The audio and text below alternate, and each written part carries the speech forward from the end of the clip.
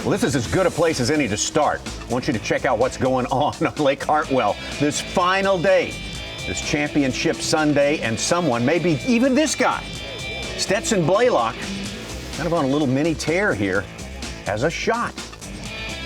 In this incredible place, Lake Hartwell, for the third stop of the year, Bassmaster Elite Series. We have got a derby going on here, and it's going all the way today on Bassmaster Live. You're watching the Bassmaster Elite at Lake Hartwell, being brought to you live by Lawrence.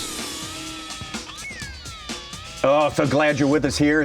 Hey, it's happening already out there on the lake. We'll just start with that. We'll get to that in just a second here as we look at some footage from earlier at the start Green Pond Landing, Anderson, South Carolina. And Mark Zona, this is Classic Town, USA. More classics here in the past decade. This is a world championship track.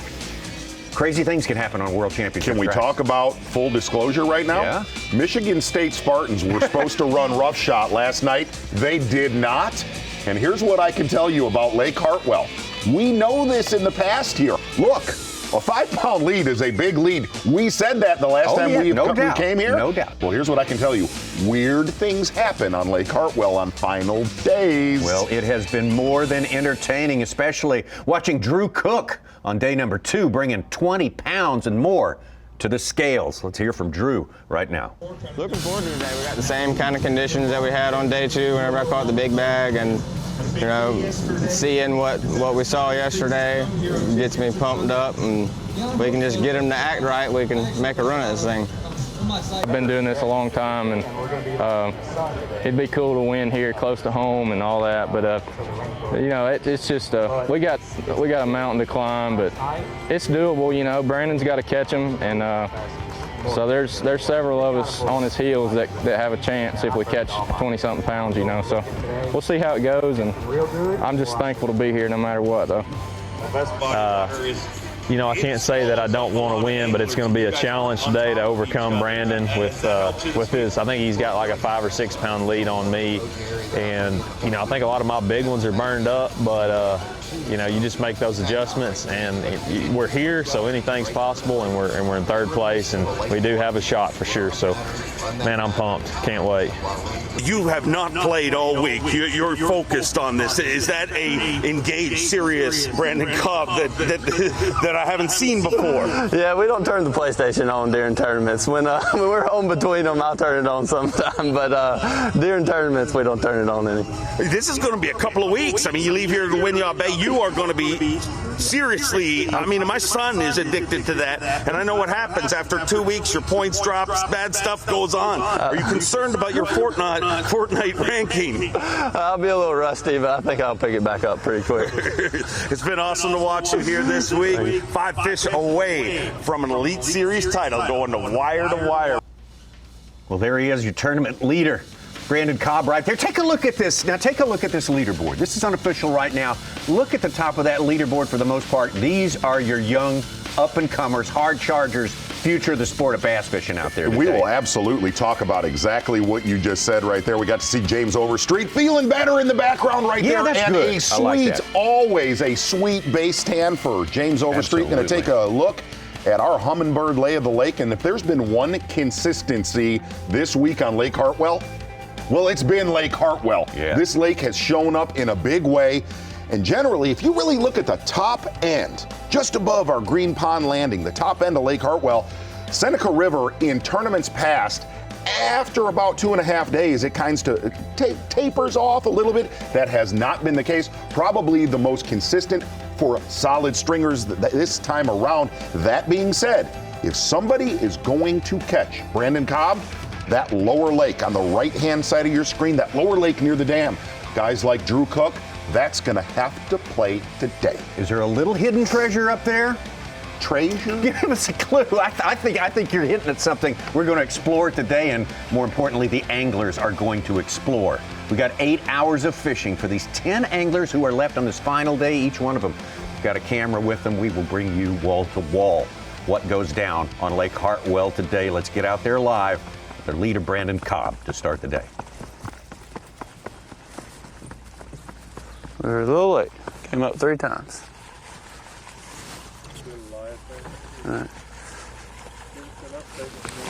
I've been running some different things this morning because I hadn't really caught much to weigh in early anyway, just some little big keepers for the most part. But pulled up on the first herring spawn place this morning, and the herring are spawning. I just hadn't quite found any bass on them. I've had 7 or 8 fish miss it, caught some stripers. So it's starting, but I'm not sure that there's enough fish to eat them yet.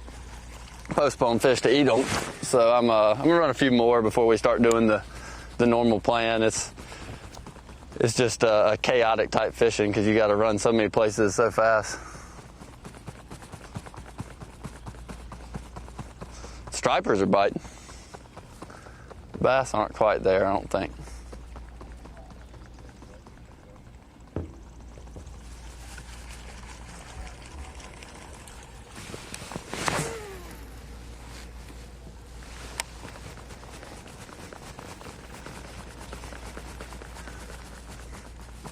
I came up schooling 3 times.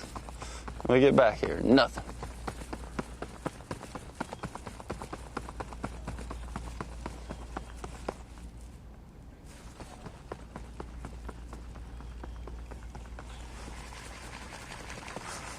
One more toss. And then we're going back to the creek to catch a few.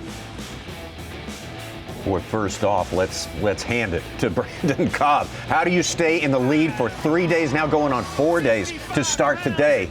Well, you perform consistently all day long. Exactly right. And he's really just dissected a section, we should say, of Lake Hartwell that he said he believes is the hardest area on Lake Hartwell to catch a big bag, but it's the area he knows the best, and he has mined it for everything it's worth. There's been a lot of difference of opinion on the advantage of the home field there. Brandon Cobb coming down on both sides of that, even himself. We'll get to settle it once and for all today, but let's take it out to Stetson Blaylock, who's off to a good start on this day, the Big Day Championship Sunday. Stetson Blaylock earlier today came out firing really like he did yesterday. Just nice, solid keepers already in his live well for Stetson Blaylock. That's a way to start the day. Mm-hmm. Huh? What about that? Little old blind casting to him. It's a nice one. I did not expect that at all. That's a surprise. Dang it, boy. Thank you, Lord.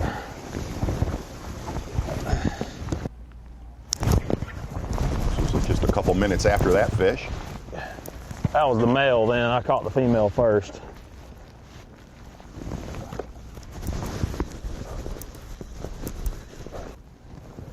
Yeah, it's a big old spot. Look at that. Good spotted bass right there for Stetson Blaylock. The size of that spotted dog. Huh? The old dinger's getting it done today. They can't make up their mind what they want to eat.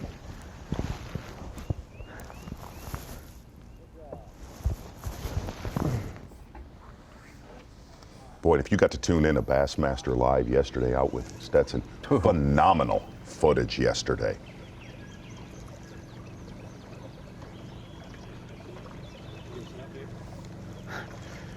Yeah, it's been an eventful morning so far. You know, I really didn't know what I could do today at all, just because I felt like I was out of fish. But I did see a couple right there on that point where I started yesterday, and I eased in there, and darn if the female didn't bite first.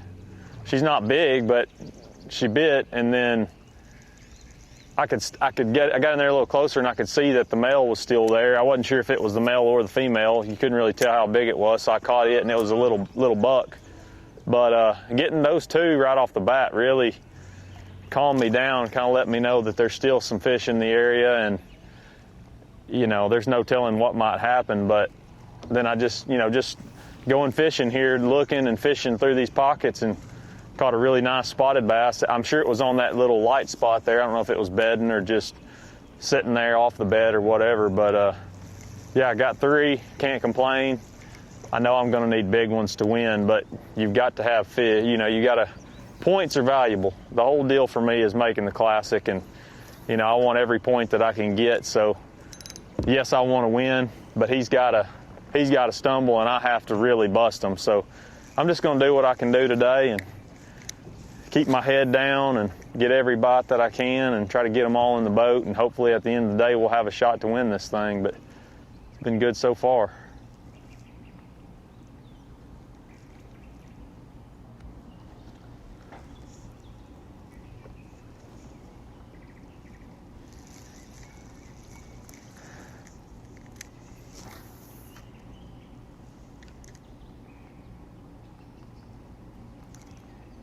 What a great matchup, him and Brandon Cobb. Brandon Cobb, in his favor, mistake-free all week long. He has more knowledge than anyone else. But boy, talk about an explosive sight fisherman. Stetson Blaylock here. Oh, no doubt. Showed out yesterday. Was the power pole replay of the day yesterday. It was the power pole replay of the year. You're right. Yesterday. You're right. I know he was charged up. His family was all fired up about it, too. It was a big day for Stetson yesterday. He just brought great footage all day long.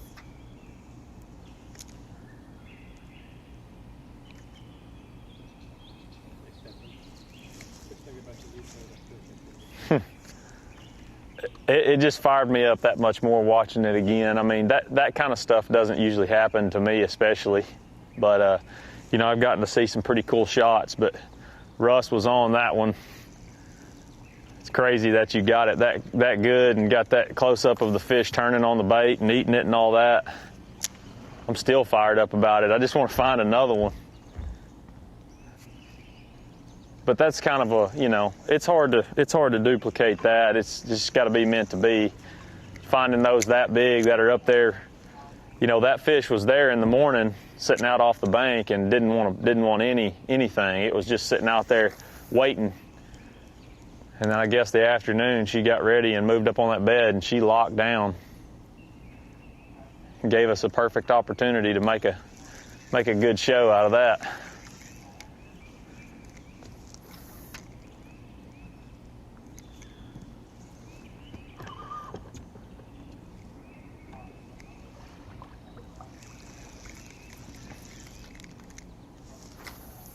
Exactly what he's talking about. Yesterday morning, he had a couple big females that were not locked on very good later in the day. Always hear this. Timing's everything for spawners where they'll pin down. This happened just after our midday report. Come to me. Gotcha! Yes! Way down deep. Oh, thank you, Lord Jesus. Thank you, Lord. Hallelujah.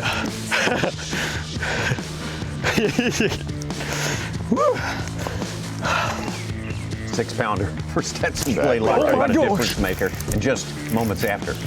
I think I foul hooked this one. No kidding. No, don't tell me I foul hooked her.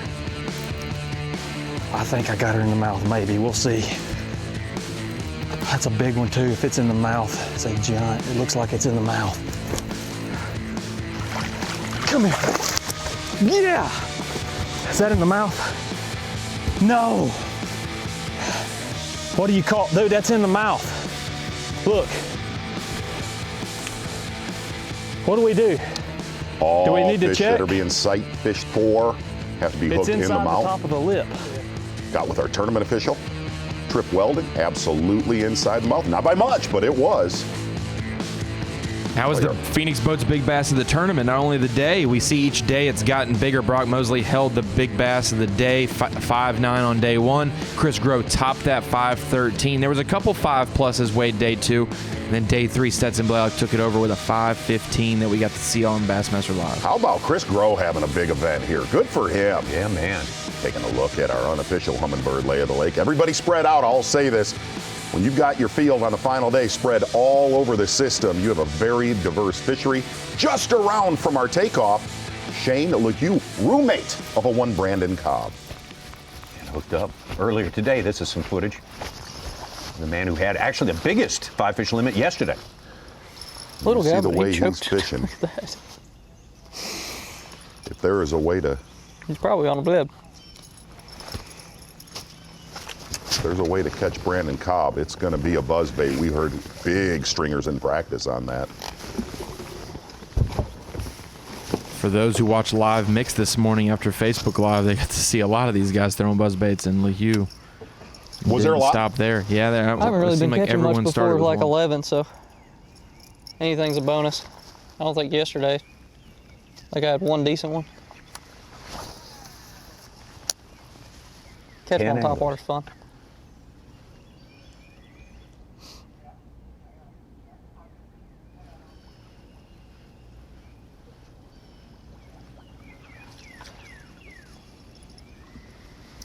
How big was he? Pound and 3/4.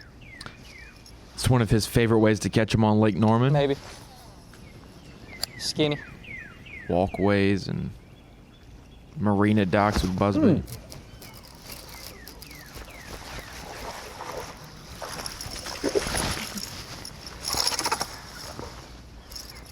Might have some fun with the buzzer this morning. Might not catch very many, but or might not catch any big ones, I should say. Little guy. Well, it would not suck to see more. Make it over it. I agree with him. That's Make it fun. interesting. Fish catches like this morning.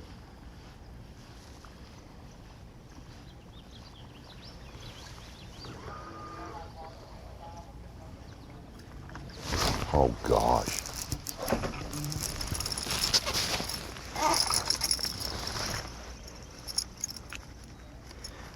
Little goober.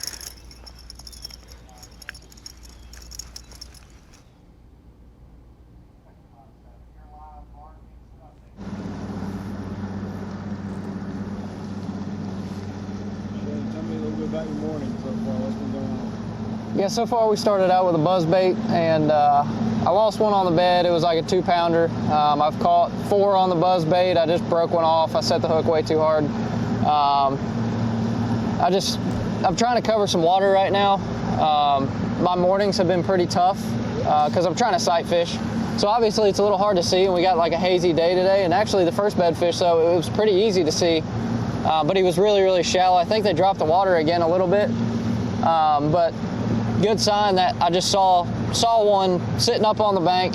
He was facing the bank, and I threw my buzzbait up there, and he immediately turned around and grabbed it. And it was like a 2.5, maybe 3-pounder. Like I said, set the hook way too hard. I must have had a nick in my line, but yeah, I'm just trying to cover water right now. I'm gonna go to the lower end eventually. I've seen a lot of big ones cruising down there. So I'm gonna try some herring stuff too. I'm gonna do a lot of crazy stuff today just because I felt like I was running out of bedfish. So I'm just trying to cover a lot of ground right now and trying to figure out where they are. But we're gonna make a little run right now. Well, every angler to a person has said, I'm running out of bedfish, and they've said that since the first They day. have, and actually the great thing about it is so many more fish have pulled up through this event with the warm nights. Actually, I'm going to throw a shout out right now to a friend of the program, Jeff Coble. Yes. He's won like 14 All-Americans over the, you know, Jeff's 82 years old and said he wanted to know, and Ron Moore is going to dig this up for us, the average age of our top 4 anglers. It is staggering and could spark some rich commentary later on I think you're onto something there. I do believe you're on something we've suspected here for a few weeks as we head into this 2019 season. It's exciting. Bill Lowen. Earlier today, Have some passing showers today, as you'll see. Maybe a little rumble. caught a lot of fish on a buzzbait the last 2 days. Nice. Boy, it would be nice to have this today, right? Come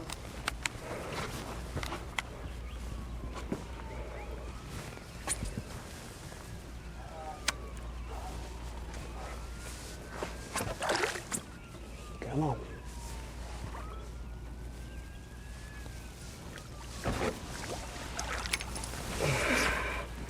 Yeah, he's hooked a lot better than I thought he was. Number one. Two came up at the same time. Mm-hmm.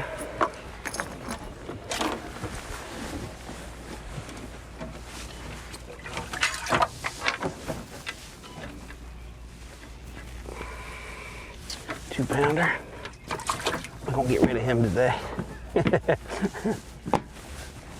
but you got to start somewhere.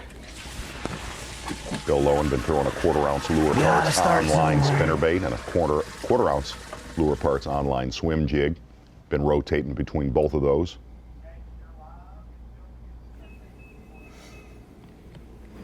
He said he's not sight fishing unless he sees one. Give you an update, huh? It's going really, really slow this morning. I've had one bite so far that I caught. I've had a couple that I've seen swimming around. Water's down a lot more today, and I'm just not getting bit yet.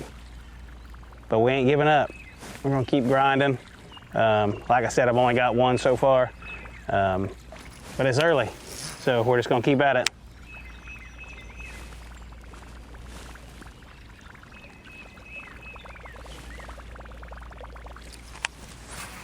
Been pretty close to the bare minimum of keepers every day for Bill Lowen. Other thing is, a lot of his bigger ones have come off the bank. He said a lot of the males are right on the bank, and those females, obviously, setting off the beds in the morning, 5 to 10 feet. I leaned on them way too hard.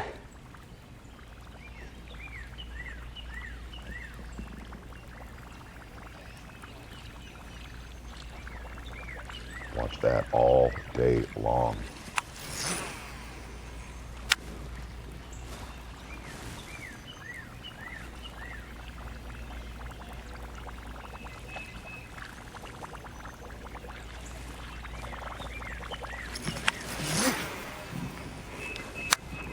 Yesterday, we didn't get to see much of it. There was 3 different tournaments going on Lake Hartwell yesterday. We didn't see many boats, but one of the common themes after the weigh-in yesterday is it was hard to get into a pocket by yourself. We didn't see it, but we definitely got to hear that from a lot of the anglers. Yeah. Then you're going to have that, man. This time of year, it's one of the best weeks of the year hands down, one of the best weeks of the year to fish throughout the country, especially the southeast. Bill Lowen, one of 2 long-standing veterans in our field of 10 here today. Here's one of our mid-range, we'll call veterans of the Bassmaster Elite Series. Done a good job this week, Chad Pitkins, of soaring with the Eagles on one wing. Is that dumb enough for you? Absolutely. Broken collarbone. You're a nutbag. He's fishing like a man possessed.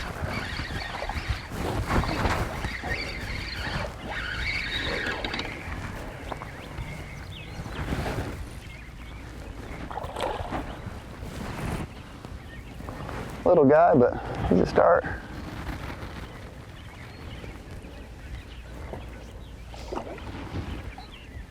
There's a couple with him. I like it.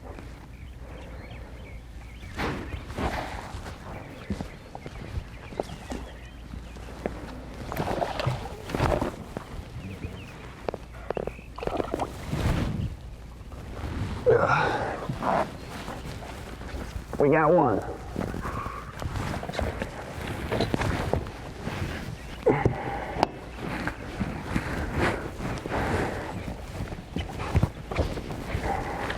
This is the slow process. Hold on, baby. Shortly after that. Here one. Hang on, baby. Yeah. Hang on. It's got a little meat on it. Come on, girl.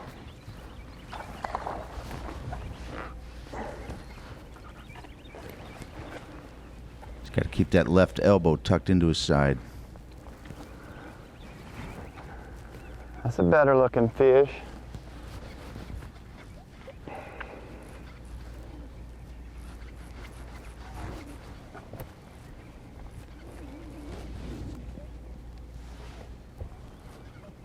Right behind you.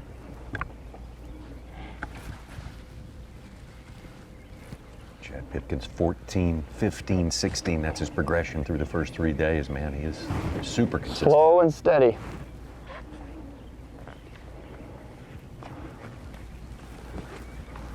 Ooh, baby. Big old spotted leopard.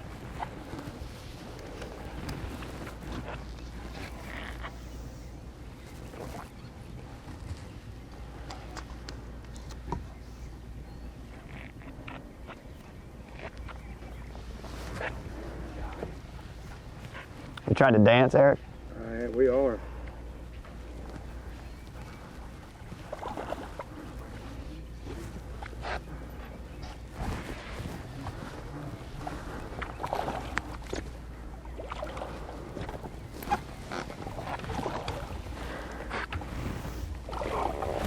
Pass the torch.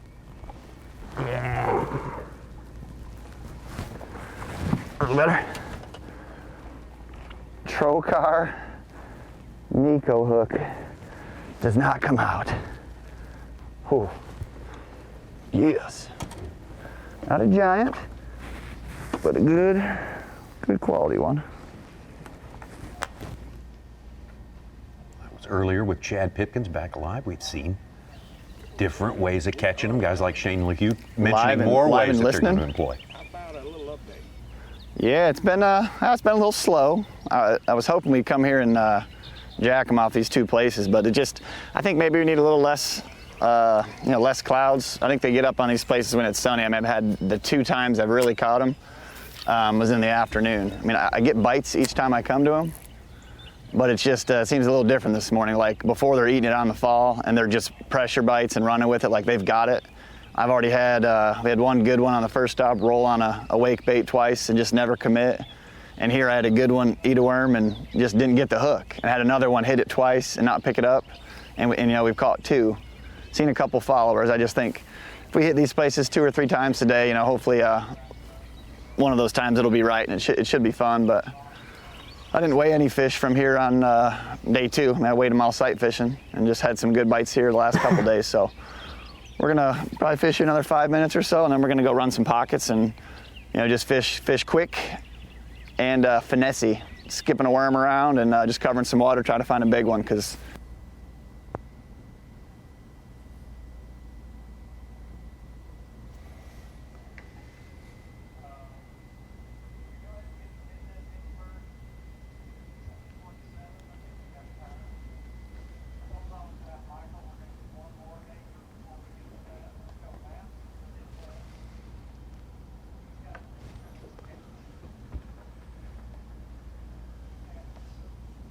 Chad Pipkins visibly crushed, being from Lansing, Michigan, about Michigan State Spartans last night. Visibly crushed? I don't know. Really? Super excited about the AOI championship at St. Clair, though, if he can make it there. Yes. Another angler we got a little bit of footage from right now that we've got to talk to on day 1. Yeah. One of the anglers doing something totally different, has not been doing a lot of sight fishing, a little bit here and there, but not much at all. Mark Menendez. You could tell Mark Menendez in the water, he likes to fish. Mm-hmm. Mark catching 17 pounds yesterday to be the 10th man in the field. Certainly start off his season right, put on a big show. Good one right there. St. John's, that is a good one. That's a 3-pounder there. Hell, that's 3.5. I'm liking that. How about that? Numero uno. Get a little toe there, cameraman. How about that? That was a fish I missed. Well, that was a good one. That's the way to get it going. Solid today. one for Menendez. Stay right there and I'll pick that fish up.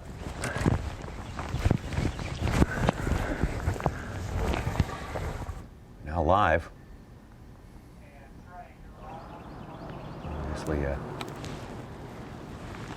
back in a corner someplace. Again, just 10 guys out there today. More room to operate. Well, it's been slow. I managed to catch one good one a few minutes ago, about a 3.5 pounder. Missed one other bite. But I've worked on this area really hard. So I'm just fishing little pinch points and little deals like that to put up my ante. All this cover's so beautiful, but it's just so darn hard to fish. But got one good one, good 3.5 pounder, and now just need to fill out with those qualities and I will have had a good day. So doesn't matter what happens today. I'm just fishing and trying to gain another point or two. That's about the best I can hope for. So it's kind of nice not having any pressure on you today. Fish good and relaxed.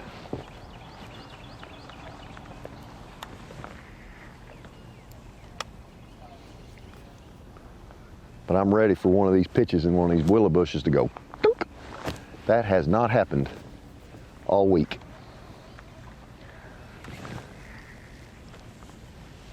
It has just not happened.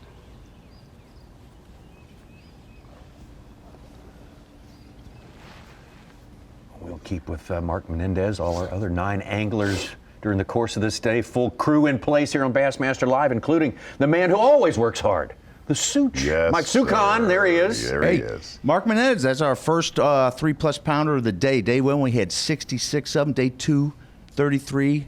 Yesterday, 52 with half the field. That's pretty impressive yesterday. See what we got with 10 guys today. Where's your buddy? Oh, there's your buddy.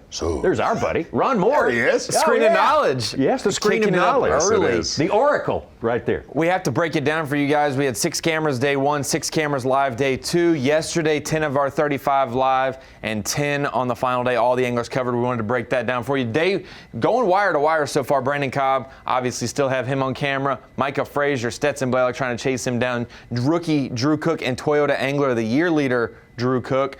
Bill Lowen, all of those guys looking for their first Elite Series title. In fact, the only people who have won Elite Series type events, Hank Cherry and Mark Menendez, and they're the farthest back. So we might have a new Elite Series champion. We saw Shane LeHue earlier. Jamie Hartman, we'll see him today, as well as Chad Pipkins. We could get a great highlight reel from every one of those guys today. Absolutely. And I fully expect to. No, really, the footage all week long has been fantastic on Hartwell. And the one thing, if it's full disclosure, what happens going into a final day, Championship Sunday is generally when an angler has a lead, like Brandon Cobb does.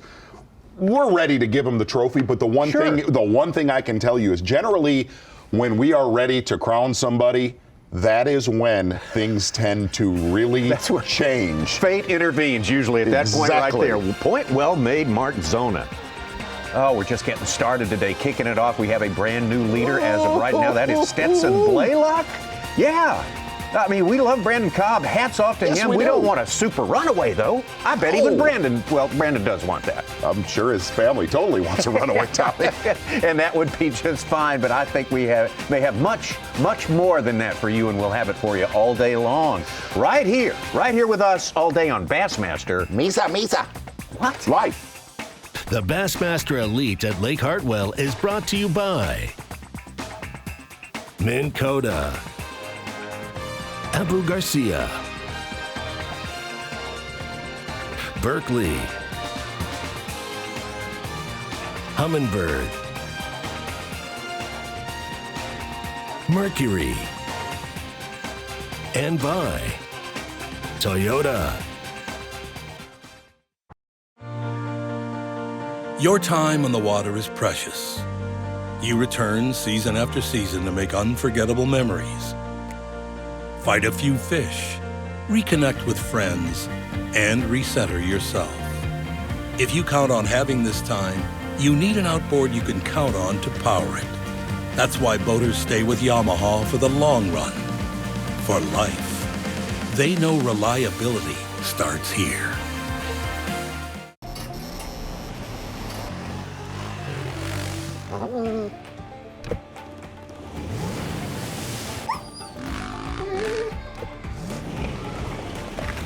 If you want to play, you need a Tacoma. Sign up to compete in the inaugural Hook Bassmaster B.A.S.S. Nation Kayak Series, powered by Tourney X, presented by Abu Garcia in 2020. The trail features 5 regular season events, with a championship to be held in conjunction with the 2021 Academy Sports and Outdoors Bassmaster Classic, presented by Hook. The first tournament will be at Logan Martin Lake in Bell City, Alabama on March 5th, in conjunction with the 50th Bassmaster Classic. To find out more details and to register, visit bassmaster.com/kayak. Amazing. Nothing better. It flat out allows me to catch more fish. Power steering and spot lock have revolutionized what we're doing on the lake now.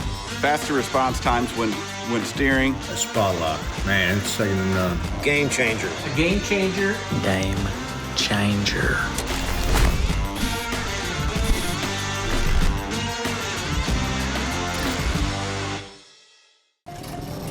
Wherever the trail gets rough and the mud gets deep, you'll find a Toyota Tacoma. It's the best-selling compact pickup in America for 12 years, and it's not because we baby them. If you want to play, you need a Tacoma.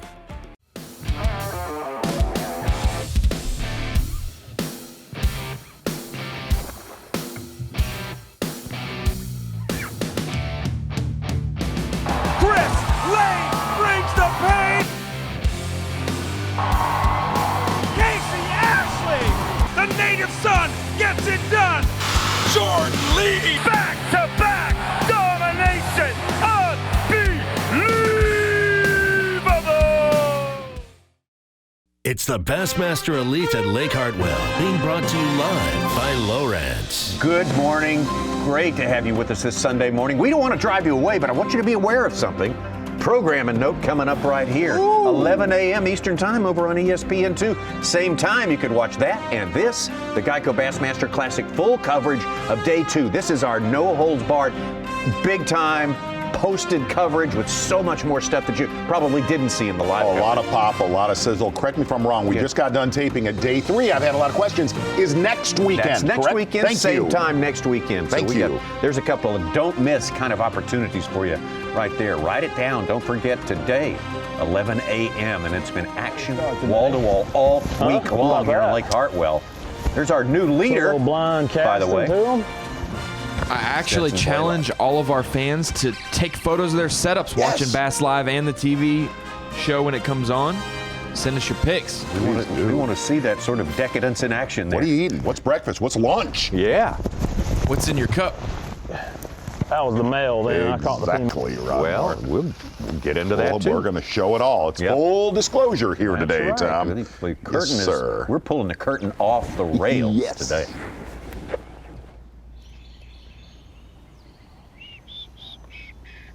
Hank Cherry, all but 2 of our top 10 anglers who are on the lake today have a fish in the live. Well, Hank just got his not too long ago.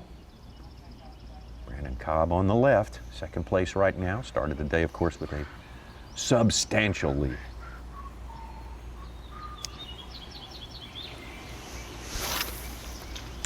You got to see Brandon Cobb keeping that herring bite honest this morning. If you tuned in yesterday, I asked him, I said, do you see that firing at all during this tournament? A couple of, see Hank Cherry hooked up. He said he didn't feel there was enough post-spawn fish yet to get that herring bite going.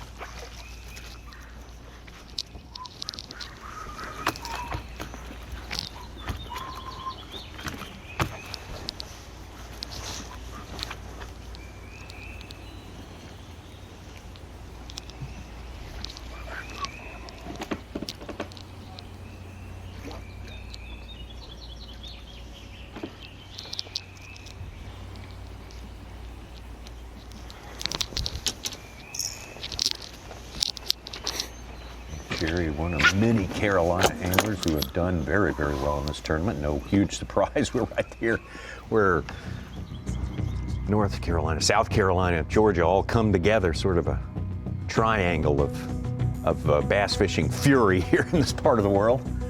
Jamie Hartman, who left New York, the Syracuse area, Lake Oneida, Onondaga, that kind of stuff. Packed up and left, Jack. Man, I'm done. Goodbye, I'm gone. Yes. I'm going fishing for reals.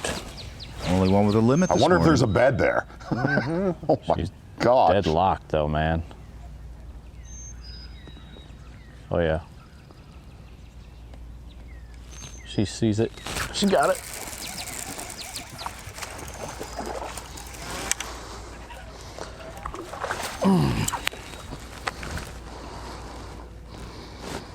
Well, just a slight angle change, that's all it was.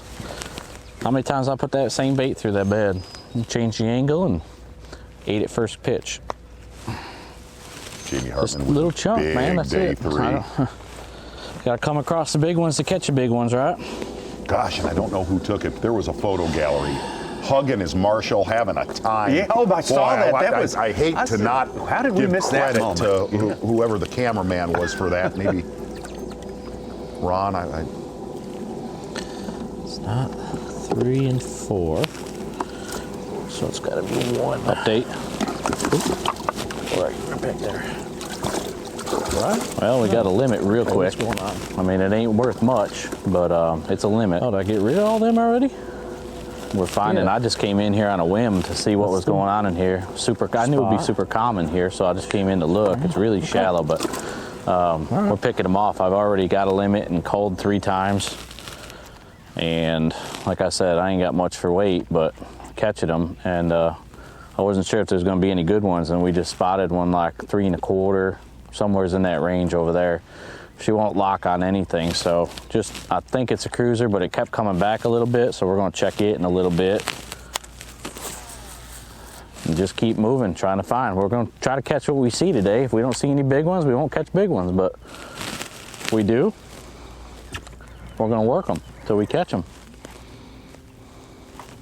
That photographer was Shane Durant. Let's try to find us a big one. Or 4 of them, 5 of them. We'll run that picture down for Absolutely. you. It was cool. Great photo gallery. Yeah. Him and his marshal having a time. It's not easy to see, but you can see. It's so common here.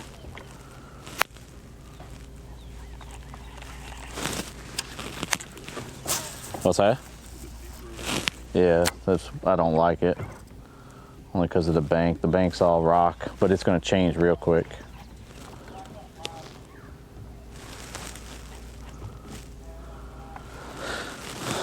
I actually want it to be on the outside thrown to this grass line, but I can't not look either. I mean, they'll eat this thing with, oh man, there's a bed. Man, I can't see them until I'm on top of them. I could have swore something scooted off of it. That's a deeper bed too, so I'm gonna come back around and check it. It's off the right side of the one branch. Yep.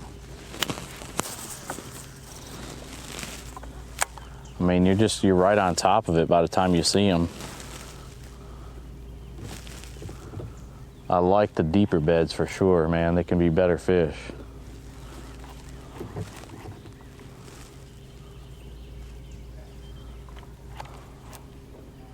I also like the ones that stick out like a sore thumb. Jamie Hartman with a limit, like he said, not a whole lot of poundage. Very few of the guys. If it looks like a fish, I'm throwing at it. I can tell you that. Because eventually it will be one, and you'll be glad you did. I'm saying, I'm not totally committing to parsing up my day with a bank fishing dance card. I'm going to keep moving. I'm going to cover water today. Just throwing at what's in front of you. That's what we've seen this week is in between. The great thing about Hartwell, hooked up Stetson Blaylock. Saw that one the entire thing. It's not a big one, but it's another good keeper.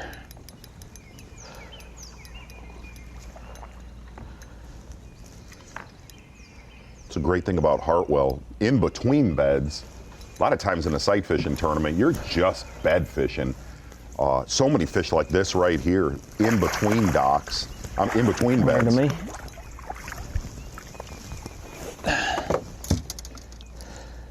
Another spot.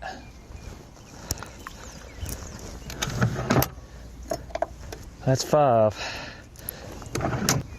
But I still don't like what I'm seeing so far. 1, 2, 3, 4, 5. Brandon Cobb on the left, still sitting Limit's on 0. a limit, though. Generally, by this time of day, he's been culling. Yeah. And steady all through the day. We have got to find some big ones. That's the only way we're gonna make up ground.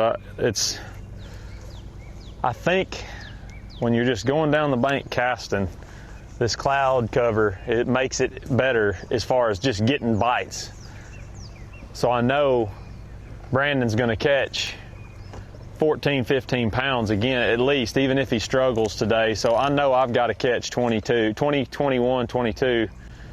So it really, honestly, for anybody that may be wondering, well, why wouldn't you want to catch everyone you can catch? At this point in the game, it's all about number 1 to me. Once you make it this far, it really doesn't matter other than winning.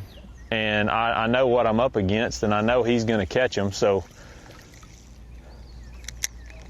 yes, you need a limit, and I've got one now. So it's time to not waste time on little ones and just keep rolling till we find a big one.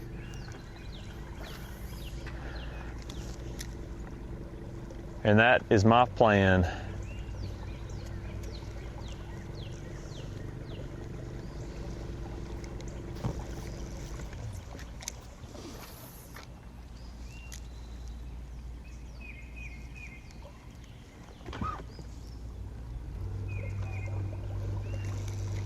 And hopefully we'll run across a big one.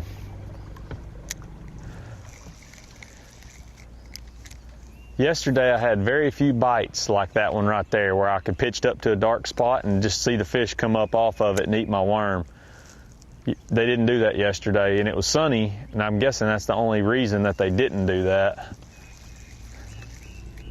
Very, very few. Small keeper for Brandon Cobb. It's number one. Fair to say, Brandon Cobb probably has caught the last 3 days more 2 to 2 3/4 pound fish that he didn't bring to the scales than any of the folks we've had cameras on. He said that's the vast majority of what I've caught. Yes. But he also had the 4s and the 4.5s. Plenty of 3.5s to stay ahead of the pack.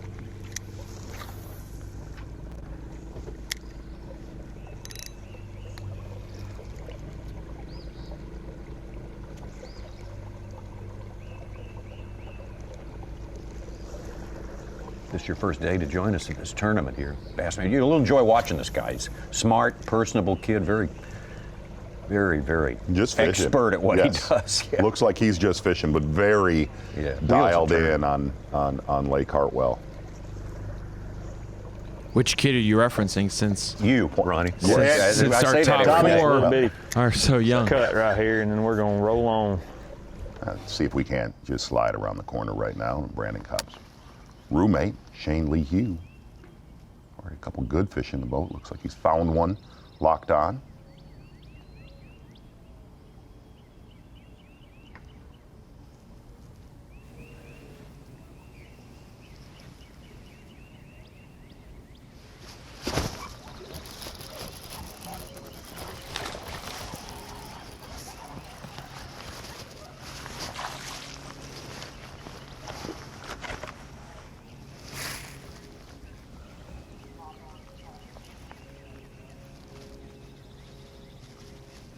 She gets up there. See him looking back at the bed, seeing if the female locks on. We've seen that many times this week after the male gets caught. Shane got started with a couple of buzzbait fish early this morning. Bang, bang like that, and that's his 5th keeper overall.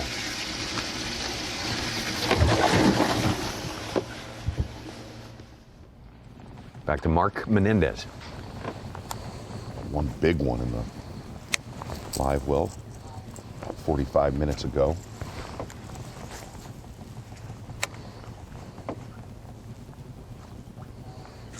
Oh, that'd be fun to see happen.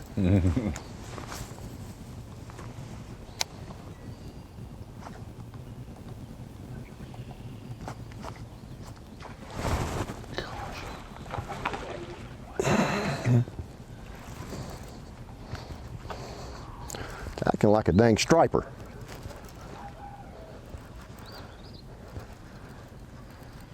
It's acting just like a striper. That's what it is. It's a really good bite, though. Yeah. No, yeah. It's a really good bite. Can't take that away from him. It was a really good bite. Mark's going to deal with that. We're going to deal with a very pleasurable job, that of welcoming in our colleague, Davey Hite. Davey Hite has been on the water all week long for us. Special. Man, get out of here. Great info. Got it. Okay. At least now I know why. Right there we go. Davey, can you hear it? Yeah, there he is right there. Davey, man, great stuff all week long. I know you've been talking to all these anglers at the weigh-in yesterday, also this morning. What's the general vibe you're getting? Who feels like, who do you feel like may be a really powerful dark horse today?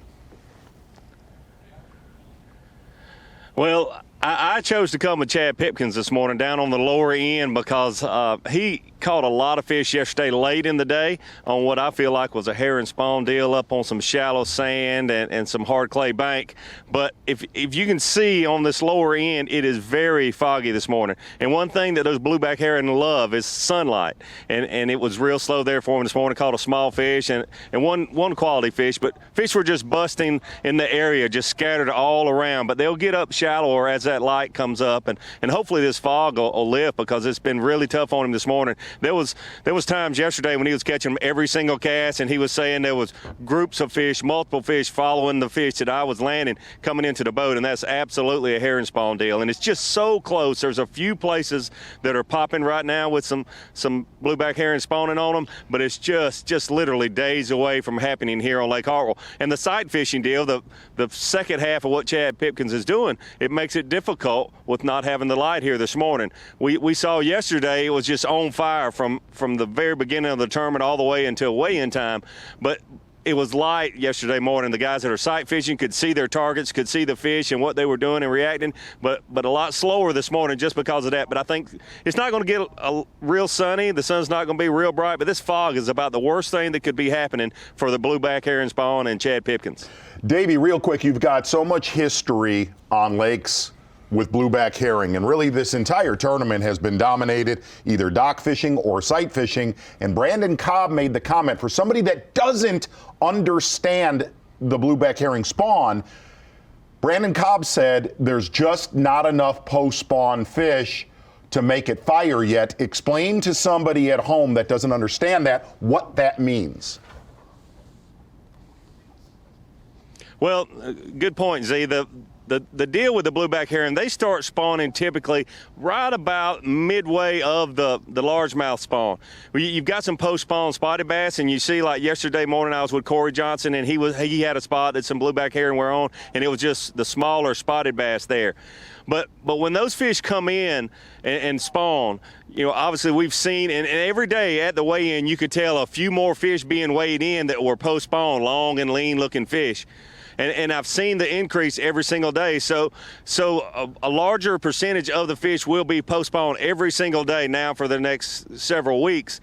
And the first thing they want to do on these blueback herring type lakes is feed up and recover from that spawn. But here's the other thing. I mentioned it yesterday. These blueback herring, if they're around where some bass are spawning, those bass are still protecting those beds, protecting the eggs, and then, in a day or two, and there's a little bit of fry I've seen around, but they're protecting those fry, and the blueback herring will actually eat that. So they're very defensive once they are post-spawn, and then after that stage, they just really want to recover from the spawn and feed up on the best thing available, and that's certainly the big blueback herring that are here on Lake Hartwell. Davey, do you believe on these herring lakes, not just Lake Hartwell, that there is a population of bass that never go to pockets or go up into the creeks and just revolve their life on the main lake, spawn on the main lake, and never ever go back into these little pockets and revolve their life around herring and those areas? Absolutely, Z, and especially a few years ago when Lake Hartwell was lower, as much as 20, 25 feet lower than it is right now. It's basically at full pool right now. But when the lake was lower and those fish could actually spawn in the timber, on that timber, especially the bigger spotted bass, they never go those pockets. And a lot of people have been asking this week, we've seen a lot of spotted bass, but not the big spotted bass that you're accustomed to when you come to a Lake Hartwell or Lake Lanier or these places that have big spotted bass. But I think especially those spotted bass, they seem to roam like stripers and hybrids, and they'll actually spawn out there in that timber.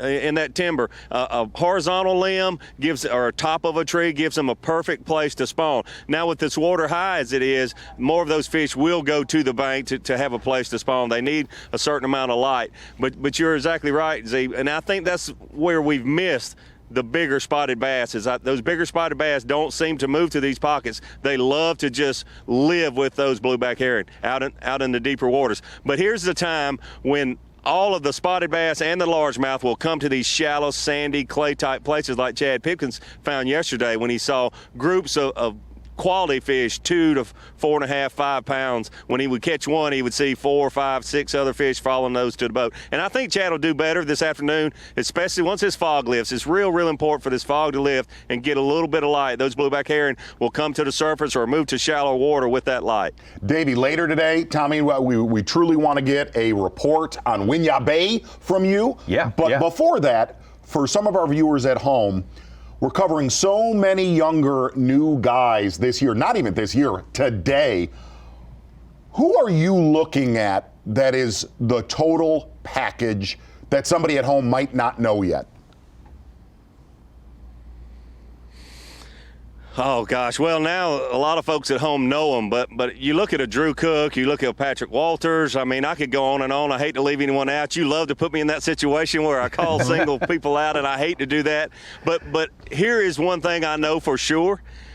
The Bassmaster Elite Series has a lot of bright young stars. And I think it's a credit to the high school and the college series, that sort of thing. It has really, really developed a lot of good anglers. And this year, they've got a chance to be on the biggest stage and show just how diverse they are. And when you look at a Patrick Walters or a Drew Cook or heck, Brandon Cobb, I've known him. A lot of people, throughout the country, maybe not, but being from South Carolina and especially Greenwood, South Carolina, I've known of Brandon. He is a very good young angler. He's won, at every level up until this stage, and he's going to certainly be one of the bigger stars, on the Bassmaster Elite Tournament Trail this year and for many years to come. I really love doing that to Davey. Oh, yeah. I really do. I really do. Super young anglers trying to be the next Davey Hite. Thank you, Davey Hite. Great stuff as always. You're right. We're going to get back to him and really break down what's coming up next week. That'll be fun. Let's get out to Micah Frazier right now. We'll show you a little bit of action from a bit earlier, just a few minutes ago. Notice Micah Frazier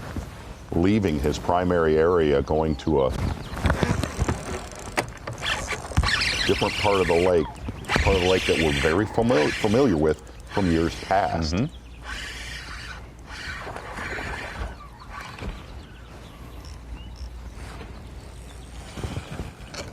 I think we even saw Charlie Hartley operating in this little spot right here. Did we not? Yeah. Mike already has 3 fish in the boat. Area he's in right here. Notoriously better average size fish.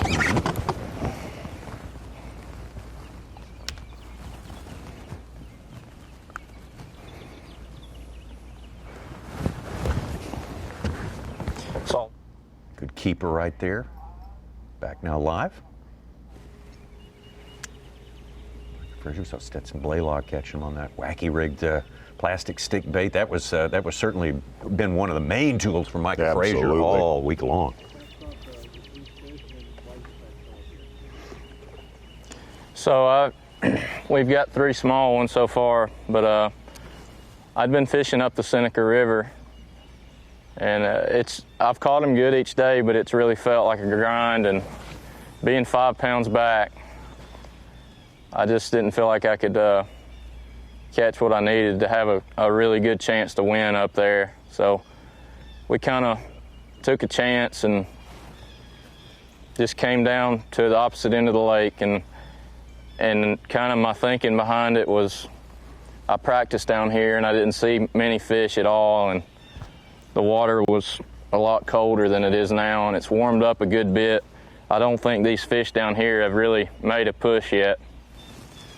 So I was just thinking my best chance to win, and I really believe it was to come down here and try to tap into some of these fish that haven't been messed with and might just be pulling up rather than fishing for fish up there that have been messed with. And I mean, I was literally catching the same fish that I was marking on day 1. I'd saved a couple, and I wasn't seeing any new fish, new activity, or anything like that. And the weekend traffic, it's gotten pounded up there, so I came down here, and we're going to stay on the move. I've already seen one big one, and I threw my bait in there, and it swam up to my bait, and then it left. So I'm going to go back and check that fish in a little bit. I just need a little bit of sunlight so I can see. But plan now is to stay down lake and just stay on the trolling motor and look. and see if I can find 5 big ones to catch.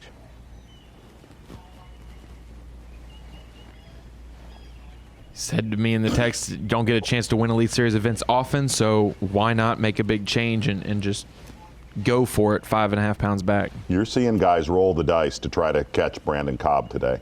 No, I mean, that is what he just said right there is completely going for it. We saw guys in the Classic last year roll the dice and go for it. Yes. And they didn't even need to. They could have done, they didn't know that though going in. They thought they needed 20 pounds and they rolled the dice when they could have just, a normal bag would have given them the lead.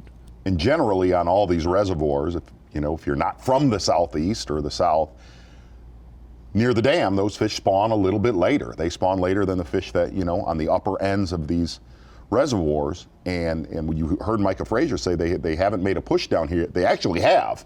We've seen guys like Drew Cook, that's where his biggest stringer came, within a couple miles of the dam.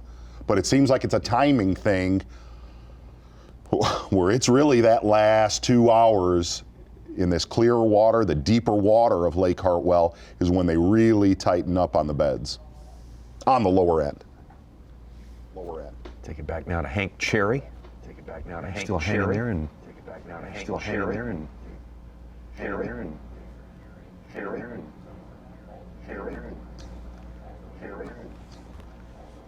I like that a lot.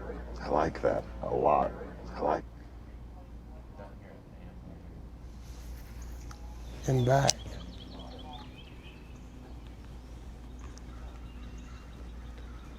Green.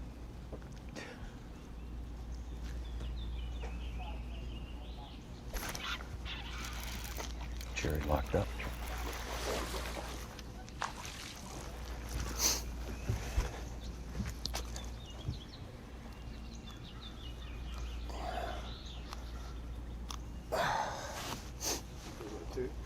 Yeah.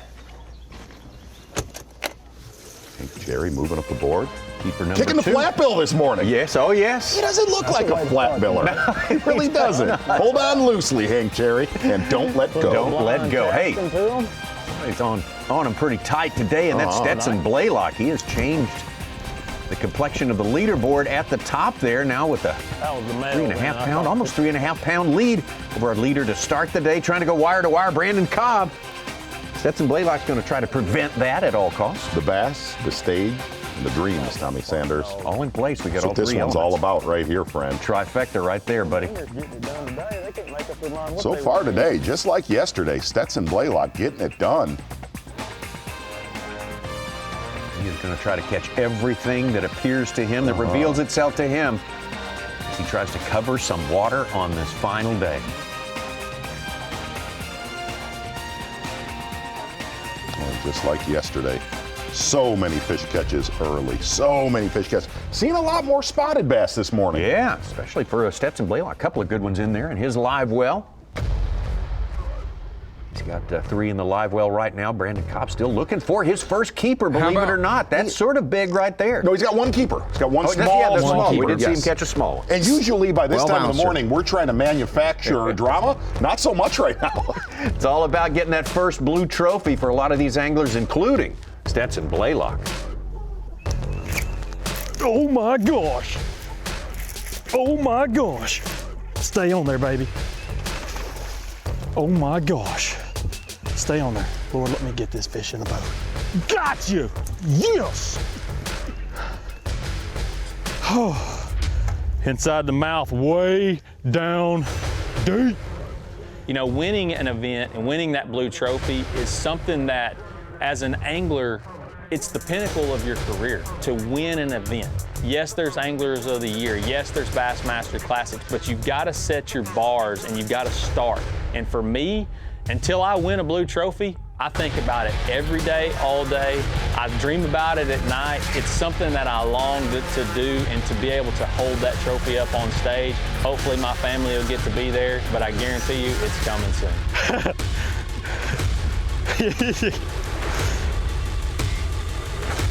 Live coverage of the Bassmaster Elite at Lake Hartwell will return after this short break. Blue Water by TH Marine, offering LED lighting solutions for your boat, trailer, truck, ATV, and so much more. Engineered and built to be rugged with waterproof and submersible options. Designed for easy installation, Blue Water is available in a variety of colors and styles. All backed by a limited lifetime warranty. Blue Water by TH Marine. In the wild, nature dictates that when it's time to eat, animals will instinctively find and devour the meal that satisfies them most. In the water, Berkeley Powerbait's scientifically proven formula triggers the natural predatory instinct in bass. Now available in a plethora of shapes, sizes, and colors. Berkeley Powerbait. Fish bite and won't let go. I'm pro angler Andy Montgomery. I've been making my living with Strike King products for a long time. So when they showed me the new Tour Grade line, I was all in. I knew I could trust it. What I didn't know was how easy it was to use. With the spooling tool and the prepaid envelope to recycle your old line included in every single box. Not only is it the best line on the market, it gives you the easiest fishing experience possible. Find out more at StrikeKing.com. While I travel the country on the Bassmaster Elite Series, I simply can't let the weather be the reason I don't win $100,000. That's why I use AFCO clothing to keep me warm, dry, and protected from whatever Mother Nature wants to throw at me. My season depends on it. My career depends on it. AFCO, any fish, any water.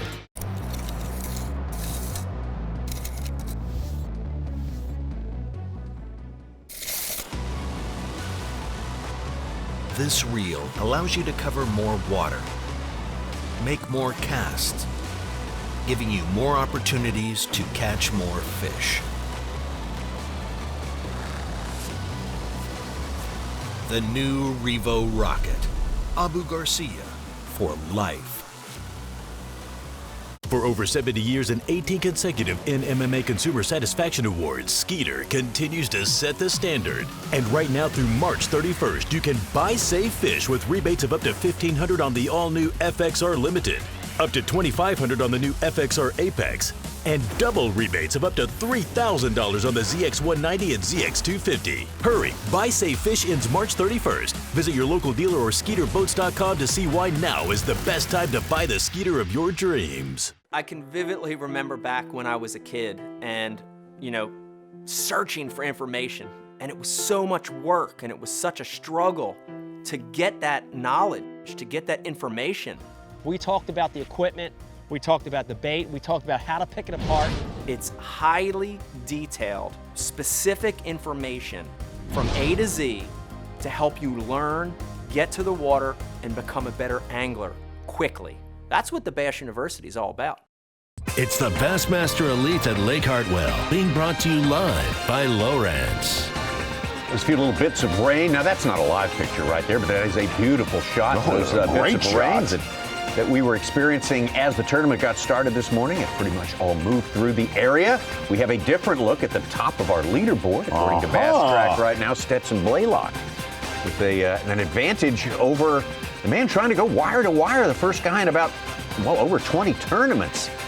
To do that, Brandon Cobb, the local favorite for sure, and he's been performing like the local favorite all week long. He's got one eye spied. When you see him go to that, no, Topwater. Oh, gosh. Oh my gosh, that was the best. Oh, my gosh. Oh, my. Oh, that was the Stay best. on there, baby. Stay on there, baby. Stetson Blaylock. Stay on there, baby.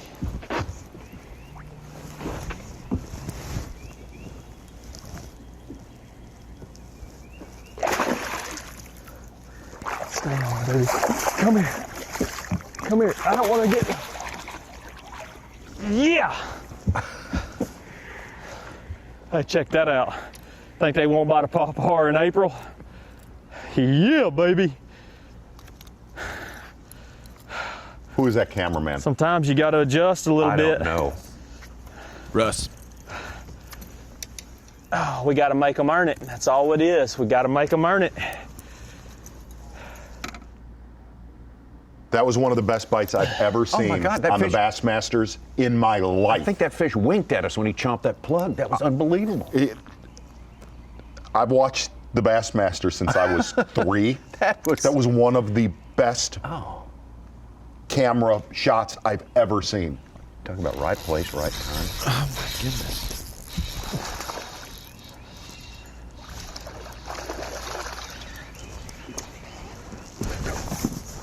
Man, it ain't even that big, but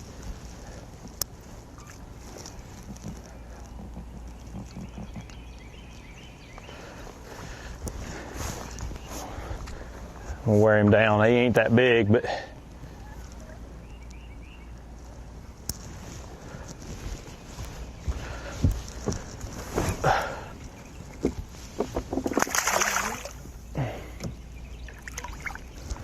he'll call that one inside the mouth.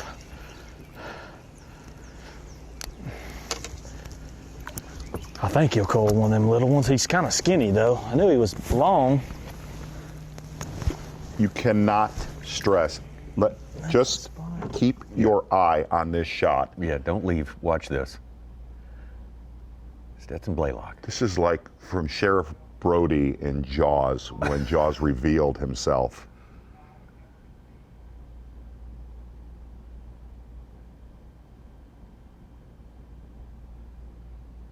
That was phenomenal. When the cameraman texts you and says, "Did y'all see that?" Yeah. You Wow. know it's good. Oh my word. I've never seen That was anything Russell? like that. Cameraman Russell. One gear Russ. One gear Russ. That is one Top of the gear, best bites obviously. I've ever seen on the Bassmasters. Tommy, you're right. It did look like it looked right into the camera. He did. He was staring right at us. I'm grabbing this, y'all. Both sets of trebles. God, that was awesome. All right. Increasing his lead over Brandon Cobb. But wait a minute. While we were away. Oh my gosh, that was so good. Here's Brandon.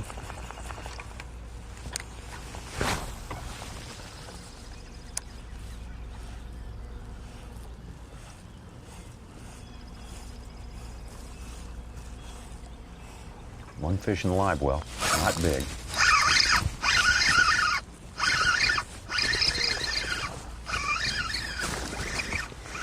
Little bitty one. But we'll take him. Man, he threw my bait off.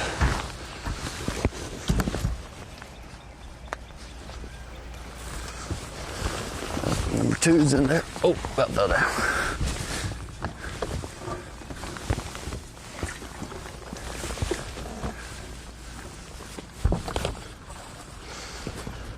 It's fat. It's not very big. Pound and a halfer maybe.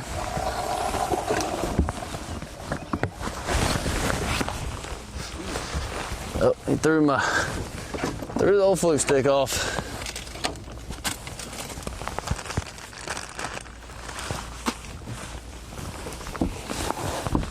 We didn't need a picture of that one. I didn't hold him up for you because he was tiny. I'm gonna get a bigger one, and then you can take a picture of it.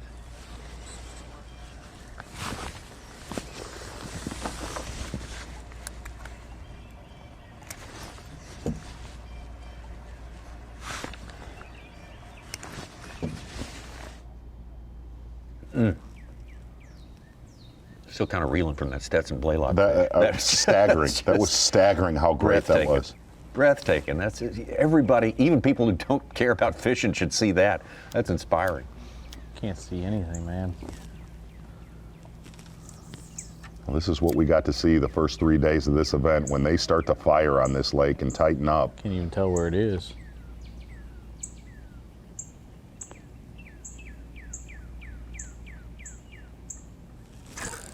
I got it.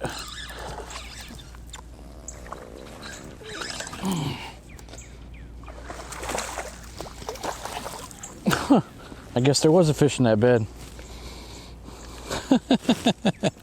Once again, they're just small, man. I can't help it. It's what's there. You know, what the heck?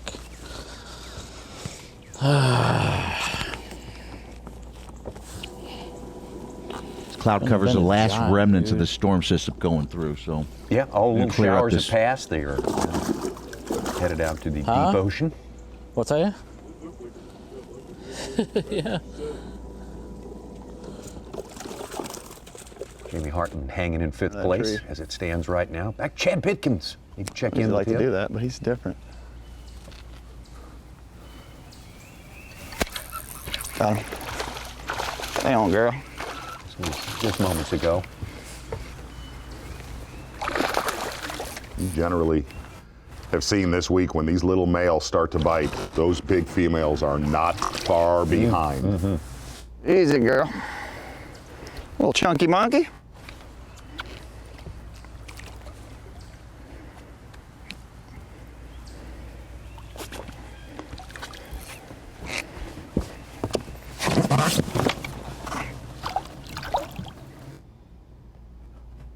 There are certain bites, there are certain fish catches throughout the history of the bass. I'm dead serious. That we see over and over and over. Absolutely. Hey, one at a time.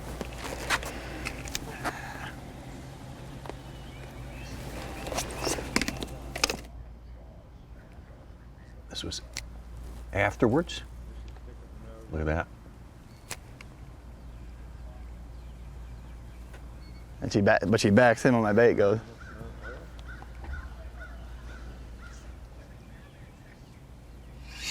Yeah. Good one. Stay on, baby.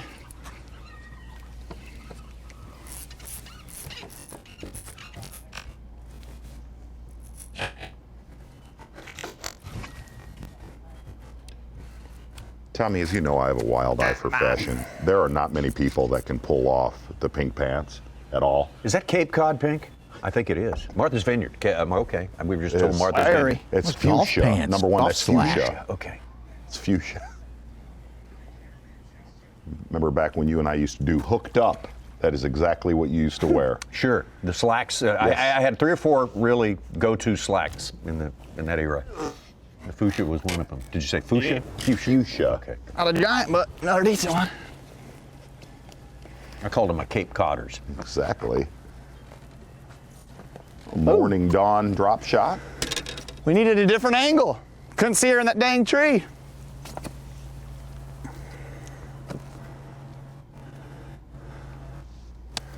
See, bass like pink pants. I'll say they do. Ordinarily, that shot that we just had of that would set us on fire, but we are so spoiled, so ruined now. You could run that Stetson Blaylock catch on a loop. Oh, yeah. On a loop and just stare at it for hours. You could put it in the Atlanta airport and it would gather a crowd and they'd stay there all day. Amazing. Yeah. Pipkins into 3rd from 9th place. Micah Frazier now. It's live.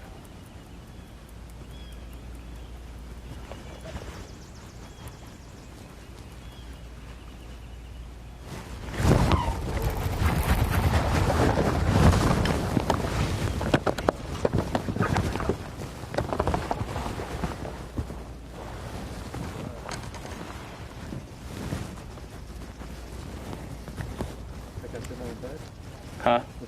Yeah.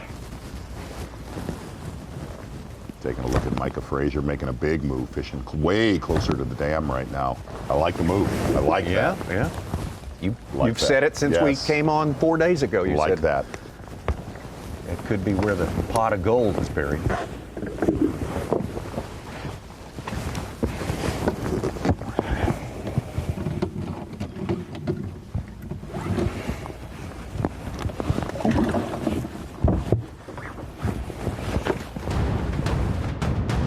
See Chad Pipkin. We just got word from his boat, his cameraman, those, to the fashion pros, those are known as salmon bridges. Take a look right here how close a couple of our leaders are fishing from each other, really just around the corner from each other. Gonna get out right now with Brandon Cobb.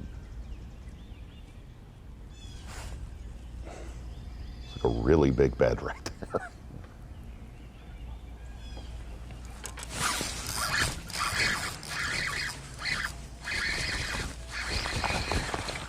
Get in the boat. That's the buck. Now I'm hoping she'll pull up there. Solid. He wasn't real big. Solid male. Keeper 2.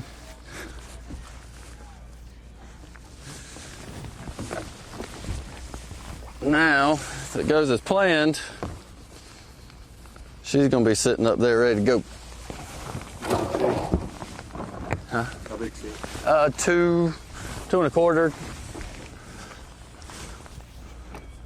Now, see if she either would have left or came up. But I wasn't catching her with him there, so.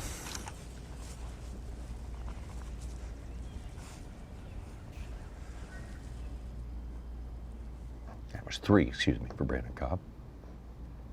Look out. Mm-hmm.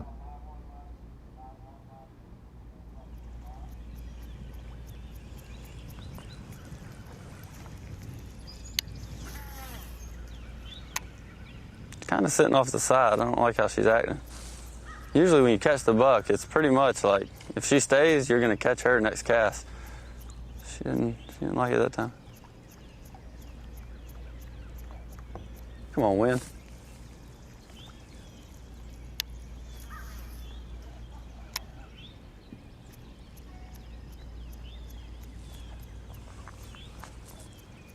I don't know if this is right everywhere or if it's just in the backs, you know, where those fish are sitting there real shallow. But I got to give it a shot.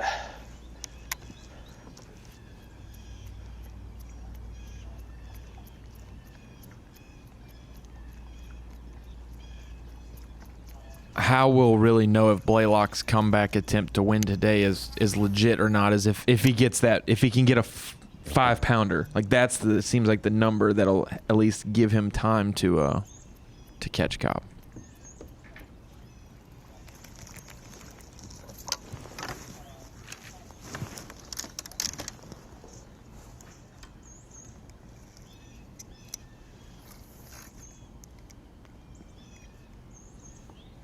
Scared to death of it. Little bitty old worm, he's scared to death. What's wrong with him?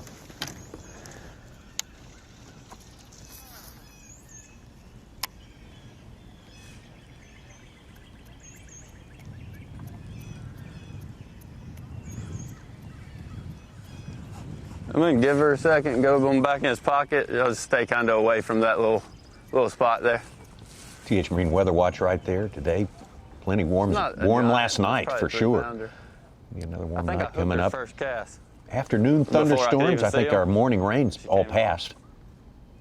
Calm again. Calm, yeah. Light winds. Not a breath of wind. Or a tiny bit. You can see there, Brandon Cobb, about as much as there's going to be today.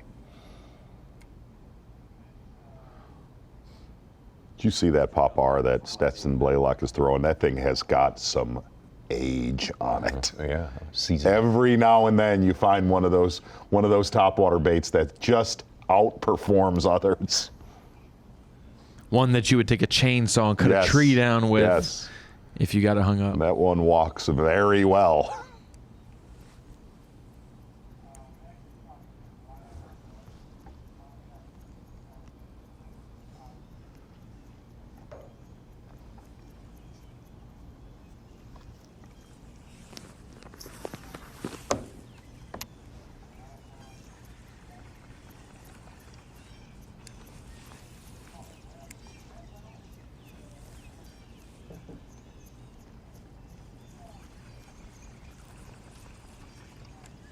I haven't really seen any in this pocket, but there seems like there's some new ones. Make a little loop around it and see what we got.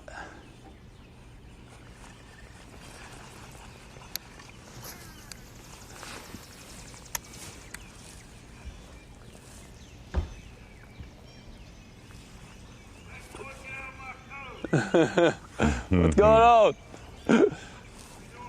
I'm doing good. Nah, I got 3 so far. Been doing some different things. I'm about to start looking for them. It would help. Thank you. Dennis. I know him.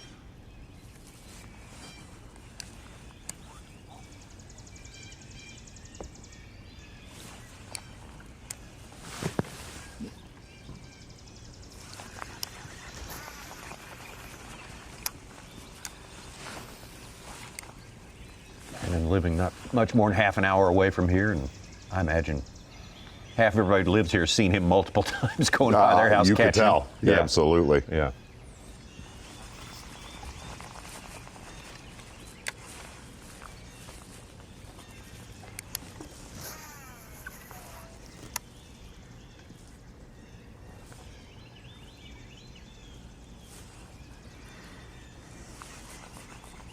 We were here about 53 weeks ago for a Bassmaster Classic. Is that when it was? Yeah, yeah. A year and a week ago. It just does not look like the same place. Does not. We're just not going the same places on this lake.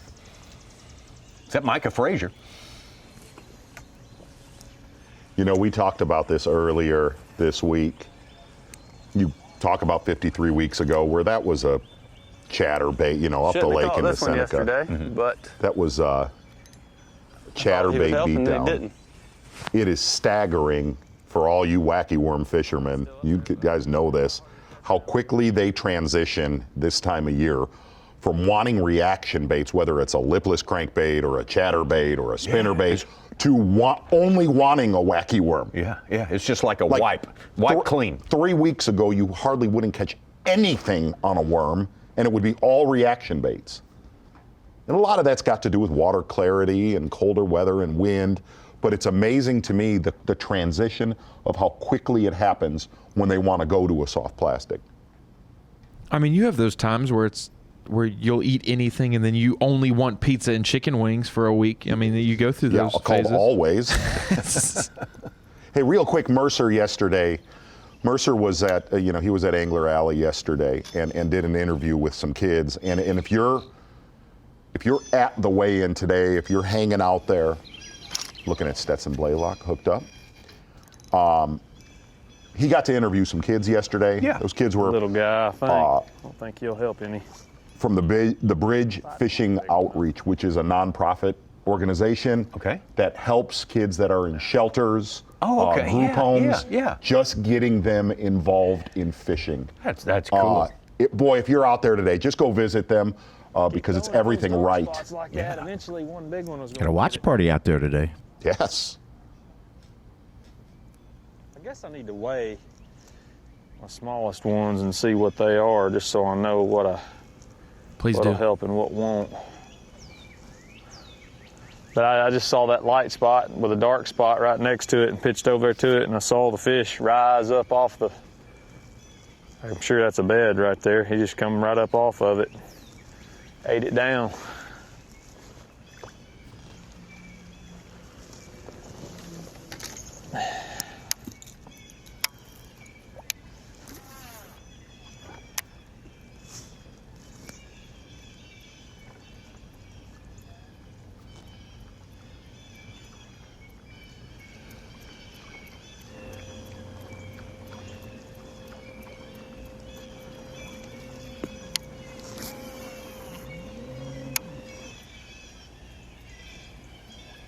Boy, you can't take your eye off that upper right hand. No, you don't dare. I hate to say it. No. It makes the other three screens completely irrelevant. It's well past time for us to see a replay of that. I mean, you see Brandon Cobb, your leader, coming into today, hooked up with a good one, yet you're staring at that popar. Yeah, it tells you something, doesn't it? Yeah, Brandon, this one's got Brandon's attention. Yeah, that's why. That's trouble. That is trouble for the field. That's trouble. Got her. It is not. That was easy that time. First time she was funny acting. That's trouble. Yep. I think that's a 3-pounder.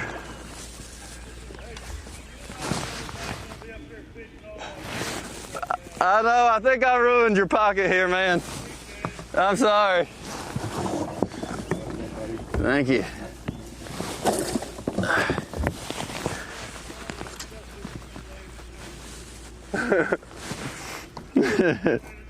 Thank you. See ya. She was a lot better acting that time, wasn't she? All right.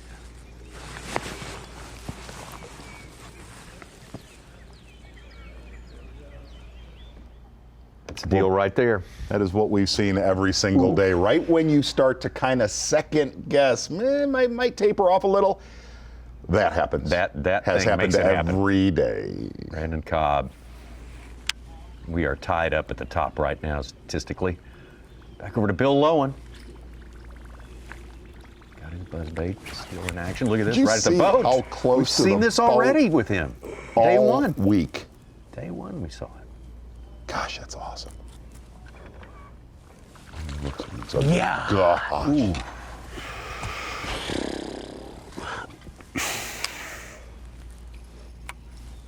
Wow.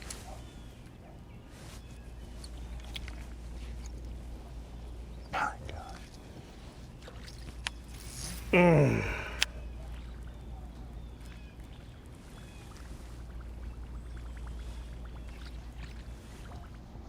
Well, you figured that one was a kick in, but Damn it. this kind of stuff happens from time to time.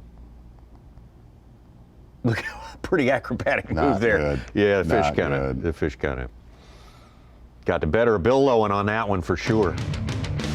Doesn't happen often, but sometimes it does. I know what that music means, and I'll start off a little bit slower today.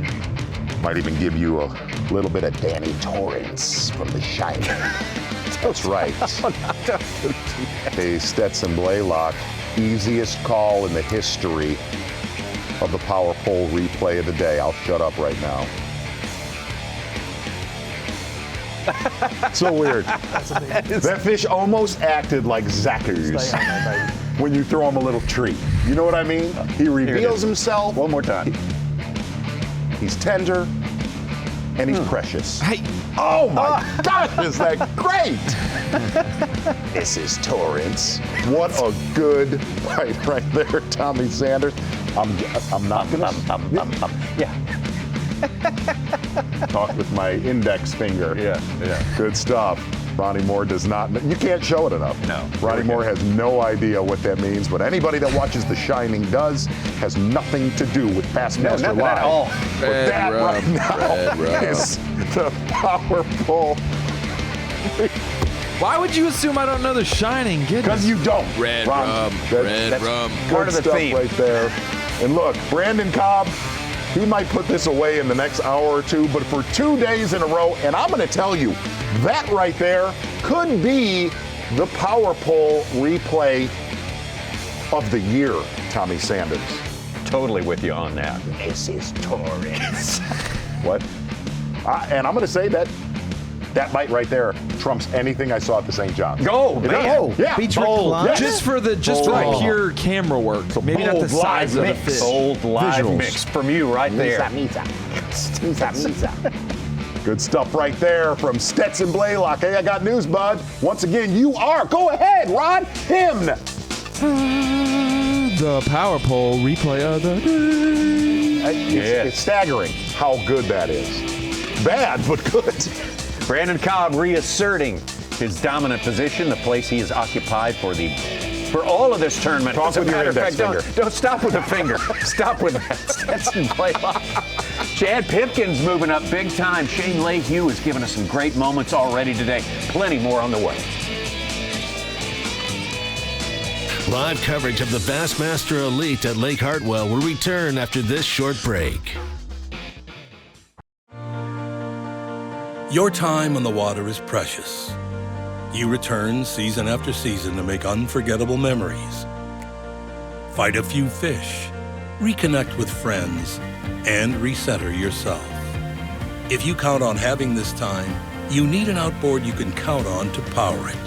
That's why boaters stay with Yamaha for the long run, for life. They know reliability starts here.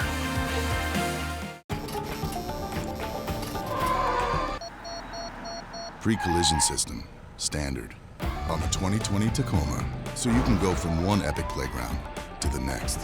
If you want to play, you need the Tacoma. If you want to know how the best anglers always seem to find fish, stay on fish, and be in the right place at the right time, don't ask them. Just look at the name on the side of their boat. The one that's built 10 million motors, shallow water anchors, and more.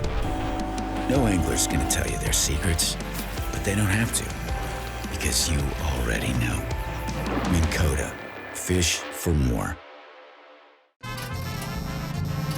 What do a taco and a taco truck have in common?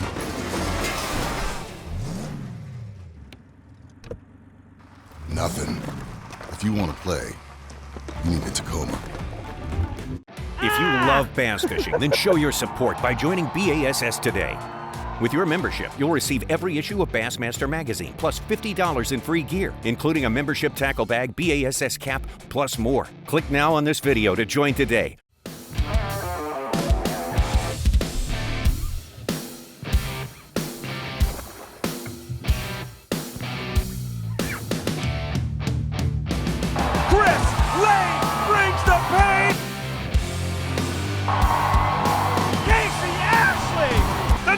Son gets it done. Jordan Lee, back-to-back domination, unbelievable. It's the Bassmaster Elite at Lake Hartwell, being brought to you live by Lowrance.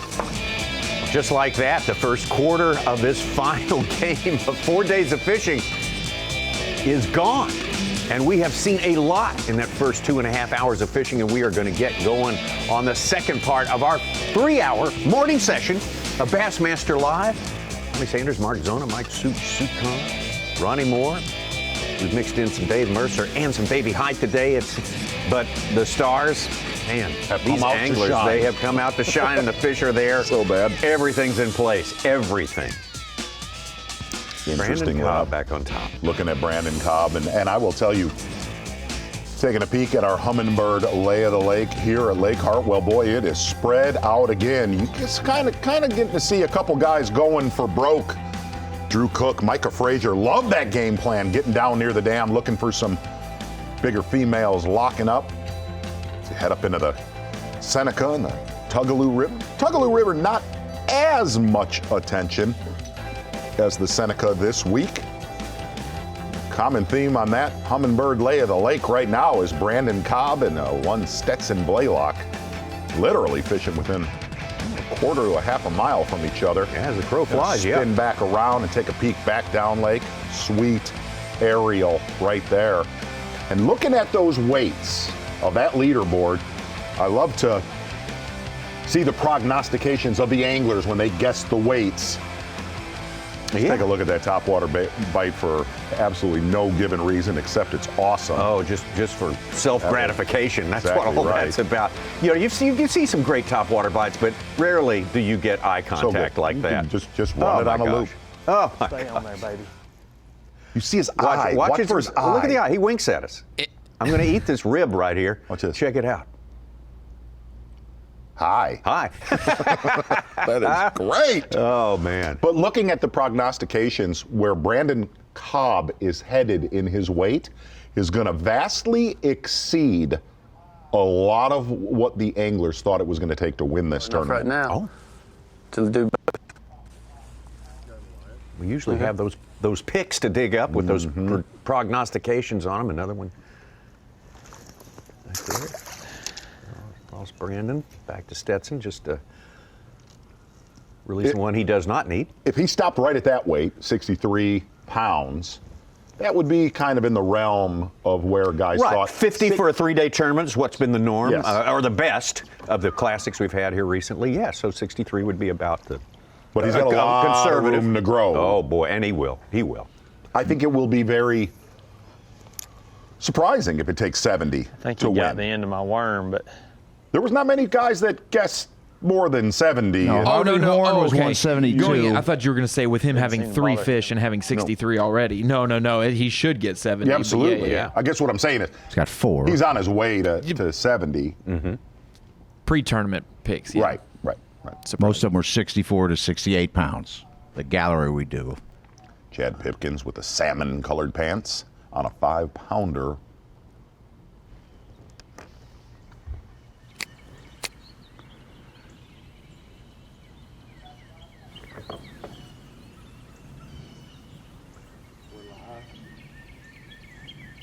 Audio? Yes. Man, we just found the mother lode if we can get something to bite. I hope they're not rolling. There's 3.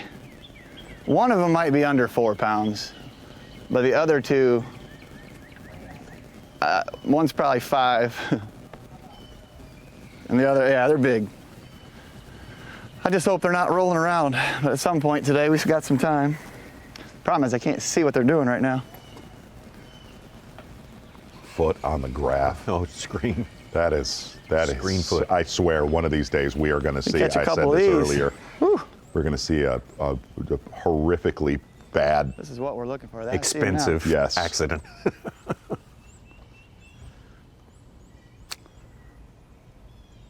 Just got to figure out where they're catchable. Somebody break a collarbone or something, huh? We might need to go that way.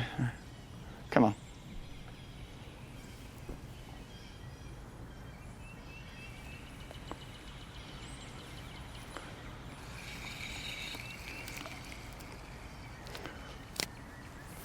service tech for Humminbird. Joby's watching this, and it is I'd love to absolutely jack one of driving these. him insane seeing his foot on that grab. Yeah. And not in the eye. You think he wears those pants to resemble the sun to maybe make these fish lock on a little bit see. more? I don't understand that. I can see the one. I see the bed now. There's a terrible glare. Pants. Dang.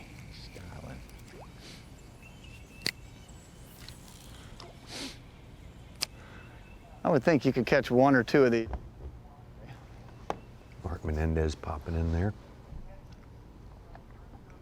Only got 10 anglers left on this final day, so they're going for it, man. Nobody's going to curl up and protect points today. It's all about get it all or. Big hats off again to Neil Paul, the folks from Anderson. Great place to have a tournament. Oh my Great gosh, yeah. place. Just always goes without a hitch, just perfect. Great part of the country for bass fishing and fans. Trying to see which way I'd be able to see without this dang reflection. Oh gosh, dang it! What happened? Oh, she broke me off. Ah! I don't know when that last one was in that weed if I didn't check my line or something, but oh man, that was a big one. That is a mental error that you don't want to make while fishing. I must have had a nick or something because I did not feel anything. I mean, like I didn't get a lot of pressure on it, it just started easing off. Oh my gosh. Steve Bowman in the background there with Sexton, Derek Hudnall. The silver lining is that I guess I didn't really feel her, so maybe she just gave it a little cough and she's ready to bite again. That's frustrating because I guarantee you it was a 4 or 5 pounder. That goes a long ways right now. We got a 1 pounder. Ah! Derek Hudnall right there gave us some good camera work yesterday. Tell the viewers at home who's over there watching. Well, I found a mega bed. There's 3 giants in there. Just got one to bite. You always need to retie and look at your bait, and I'm very anal about sharp hooks and nothing on there. That last one I snagged in the eye was around a little bit of wood. Maybe I had a little kink in it or whatever, but I just broke off 1/4 just on a little lean back into it, so I probably had a little kink in my line. Yeah, I say tell them who's watching us. They were asking about. Is that Oh, what? That's fellow Elite Series. Oh, this is Derek Hudnall back here watching us. We feel for Derek. He had a little, got on the water a little early. He was a little excited for this one, but he's out here still hanging out and doing what he needs to do. So hopefully we can catch a good one here and, I don't know, maybe make him happy or maybe make him mad. I don't know. Man. Gosh dang it, we're gonna catch one. And he's gonna have both hooks in his mouth. And that feels good when that happens. I'm shaking. I gotta stop shaking to tie this dang knot. Dude, I didn't even feel it. He just started, it was gone. I'm like, he's not there anymore. Gosh, dang. I mean, there's no way that I didn't fight him. There's no way that should have messed him up. Eric Kafka, cameraman, said, no, I'm not talking about the fish. I'm talking about the boat. That boat in the boat. Over there, Bowman. We're going to be ready for him. Lesson for everybody, even the slightest unintentional infraction can make you the Uber driver for Steve Bowman and Jim Sexton, so beware. That was a bad mental error right there, not checking his line before that. Yep. It cannot happen.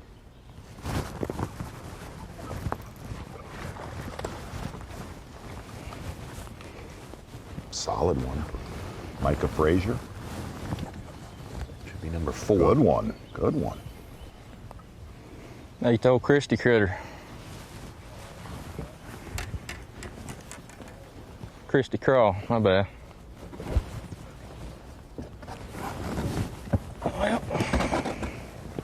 Well, not what we need, but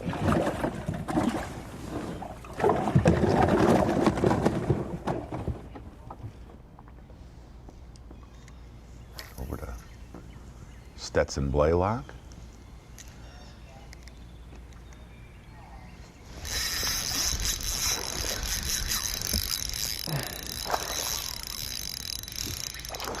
I don't think he'll help though.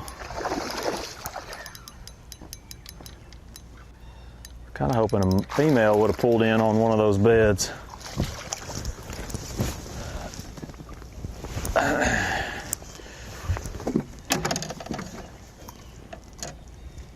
I just don't know. I'm gonna have to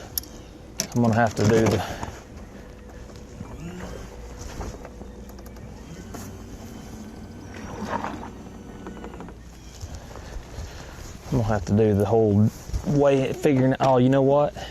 I'm not either, because I hooked that one in the tongue and he's starting to bleed. I don't even want to have that on my mind. Sometimes you got to make a decision, even though that fish might have helped a little bit. I noticed I hooked him in the tongue. Right, didn't go in far, but it was far enough that it made him bleed. And the odds of him living all day are a lot better in the water than they are in my live well. So turn him loose and let him live and go back to his bed, and we'll get another one. But I am going to go ahead and balance my fish and figure out which one's my smallest one. That way I can know which one's what and what it weighs. So Stetson Blaylock, fixing to do a little housekeeping here. We'll let him continue on with that. Back over to our leaders, now by 2.25 pounds over Stetson. Brandon Cobb.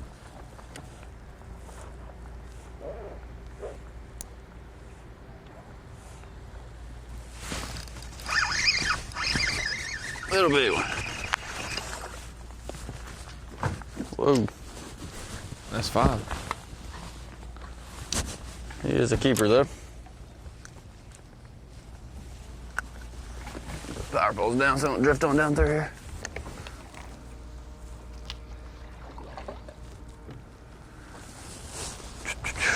Let's see, that's another 1 pounder. But I think that's also number 5. 1, 2, 3, 4, 5. We have a whopping 8 pounds. That's the way we started about every day though.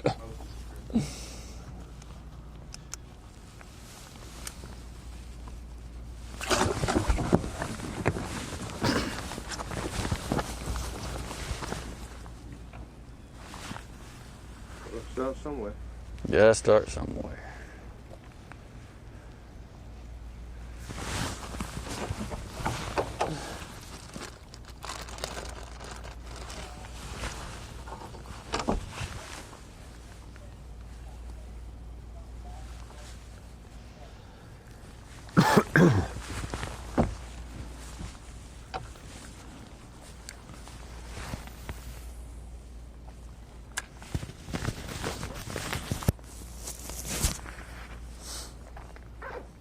Went an hour Should be plus. easy to call. We got 2 teeny ones. There you go. Just pick one and throw them out. Well, that's your 5th fish as well, man. That is. We got a limit. Went for over an hour without a keeper in the boat. Did Brandon Cobb. Now he's Definitely he's ain't winning got the without limit. 5, so unless we caught like 2 6-pounders or 3 6-pounders, but it's unlikely. There's a couple 2.5s to 3s in here. Just not sure that I'll be able to see them.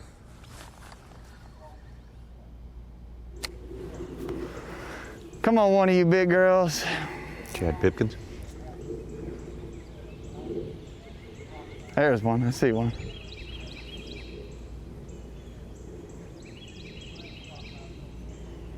Go get you some of that.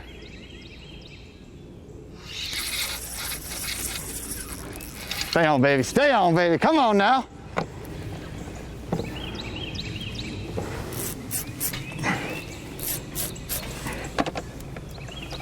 Nice and easy, girl.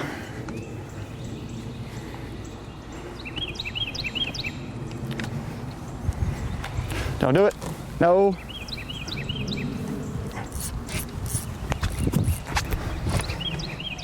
Wow.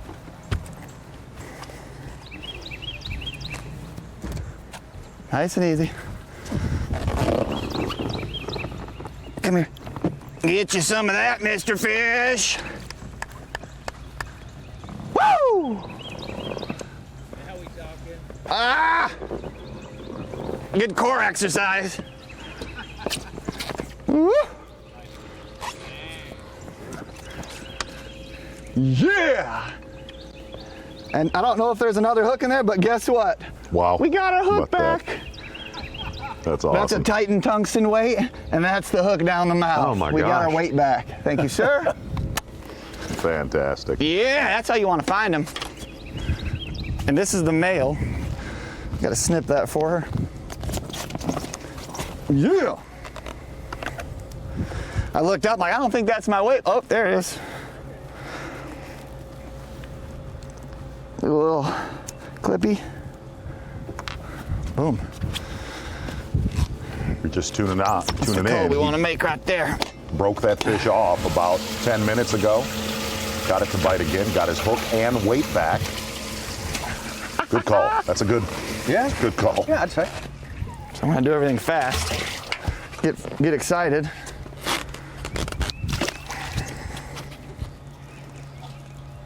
It's a good 3-pounder. Throwing a morning dawn worm. Color of his pants. The color is what? The color of his pants. Oh, I thought she said the color is Didn't even pants. lose the hook. I think or they weight? should make well, one. I guess she's called got the hook pants. down her gullet. Now let's see if those big ones move back in there. Yeah, his I pants think are you could catch morning those big dawn ones here. I haven't seen. They were Messiah. actually around the bed at least. I don't know, dude. I think it's a. You should have seen the other two. Hey, Yeah. that feels good, doesn't it? Uh-huh. That one, the belly on that one looks like Oh, he caves in there having a time, isn't he? Well, let's bring him in and find out. It's probably 3 1/4. See that worm hanging out of his mouth. It's so funny. I did not catch a bed. Like I caught it 1, 1.5 pound bedfish yesterday, and today we've caught one off every pocket. There's been one. Yeah. There's that other one in that corner back there where that dock was. It looked like a one over 3 also. His name already sounds like a children's clothing line. Pipkins. Well, we got our weight back, so that's good. Trying to reposition. There was 2 really big ones there, and I just I broke off one, and fortunate tied on and caught it and got my Titan tungsten back, so that was cool. I just don't know if the other 2 are gonna move in, or like earlier we caught both off a bed. So I'm gonna try to set up the boat for a second and just take a little break and see if we can kind of block these little ripples and get the glare off. I just wanna see if they're around, like if they're there, they're worth spending some time on. But there's fish biting right now. I mean, most everyone we've seen we've caught, so I don't wanna sit here for an hour, even though they're giants, if they're not even around the bed. I mean, sometimes you catch the male and they're just gone.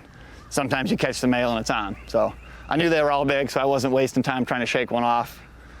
Maybe that's not smart. But when they're over 3 pounds, and the other one, you can't really see the other ones and it swims off, it's hard to shake one off like that. So as you see me driving in circles, I'm trying to back my butt end here a little bit and put some talons down so we can just block a little. Of course, I say that now, there's no ripples, but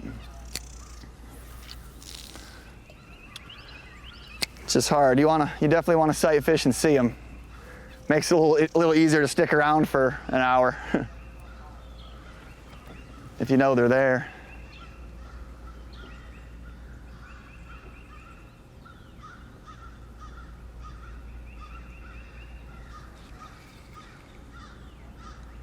I don't see him anymore.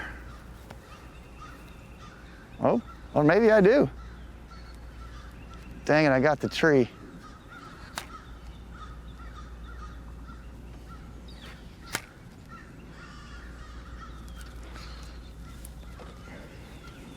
Actually did see one. They didn't leave. They just, God, I wish I could see better.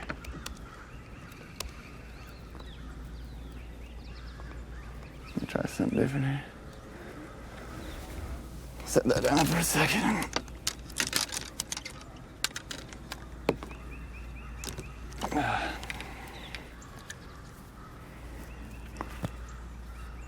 Yeah, I see that. There goes the big one.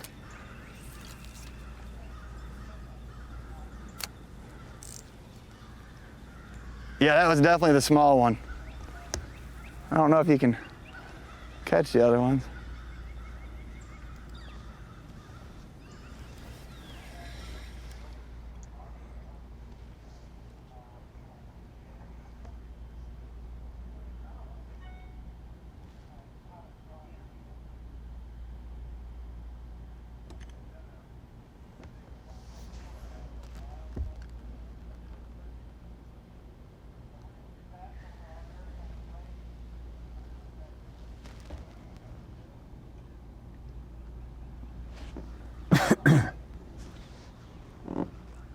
Definitely possible.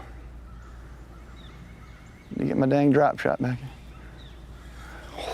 Almost jacked that piece of wood. It went dink.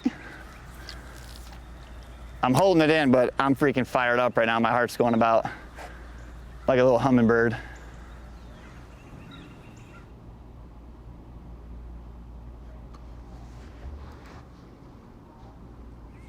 Stuff right there from Chad Pipkins. Yeah. He said, did he say he was pretty calm, just trying to keep it in? Oh, he said yeah. Oh, yeah. He's bigger than a 12-incher. He ain't very big, though.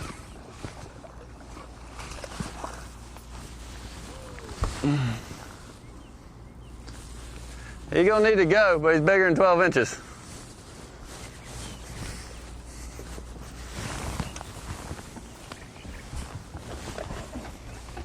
Number one. Oh, that's good. Not a big upgrade, but he's got a couple just barely keepers in his live one today.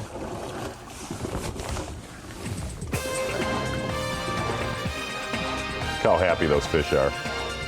Having a time in there. Guys, we had a great Bassmaster Classic. Pilot Flying J's located right there in Knoxville. They offered up this to Bassmaster members. Type in Bass 2019 in the Pilot Flying J mobile app. Be able to get $5 off gas every time you go, anything in the store. And you'll be able to possibly fish for a year on them. Wow. We give you like $5,000 for someone who gets selected to win. April and May, the contest is going on. Pilot J mobile app. Sweet stuff there. Thanks. Live coverage of the Bassmaster Elite at Lake Hartwell will return after this short break. Blue Water by TH Marine. Offering LED lighting solutions for your boat, trailer, truck, ATV, and so much more. Engineered and built to be rugged with waterproof and submersible options. Designed for easy installation, Blue Water is available in a variety of colors and styles. All backed by a limited lifetime warranty. Blue Water by TH Marine. In the wild, nature dictates that when it's time to eat, animals will instinctively find and devour the meal that satisfies them most. In the water, Berkeley Powerbait's scientifically proven formula triggers the natural predatory instinct in bass.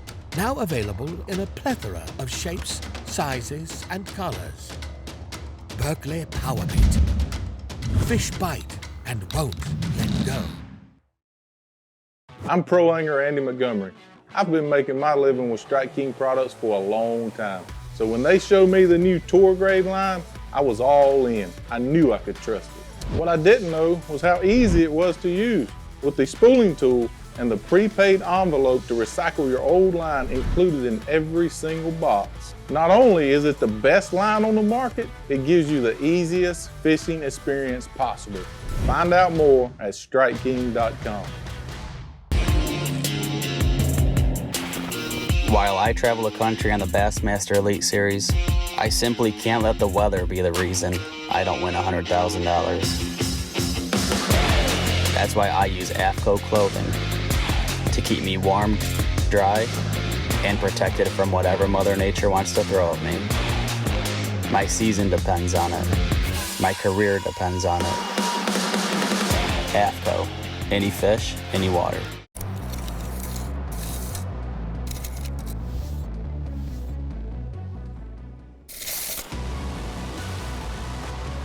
This reel allows you to cover more water, make more casts, giving you more opportunities to catch more fish. The new Revo Rocket, Abu Garcia, for life. For over 70 years and 18 consecutive NMMA Consumer Satisfaction Awards, Skeeter continues to set the standard. And right now through March 31st, you can buy Save Fish with rebates of up to $1,500 on the all-new FXR Limited, up to $2,500 on the new FXR Apex, and double rebates of up to $3,000 on the ZX190 and ZX250. Hurry! Buy Save Fish ends March 31st. Visit your local dealer or SkeeterBoats.com to see why now is the best time to buy the Skeeter of your dreams. I can vividly remember back when I was a kid and, searching for information.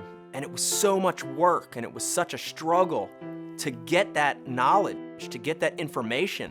We talked about the equipment, we talked about the bait, we talked about how to pick it apart.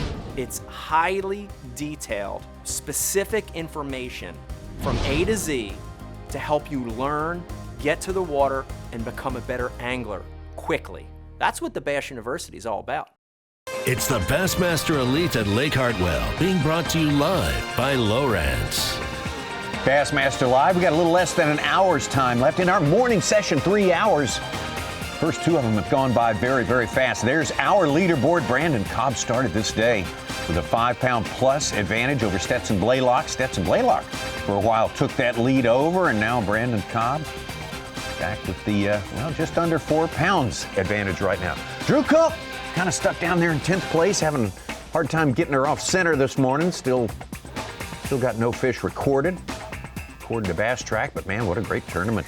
Man from Florida has had this week. 20 pounds plus on day number 2. Going to look at a lot of Drew Cook's fish catches from yesterday. Fishing with cameraman Wes Miller. A lot of solid sight fishing. Really, his fireworks were, like you said, Tommy Sanders, on day number 2. With that being said, Drew Cook was vocal after the weigh-in yesterday.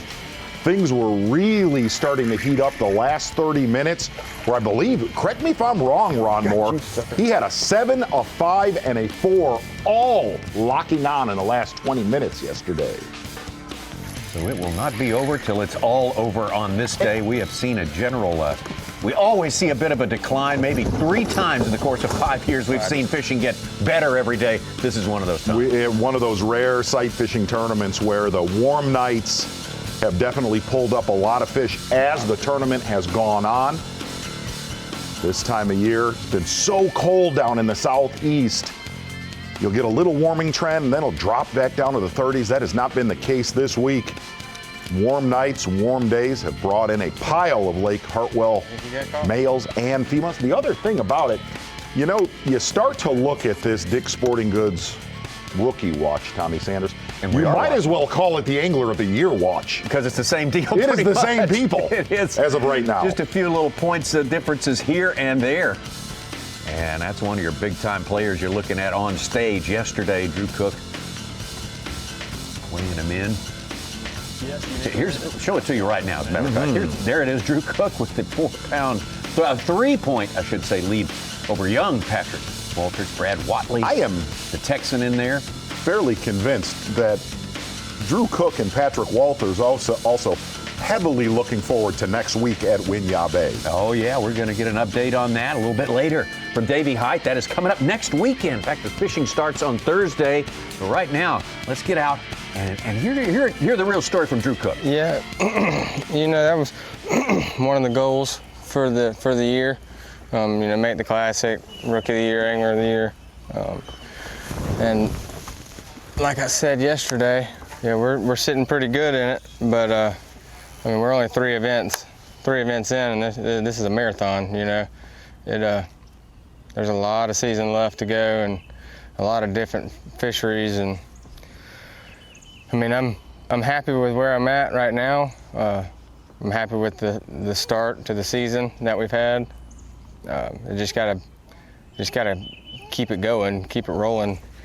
I can't have one of those bad events. That's what really hurts you. And I don't plan on having one at all, but I mean, it is fishing. But I mean, for now, yeah, I can't complain with how anything's going, you know. I mean, we're fishing on Sunday right now. It hasn't been a very good Sunday, but we're fishing, so. When you look forward to the schedule, you see anything you're worried about? I mean, really, the wild card to me is next week. You know, Winyah Bay. That's going to be there's anything can happen at that tournament. You know, there's long runs no matter where you go, and just whenever you make a 100-mile run, you know, there's 100 miles where something can go wrong, but that's a whole part of that game. The other one might be Fort Gibson, just because I don't know anything about Fort Gibson, which I've never been there, but I mean, I haven't been to any of the lakes that we've been to yet except for the St. John's. But I think it's going to be shallow, you know, flipping, stuff like that. I should be fine there. What would it mean to you to win?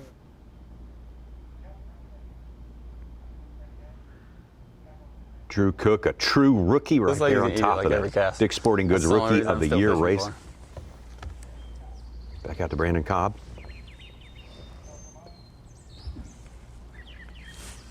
What are you doing?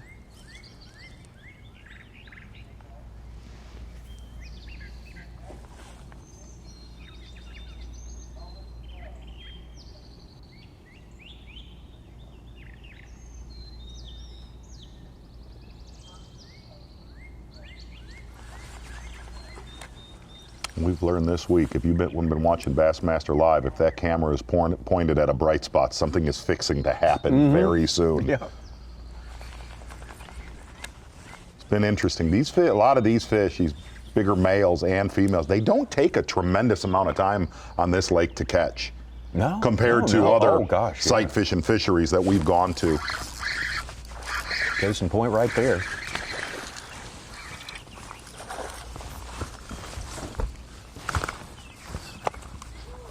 Not big, but a lot bigger than a 13-inch or two.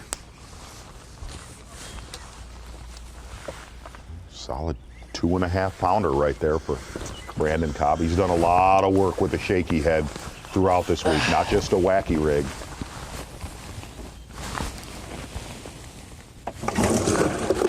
Stop.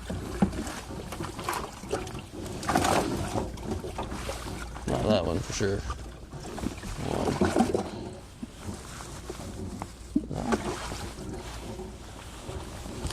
I can't see the little one. Maybe I didn't have a tiny tail. It's bigger than some of them, but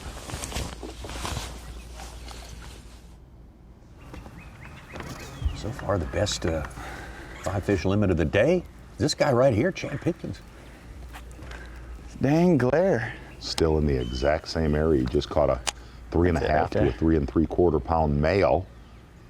So they're bigger ones in this bed. Come on. This is actually moments ago with Chad Pipkins.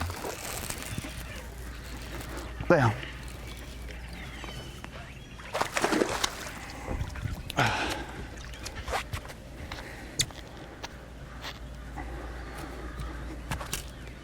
Nice and easy.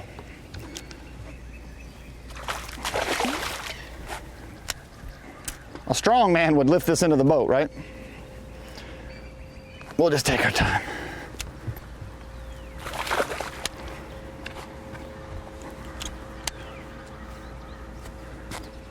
Nice and easy.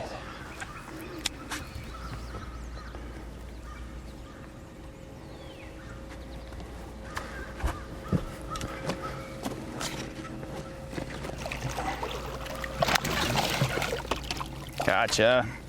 Trocar upper deck. Yes. Got him. In the mouth. Nah, it's a little smaller. I think I said there's a small one and a giant one. This is the small one. I think we got the medium one, the small one, and now we're gonna get the big one. Again, that was just moments ago right there. Woo. Chad Pipkins literally trying to single-handedly work his way back toward the top of this leaderboard here. He's mouth. Mentioned it earlier. He had a fractured collarbone. There's two now. Don't eat the small one. There's the small one. What we've seen this week is if you pull that male off, that female is not far behind to lock onto a lot of these All right, bigger, beds. we're coming. That is a party bed. The big one opened her mouth. There is the giant up there. That's a good one, though. Slow and steady.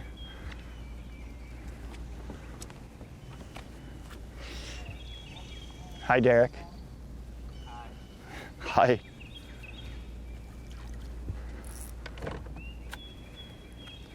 Nice and tired. Come on over and say hi. Got you. Got you. Yes. Now we're gonna catch the big one. This one got in the way. There's a giant up there. 3 fish, 1 bed. First time that's ever happened in my life. Might as well make it 4. Woo! Nice. Heck yeah. He's going to catch his entire limit off of this bed that he's going to weigh spot, in today. yeah. We've heard that several times this week. I saw the big one open her mouth, and then I saw this one. I'm like, what are you doing?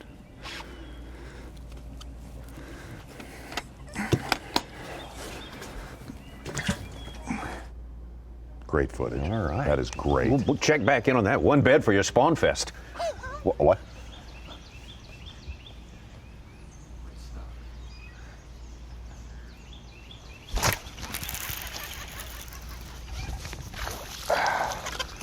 That's not her either.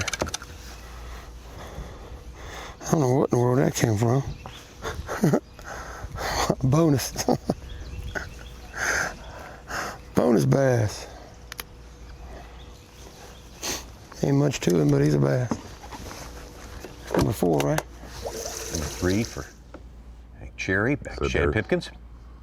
1 big one left on here. We just had an awesome deal happen here, just hunting beds. We've seen fish in every pocket we've been in today. Yesterday I did not catch a bedfish, and today they've been everywhere. And just rolled up here, and there was 3 on this one. There was a nice one, like 3, a good one, maybe 3.5, and an absolute giant one. And I broke off the one and caught it about 3.5, and then I saw the big one up there with the other one. I caught that one too, like the 3-pounder, and the big one still kept roaming up, and I'm like, there's only one left. And I look over there, and she's down there again, and she's sitting by this weed, and I actually saw her gills flare, and I'm like, dude, it is going to happen. And I looked up, and there was another one about 2 3/4, and that was, I've done it right here, but I feel like looking back, if I could have slowed down there and paid attention, that big one was catchable. And by catching that last male, like, I don't see her anymore. And I think I could have caught her. I mean, she was doing something, like I said, mouthing something down there. I got excited. And I didn't see the small one at first. I just saw the big one opening her mouth. And I'm like, I got something to put in there. And yeah, it's been awesome. But that was one I'd like to redo. I mean, there's a chance she could pull up here again if another fish swims up for the party, but we'll just call it a good party for now. So Will you come back and check later? I would I think that was a 4.5, 5 pounder. So I'm fishing a lot of stuff around here. I'll probably buzz back here and take a look. But I don't want to say I messed it up because it's been awesome, but I think I missed an opportunity there, you know. I really didn't even see that small one until I got up and thought I was going to catch that big one. But one heck of a stop. We're going to go find a couple more parties like that and make it rain some bass, I think. We still got to catch them on our sandy humps.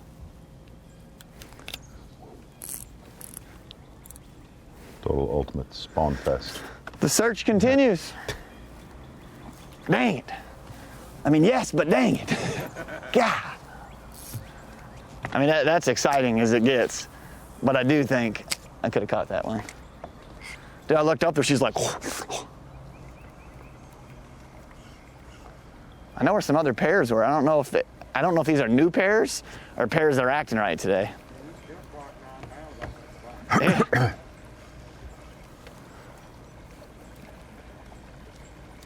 was a heck of a stop. We like to party.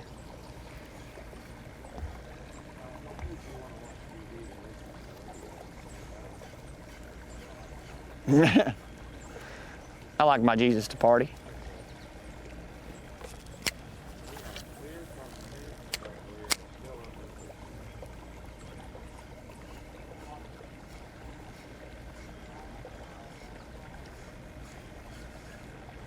Brandon Cobb again.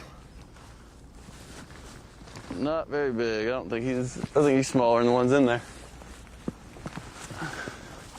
Look how ugly he is. I'm gonna try it. That's good. I need to weigh that smallest one just so I know what I need to fish for.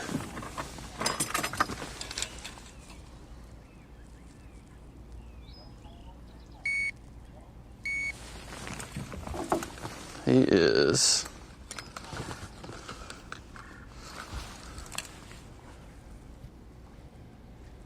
He's a pound 11.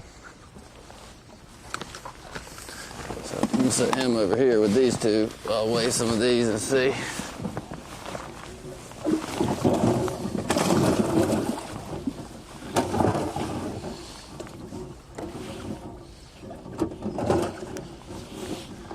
I guess I better weigh them.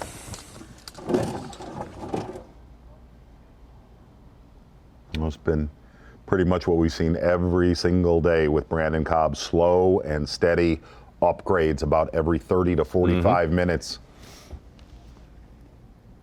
Dude is so calm, even keeled. Mercer said that this morning. He is truly one of the most laid-back fishermen we have ever covered, especially on the final day of a tournament. I'd be like shake. You think it's from coming up in the college series and just fishing all these tournaments, or is it just personality? Got a really laid-back Jordan Lee, Derek Remitz, kind of just letting it go, man. Make it happen. Plus, he's home, you know. Yeah. He has a better idea of what could and couldn't happen today. Oh, Chad Pipkins got excited after he caught that big fish. That was a great good sequence. That was a good sequence, no doubt about it. Catching 3 out of 4 off of a bed. That must have been a carp. I thought it was, but. Yeah, figure it that's out. why we're standing on them. Yeah, that was good. I'm doing something I like. I did not have the instruction manual. If I can find, 2 4-pounders and catch both of these, that'd be a pretty good day. Smaller. I caught some this morning on a buzz bait. Number 5. Yeah, he's only pounding. So that was fun, but. Pound 9.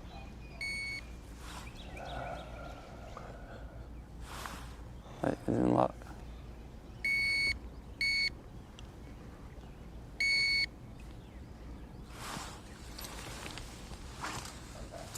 What is wrong with these scales?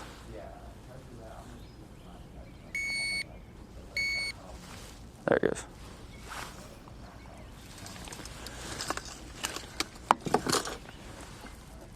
I'm gonna rest up against their dock while I do this.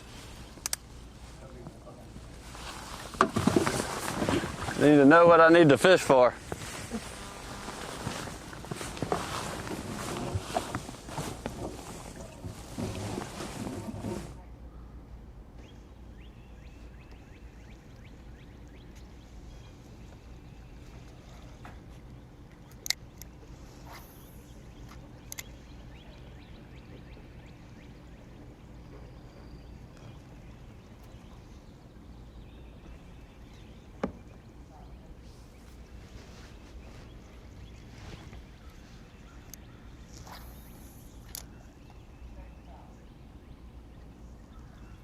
Man, that looks like fun. I've caught a few.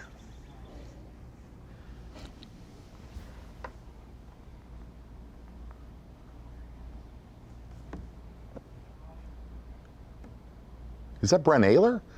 What? I thought it was either Ronnie or Brent Ayler. Yeah.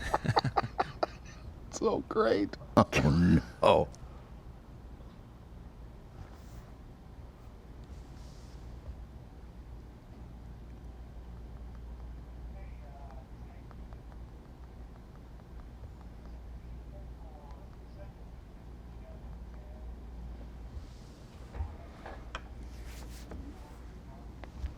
Is that Brent Ayler? Love him. I miss him. It's been about an hour and a half since Stetson Blaylock's last keeper. At least one that went in the live well.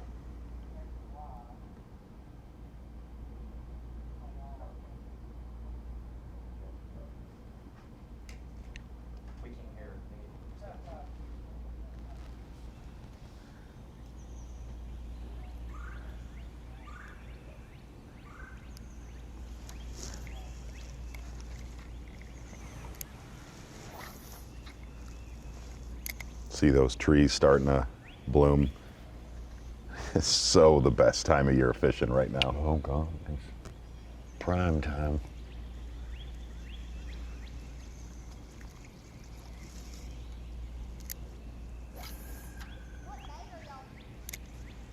I'm using a wacky worm. Take a straight worm and hook it right in the middle.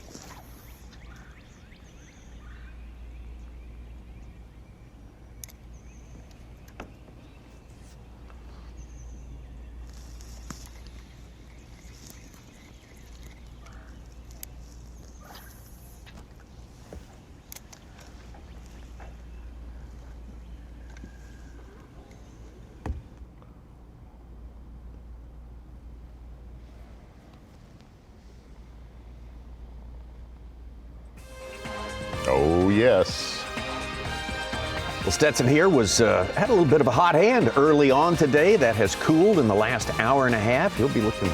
He said he's got to find big ones today, some 4s, some 5s, in order to make any headway against that man on top right there. First guy in a long time, but a good shot at going wire to wire. And the other side, you got to think about it. It's hard to outfish Brandon Cobb in the same area of the lake playing 5-pound catch-up. Yeah, no doubt. Brandon Cobb has served notice that he's got everything it takes to do just exactly what it takes to get that blue trophy. But you never know what's going to happen. It's Hartwell, and it's the final day of a very important championship. Brandon Cobb, we talked about what an impressive young man. He's got all the skills it takes to get the job done. Got it. Since I started fishing, I mean, this is one of the biggest moves I've ever made in bass fishing, specifically professional bass fishing. I mean, the Elite Series is the top tier. It's a huge stage. It's the biggest stage. From Greenwood, South Carolina, the C-O-double-B, Brandon Cobb! 5 fish, all alive, 18.5! And Brandon Cobb once again reminds them this is his home pond. super excited, more excited than I've been basically since pond fishing when I was little, so it's gonna be awesome. That's a good one, I think. Don't go in the grass, don't go in that grass. Got him. Another good one.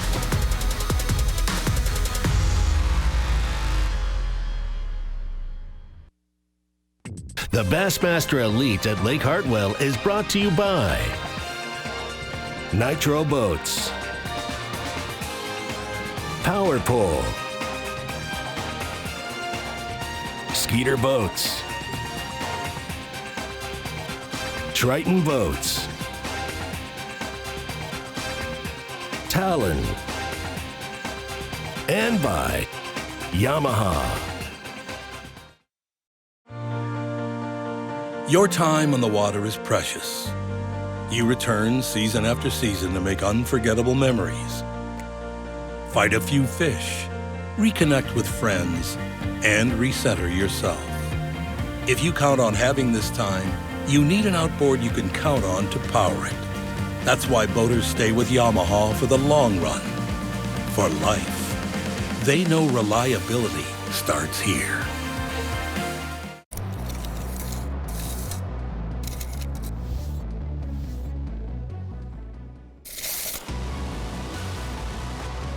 This reel allows you to cover more water, make more casts, giving you more opportunities to catch more fish. The new Revo Rocket, Abu Garcia, for life. Amazing. Nothing better. It flat out allows me to catch more fish. Power steering and spot lock have revolutionized what we're doing on the lake now. Faster response times when steering. A spot lock, man, it's second to none. Game changer. A game changer. Game changer.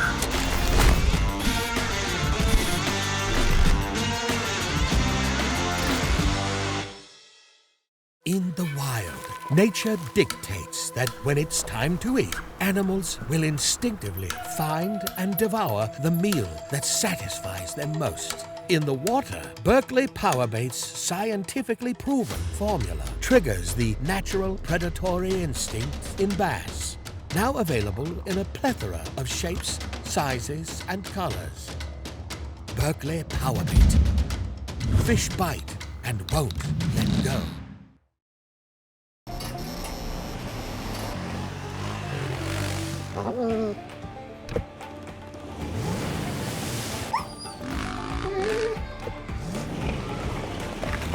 If you want to play, you need a Tacoma.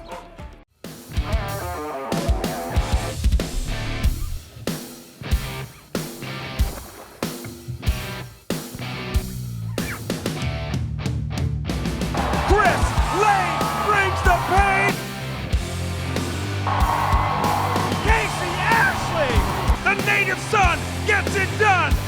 Jordan Lee, back-to-back domination, unbelievable.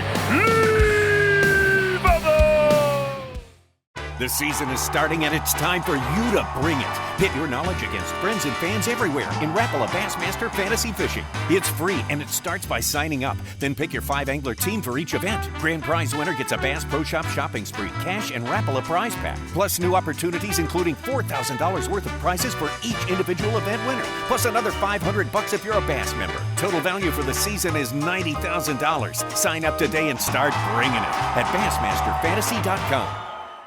Blue Water by TH Marine. Offering LED lighting solutions for your boat, trailer, truck, ATV, and so much more. Engineered and built to be rugged with waterproof and submersible options.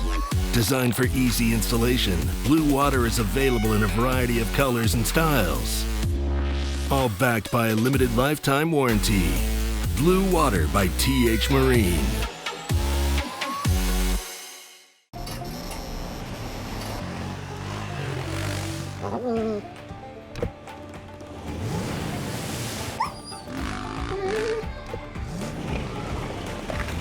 If you want to play, you need a Tacoma. I'm pro angler Andy Montgomery.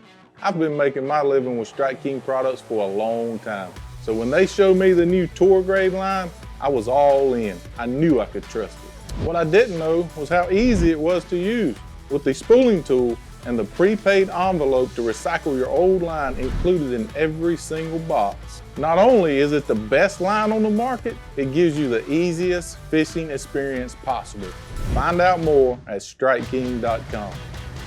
For over 70 years and 18 consecutive NMMA Consumer Satisfaction Awards, Skeeter continues to set the standard. And right now through March 31st, you can buy Save Fish with rebates of up to $1,500 on the all-new FXR Limited, up to $2,500 on the new FXR Apex, and double rebates of up to $3,000 on the ZX190 and ZX250. Hurry! Buy Save Fish ends March 31st. Visit your local dealer or SkeeterBoats.com to see why now is the best time to buy the Skeeter of your dreams. I can vividly remember back when I was a kid and, searching for information.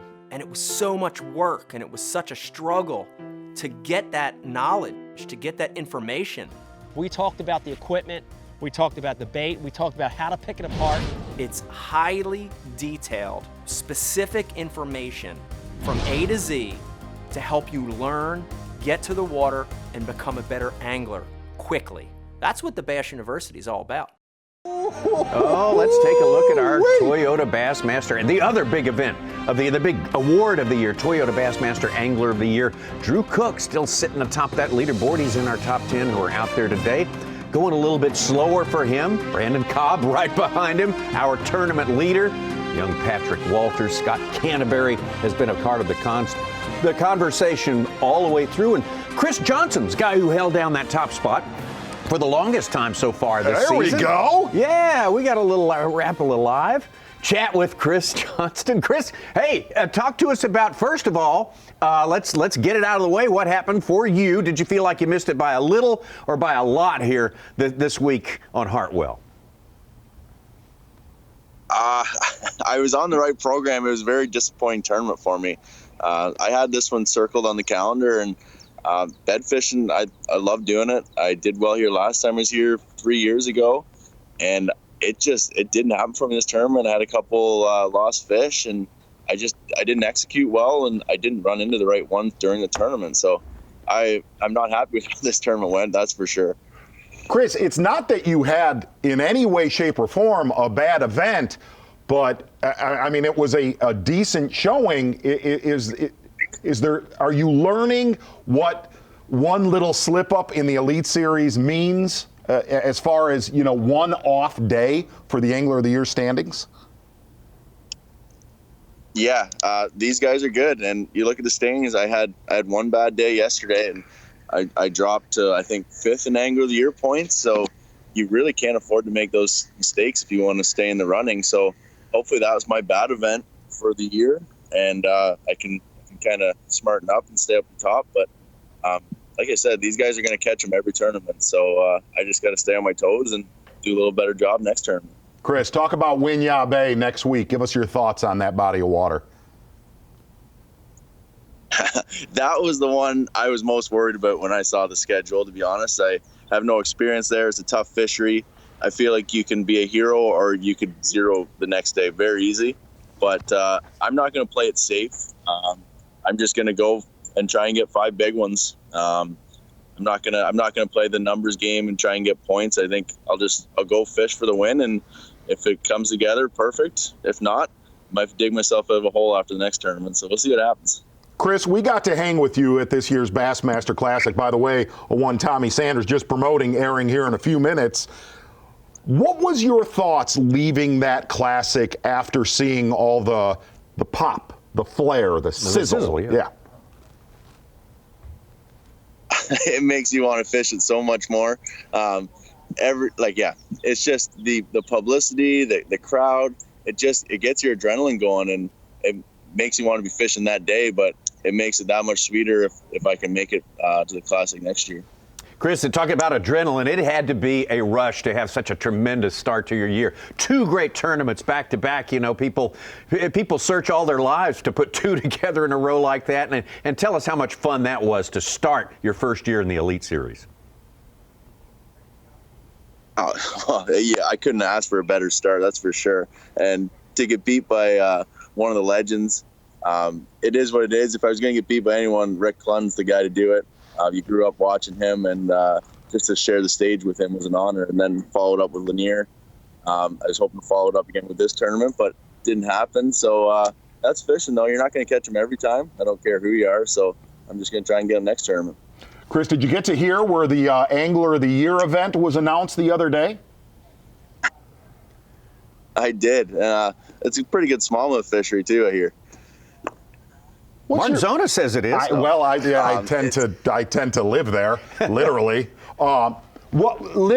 What's your thoughts going into those last few tournaments where, I mean, I hate to say it, you're doing great right now, but all you really need to do is survive until the last 2 or 3 events. I said that from the start of the year. If I can be within striking distance going into the last 3 events, I would be happy, and then it's going to be on me. If I just got to catch them.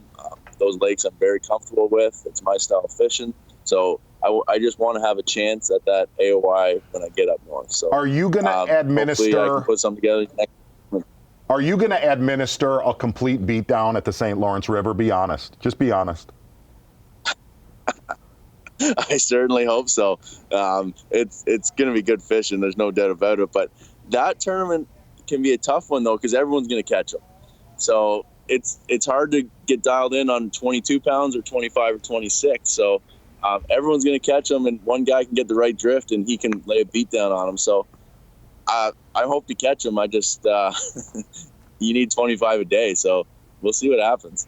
Hey, Chris Johnston, thanks so much for visiting with us on this Championship Sunday. I like that. He is a guy solidly there in the top 5 Toyota Bassmaster Angler of the Year points. And real deal. Yeah, absolutely. It didn't take him long to prove that he definitely belonged in this Let me give you a fast company statement here. Chris Johnston made to me the other night. I said, hey, man, I look forward to doing a show with you.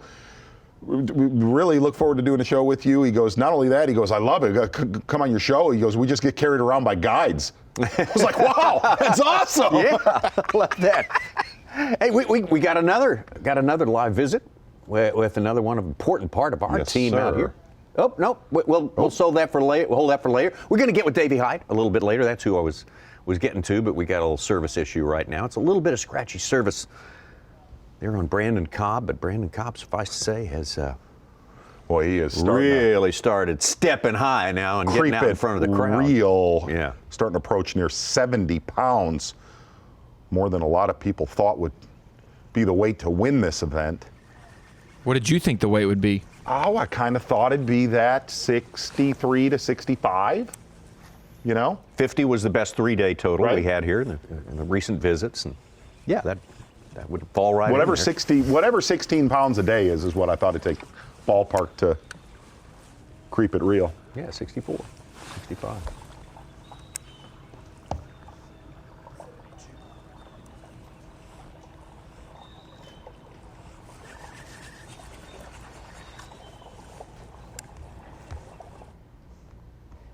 Saw a fish swim off of it. And this was actually moments ago with Brandon Cobb. That's a good one.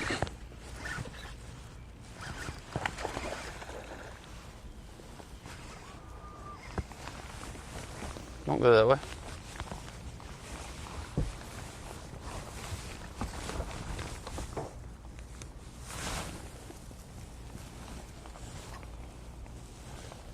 Dude, that's the hardest fighting, not giant fish I've ever seen.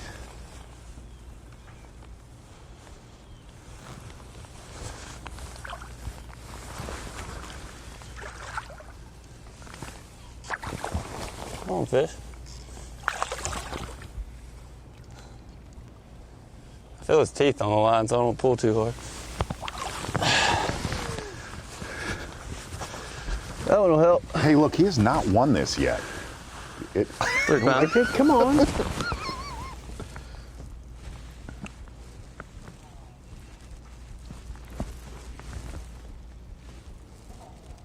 That is awesome. Good thing I didn't pull very hard on him. No, barely had him. We're not going to be able to see the cull very well here. I have a little issue there, but should get him up around the 14-pound mark. And I think Stetson Blaylock said if he gets 14 or 15, boy, it's going to take close to moving a mountain. Putting his hands around that trophy right now. One hand for sure. Shane LeHue.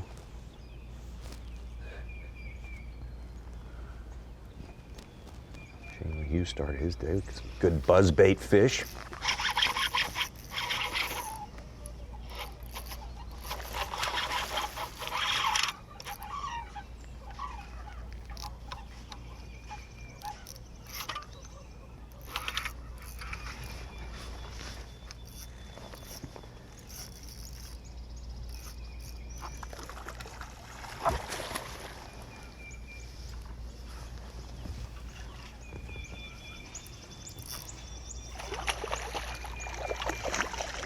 Shane LeHue, Brandon Cobb's roommate, he has quietly had a phenomenal tournament. Yes, he has.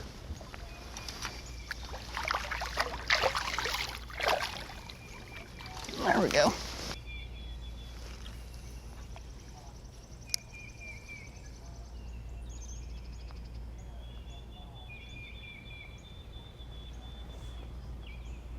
Got his limit in the boat. He's trying to upgrade. Going to have to upgrade hard and fast if he wants to catch his buddy. Brandon Cobb, that is a long way ahead. Brandon Cobb is right on track with every single day how he has fished this tournament. A little slower start, but now he's... And we did everything we could earlier to manufacture drama. Well, we did. And we did. Hey, we may have a little bit more left in us. You never know. We're going to have some cooperation from a couple anglers, but we can... We're going to have his cameraman pull his kill switch. We can crank up the irrational enthusiasm machine one more time today, buddy. Don't think we can't. We have seen it happen at this fishery, though. I mean, like, recently, it's true hard. Fact. True fact.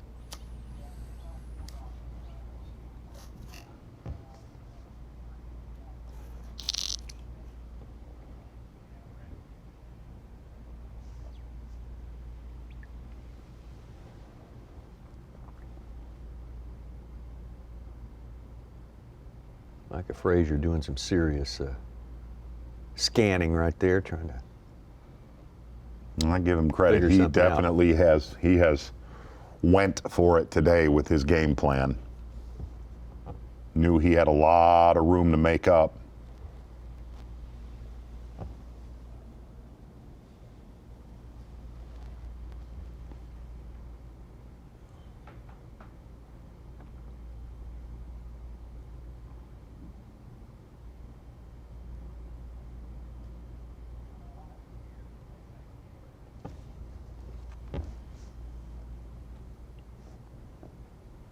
Such the general consensus is it's not going to really get straight up sunny today? No, they said overcast all day, and winds are even going to lower under 5 miles an hour. They already look slack right now. From a wind standpoint, could you ask for any more than we've seen all week on Lake Hartwell? I mean, Seriously. That's like unnaturally. Yes. Absence of any breeze. Right.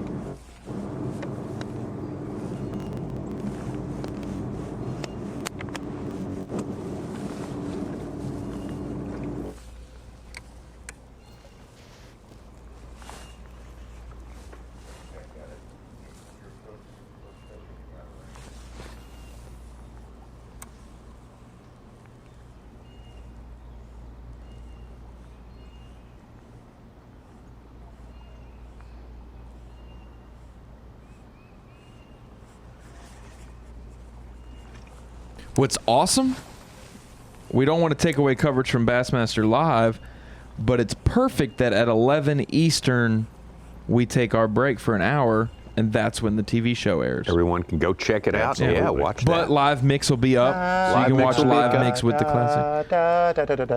And our presentation at 11 is a 2-hour Yes. Day 2 coverage. So it's 1 hour day 1, 2 hours. 2 hours day 2, 2 hours day 3. That'll be next weekend. Got to double screen it at home. Your TV and your computer rolling. Drew Cook just got off the schneid. He caught his first fish. Been a long time coming That for stuns Drew me this on morning. Drew It Cook. really 2 pounders. It's hard to figure that. He's not going to help. Yeah.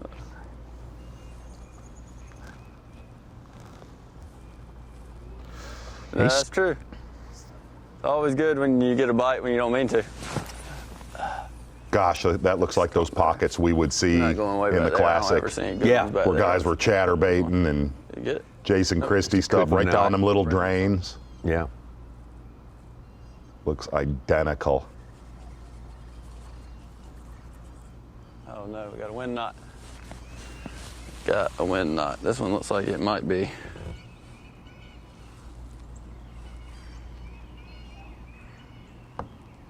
This is really the only way Brandon Cobb could be stopped right now. Wind knot. I don't think he's too perturbed. Oh, he got it. Nice. It's so rare to happen. Oh, man. That don't happen to me. He can do no Got wrong. one little bay right here, and then we're gonna go somewhere else.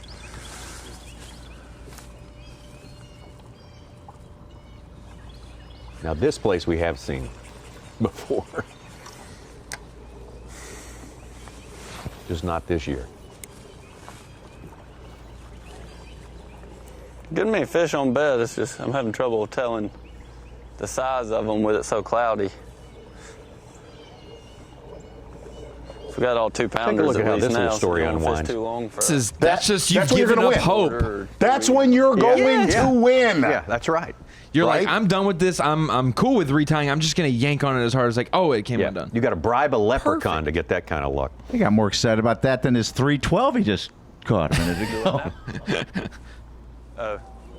You're going to win when that happens. Yeah. Ain't no doubt. Yeah. No, wasn't going to win otherwise. Nope. Nope. That is what held him back. Yep. Just that one little thing. It's amazing.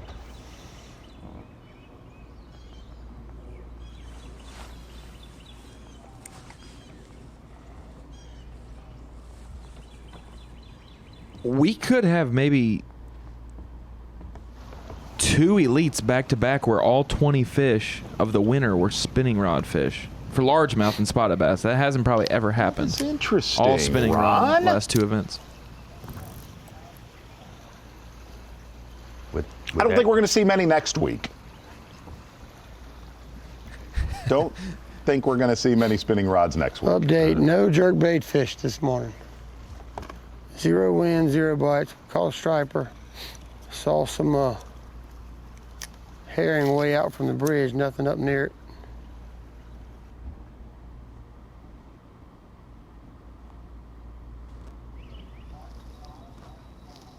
Well, Shane LaHue's still in that exact same area where he just caught that big, might have been a big male.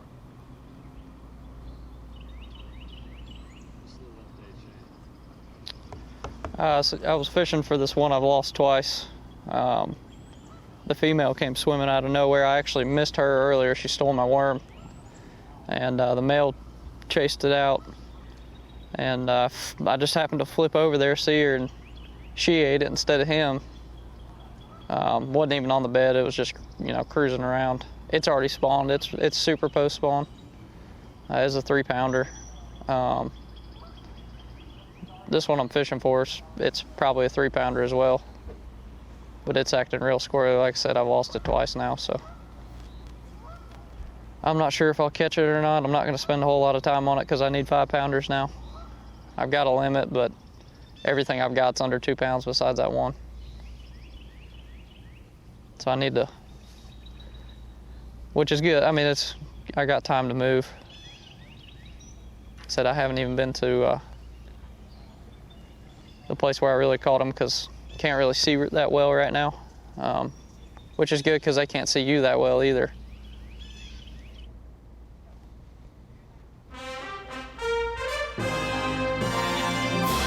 Hugh needs to get some of that magic that got him 19.5 yesterday and then catch a big one on top of that, and he might be able to just catch a glimpse of Brandon Cobb. Boy, Brandon Cobb being dominant on this final day as he has been for 3 days. Coming up right now, Get ready to switch it over to ESPN2. Check out the Geico Bassmaster Classic Day 2 coverage. 2 hours of it coming your way. Plenty to occupy your time here this morning. So great to have you with us today. So great to see these terrific young anglers really overachieving. You know, we did say it earlier in the week. Can a guy like Mark Menendez or a guy like Bill Lowen hang in the mix for the victory just fishing, not looking at them? Thus far, the answer is absolutely, positively not.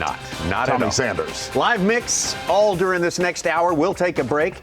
We'll be back 12 noon Eastern time for 3 more hours of Bassmaster Live, taking you right up to that weigh-in today at 3:30 p.m. on Bassmaster.com. And quite likely we'll see a first-timer grab one of those blue trophies.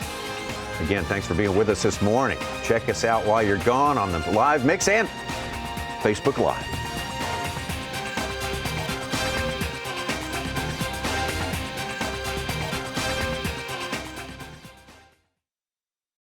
Sleek new design with easy control file. The clearest images underwater with uncompromising range. Live mapping from the touchscreen. View notifications, video, even Google Maps on screen. And for the first time ever, real-time view of fish movements with live sight sonar. HDS Live. New from Lowrance. You're watching the Bassmaster Elite at Lake Hartwell, being brought to you live by Lowrance. Oh, so happy to be back. Getting ready to go with the final 3 hours of the week on Lake Hartwell, Anderson, South Carolina for the 3rd stop of the year on the Bassmaster Elite Series. Going to take a look at that leaderboard right now. We've had a few developments. We have since the first play. We started out with a pretty good lead for our fellow Brandon Cobb here, the local favorite. Yeah, see, now Brandon Cobb trying to go wire to wire. See? I think, he's going to get there. So good. He's going to get there maybe wire to wire. It's a good possibility. I'm saying things are starting to happen for him. Well, I like to play the game, what we did right and what we did wrong this week. Number one, I'm going to take a look at our Humminbird Lay of the Lake of Lake Hartwell, and here's what we did right. We said these guys would catch him this week.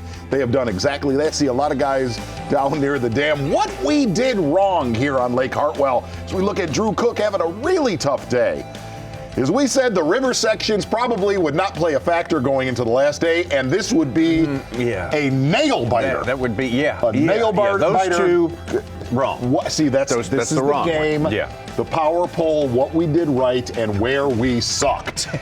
You got it. I think you've nailed all that down. Thank you, my friend. Nailed it down like a perfect 10 right there.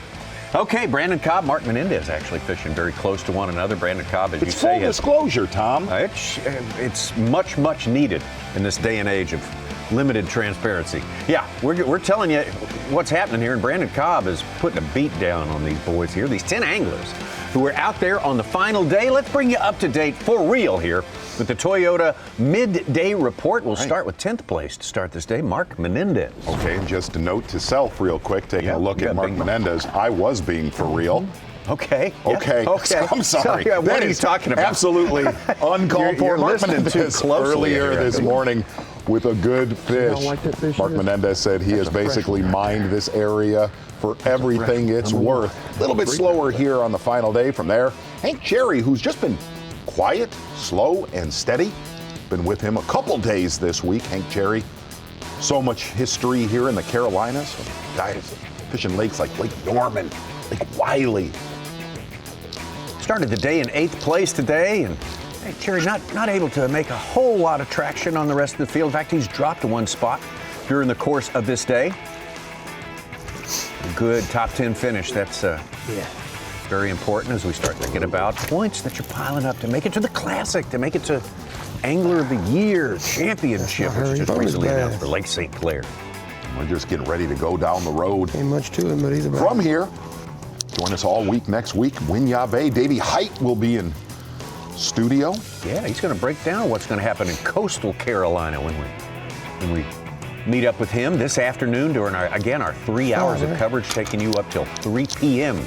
Eastern Time. Weigh in I'd like at to know 3:30. something about this young man here, Jamie Hartman, Yes, sir. from Good one. Oneida Shores, basically, Yeah, who's moved down to Arkansas, correct? Yes, lives in the Lake Have Dardanelle you area. accepted him as one of your own? Is he a Razorback? Absolutely. I would say he's full-fledged Arkansan through and through. He is a Razorback, and he has fished like that all week long. Interestingly enough, Jamie Hartman, a little bit tougher today, but weights going up. If you look at that, a lot of our anglers here on this final day, their weights literally went up through the event. Yeah, 19 pounds and 12 ounces yesterday. Hard to... I guess there was a fish in that bed. To argue with that.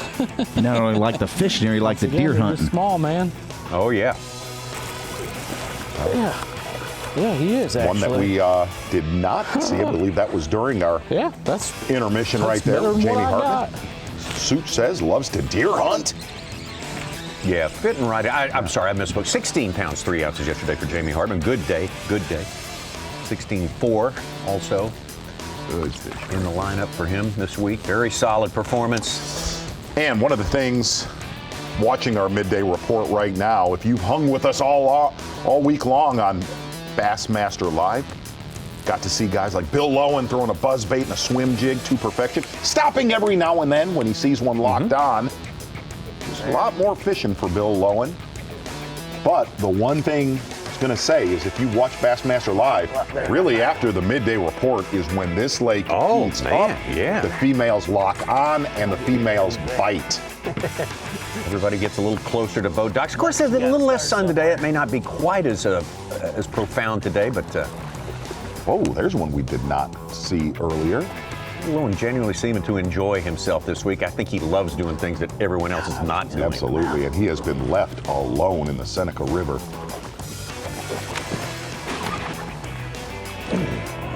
Yes, she is. Put a 4-pounder cross bass track, and that's probably it. Golly.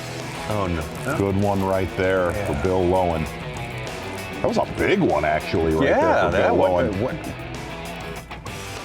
What's going on with that? Another buzzbait fish. We saw him lose one good one on that buzzbait this morning.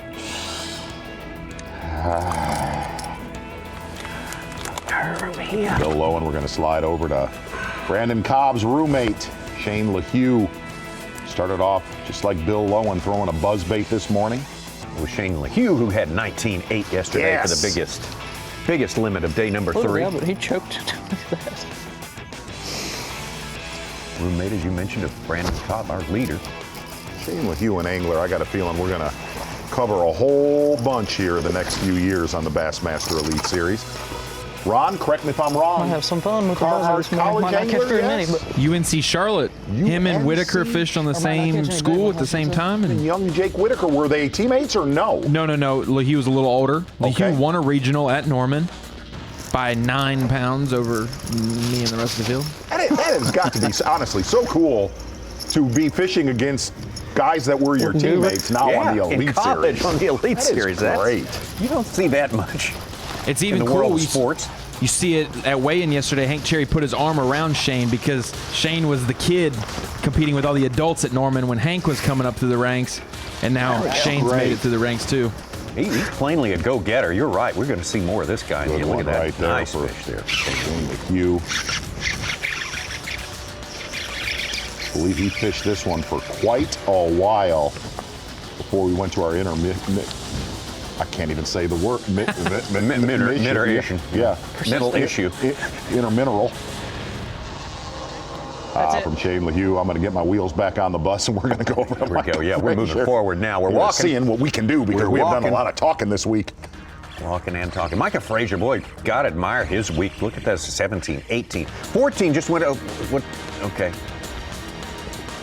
Having an interlude here in the studio. And Micah Frazier, I give him all the credit in the world on this final day. He knew he had a lot of catch-up ball to do with your leader, Brandon Cobb. From day one. For Micah Frazier to basically pull the plug, and he said he totally came into this tournament with zero confidence after practice. Let this tournament kind of come to him. Fished up in the Seneca, a little bit in the Tougaloo, and decided today to fish down from Mid-Lake to the dam. areas where if they do pull up, some of the biggest ones in this lake pull up to spawn. He's had a solid day so far, but definitely has gone for broke on this championship Sunday. What you got to think is that's the imperative for all these anglers who want to grab that trophy at the end of the day. As the clock ticks away, less than 3 hours of fishing time for these guys. It's starting to get to look more and more like Brandon Cobb's ball game, which it has been all week long. Chad Pipkins, the big move up the leaderboard today belonged to him this morning. Absolutely. Starting off on a little sand point, little sand spot, catching that he's seen actually wolf packs of spotted bass, and said he's seen some really good ones out here. But it's when he moved to the bank where he collided with what he, Jim Sexton, Steve Bowman, and Derek Hudnall call the party bed. The party bed was an area, there, right there was the first fish he caught off said party bed. Party Cove. Party Cove. A communal party experience. You got to an area where there was a bed and it had literally had 4 bass swimming in it. Chad Pipkins catching 3 of those, none of which were the biggest one in that nest. No, you didn't get the in the mouth. The main one. The big female eluded him. Got you. Working pretty much with one arm. He's just coming off of collarbone surgery. He was worried he wasn't going to even be in this tournament. Yeah, a bad hockey accident. Took a fall on the ice. First time it's ever happened in my life. Might as well make it 4. Woo!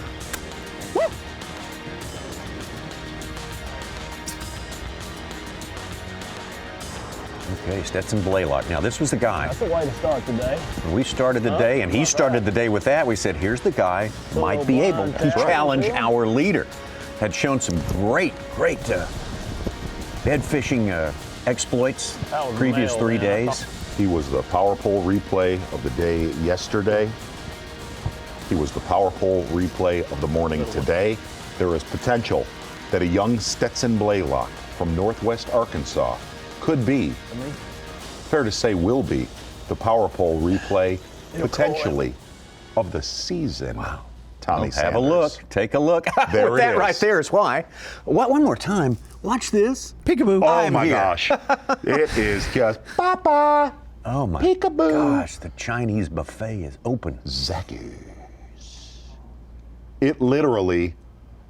Mike We gotta McInnes, put Jaws music on. Our it, though. executive producer said this. It looks like Jaws at Universal Studio at Disney when it comes out of the water. Yes. Yeah. Yes. But actually, that looked way more realistic. Yeah, that did. Okay, this is while we were away, Stetson Blaylock. Oh, it might help a little bit. At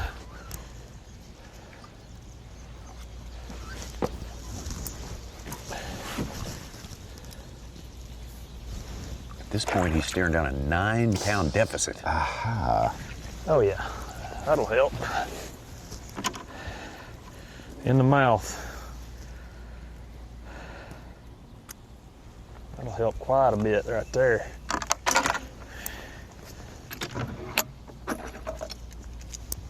Saw that bed there and I didn't see a fish on it, and I threw up there as soon as my bait hit the water. Out of that nasty slimy come. Now, you would think that the Toyota midday report was done. Well, you would be sorely mistaken. No, the most important part is yet to come. Right here, and that is Brandon Cobb. That's right. What an impressive angler. And he has just been slow, quiet, and steady, laid back, not a care in the world. Dave Mercer said it this morning. Good one right here for Brandon Cobb earlier, and that's how this week has been.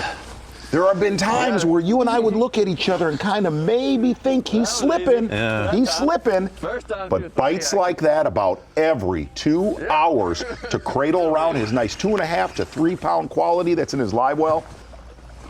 The other thing I want to say about him and a couple other of our anglers in the top 10, we've seen a lot of fish lost this week. Yes, not a lot of execution problems. That has not been the case with young Brandon Cobb. Just flawless, no mistakes at all. That is huge in the grand scheme of things. Shaky head, but a lot bigger wacky than 13 rig. inch or 2. That primarily has been his 2, and he's definitely kept the herring bite honest every day.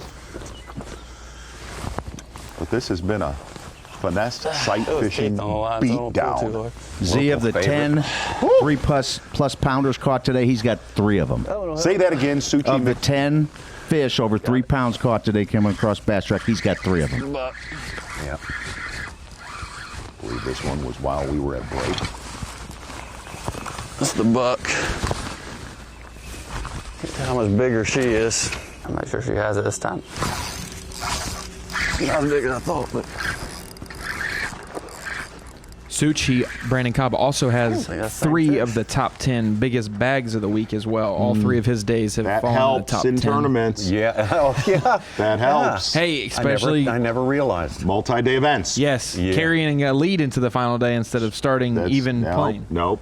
You're right. You know what? Yes. No. Gosh, darn it. Yes. But correct. Yeah. Not as big as I thought she was, but she's good. Good one right there while we were at break. In the mouth. Brandon Cobb has displayed a vulgar display of power all day long on this championship Sunday. Pretty good stuff. That one from Stetson we saw, just the last of his, cut into his lead just a little bit. Right now he's about bigger than a 2-pounder. About 7 pounds back. But that's better than 9 pounds. And that's back. a 3, man. That's a 3. Oh. 2 3/4. Number 2. Fishing here in Lake Hartwell, on the shores of Lake Hartwell, Clemson University, and that's Brandon's alma mater, where he college fished. We have got a wealth of college anglers doing so well this year and in this tournament. And a little bit earlier, Bill Lowen found one locked on a bed, and this has been, we've seen this a couple times this week. This was earlier today. Ah, dang it, I think I foul hooked her. Dang, gone. Oh, yeah. Not good. Plainly.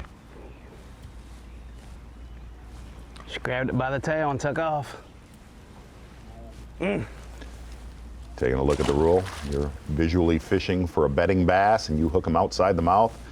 Back in the water it has to go. And that fish more than likely grabbed the bait. Just grab the tail of the bait. Gonna sneak around the corner, see Stetson Blaylock has moved.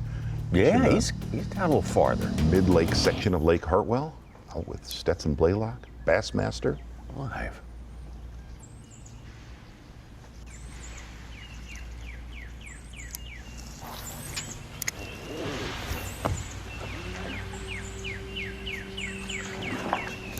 There's a good one.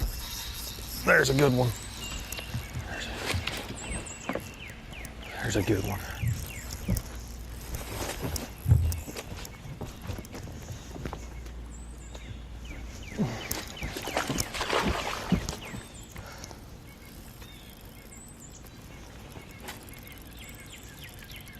Come on, baby, quit pulling. Quit pulling. Quit pulling. Quit pulling. Oh, yeah. Come here. Just barely hooked. Yeah. In the mouth.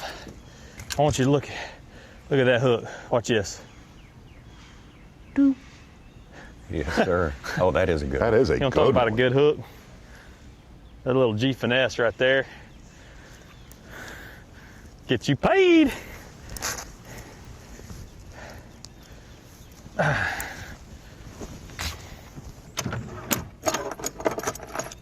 Oh, man, if we can just find a 5-pounder like that, we'll be in shape.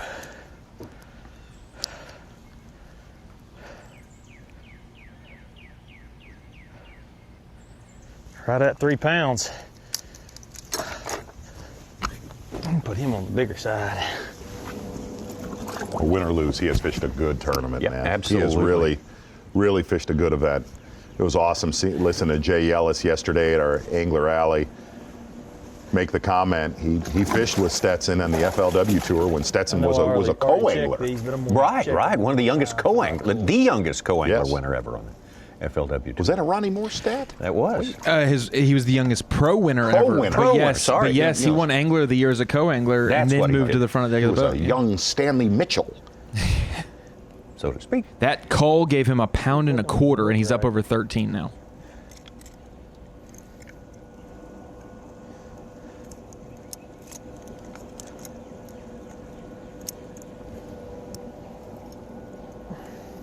Good call right there for Stetson Blaylock. You heard him. Blaylock. Got to get me a 5 now, and I'll be looking a whole lot better. A couple of 5s. Better than that, Micah Frazier.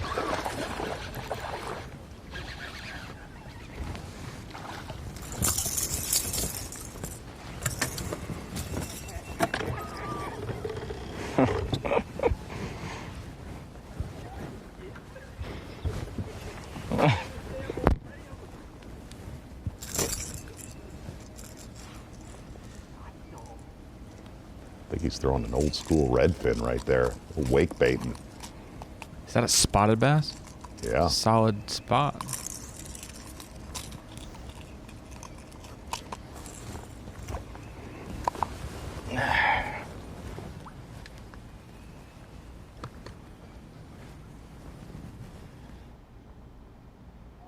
Back to our quad box. And pretty much from now till weigh-in has been when those really big females on that lower end of Lake Hartwell tend to set up. They get a little loose through the night, don't lock on the beds, generally till about noon, till about, well, from way until dark. Mm-hmm. And you can see it now. We got more light than we had an hour ago. The sky's still got clouds on it, but they're a lot thinner. On Bass Track right now, Stetson Blaylock would need 20 pounds even to tie Brandon Cobb. He's at 13.2, and he's down by 6 and 3/4. We can't say that's impossible. We've seen it done this week. That's provided Brandon Cobb agrees to just quit right now. Looking for him.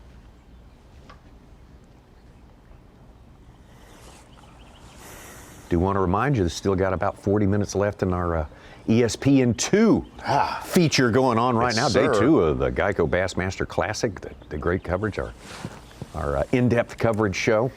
Show you a lot of stuff there. Gonna check that out a little bit. Feel absolutely free. The live mix as well going on right here. Alternative to what you're seeing on Bass Live.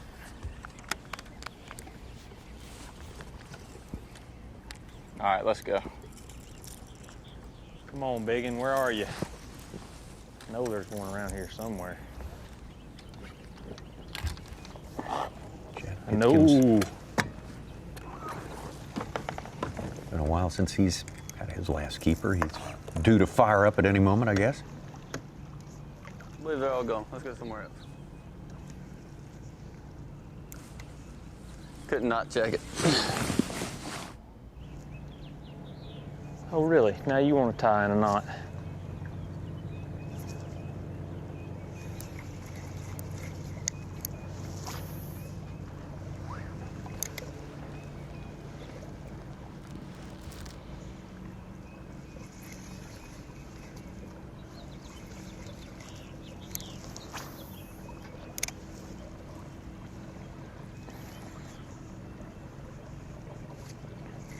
Hartwell, like so many of the lakes Stetson Blaylock grew up on, fishing around northwest Arkansas.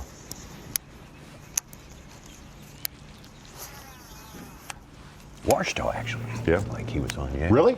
Yeah, he's Central Arkansas. Oh, I got you. Bentonville, and he's from Benton, which is right here around Louisville. He's from about 20 minutes away. I like to say he's from northwest Arkansas. That's what I like to say. What I like freedom to do what that. I am absolutely spot on. One of the perks of working here, you get the complete freedom to do that. That's what I do. Yeah. Gosh, I don't know whether to Extremely look at some of similar these to little Washita, bays too. or to keep Oh, running yeah, pockets. Thinking maybe there might be a bigger one in one of these bays or something.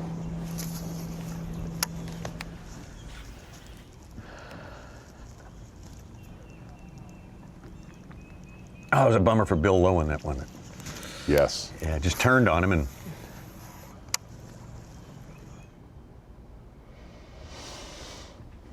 You know, Tommy Sanders, I said this yesterday. Yeah. We have truly been challenged to raise our game. Okay? Correct. And this morning, the Power Pole replay of the day, you cannot put, literally, if you're just tuning in to Bassmaster Live, and we're going to get some quality by the end of the year into this studio to provide entertainment. Pop, here it is. Yep. Watch. Now check it out. Hello. Yep, There it is. We are going to get a young man named Tony Costello who plays the guitar, does a lot of work for us here at JM Associates. Sure, yeah. Okay? Yeah. We're going to get him in here to play a fresh rip over this bite right here. Look at that. Oh my gosh. It's almost like that fish gets more melancholy as the power. He takes just a little time to mouth it. Him. Yeah. Him or not yet? Ron? I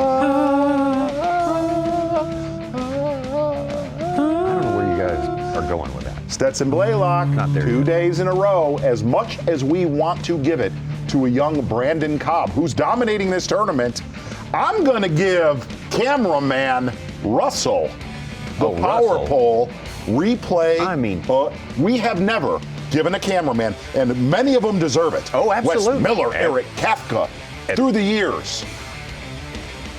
Perfect framing, perfect tack sharp focus, and be in the right place at the right time. That's the cameraman's secret. Hey, Stetson Blaylock. Hey, One Gear Russ. You know who you are? You are the power pole replay.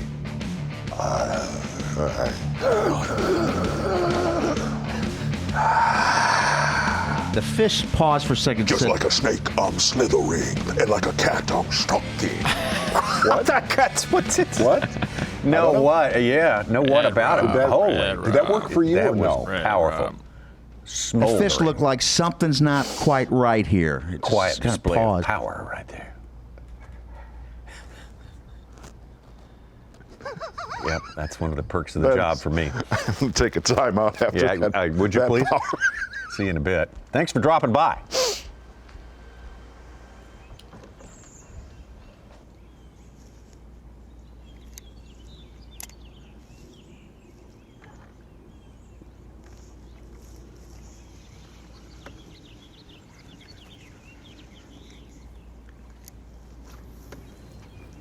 See the open water, the lower end beyond Stetson Blaylock out there. That was fun the other day anyway. It's crazy, and they were everywhere. Davey referred to what Chad's talking about a little earlier today. Found himself one of those guys who found himself on one of those selected places where that herring spawn is popping. Come on, big girl.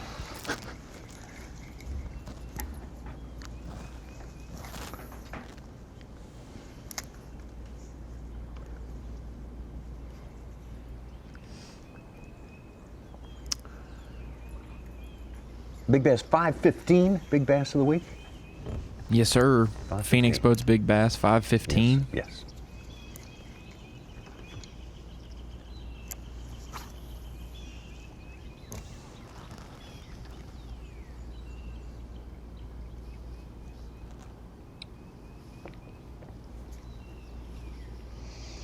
Just trying something different, getting out here on these flatter clay points that's not in the back of a pocket, just to see if that makes any difference on a bigger fish. But so far, I haven't seen any.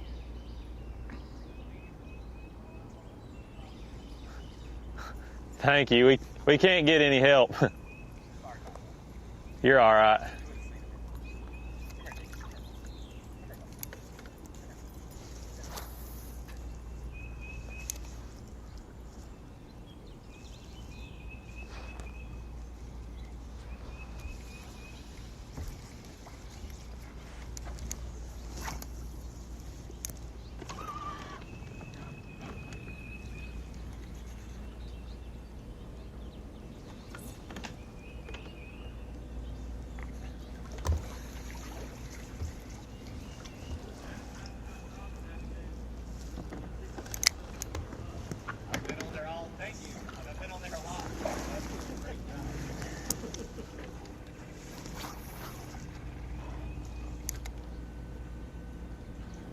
Temperature mid-60s right now out on the water.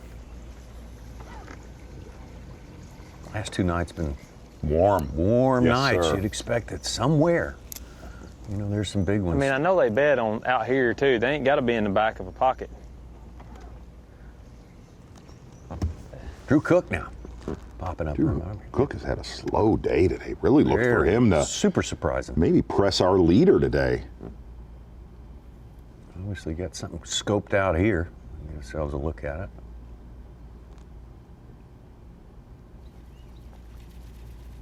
See that bright green spot? That's what he was talking about. Right in the crotch of that tree, you can see him. That's what threw me off sight fishing with you. For smallmouth, it's the opposite, where it's not a bright spot, it's like a dark spot. Depending on where you're at for smallies, yeah. A lot of times, oh my gosh, that was awesome.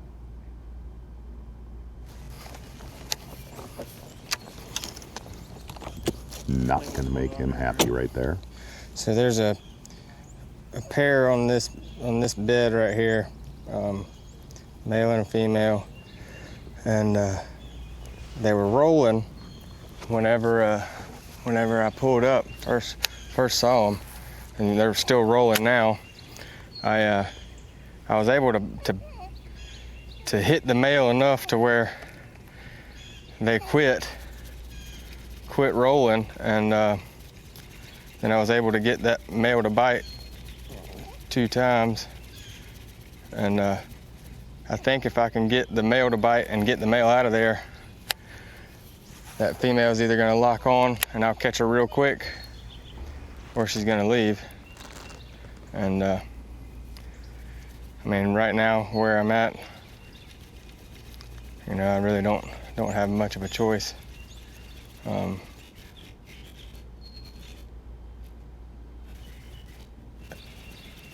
If she'll stay up there, if they'll,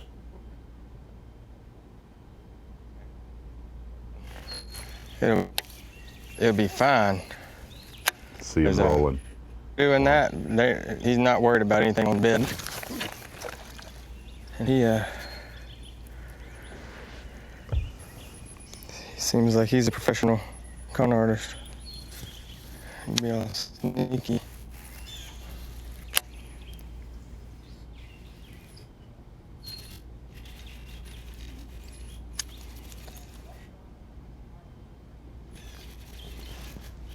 When that female not up on there, that's all he's really worried about. He really care about anything. When that female's not up, then he's not up there. All of his attention's on that female, and you see him rubbing and rolling around and biting her.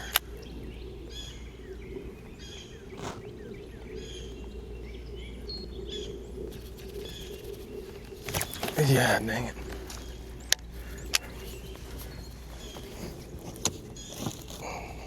Drew Cook throwing a big bait, fighting frog, tilapia magic color.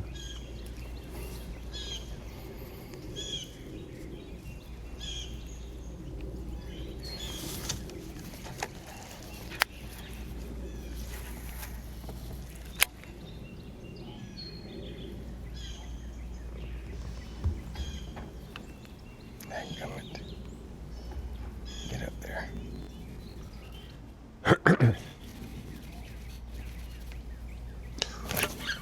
Got him.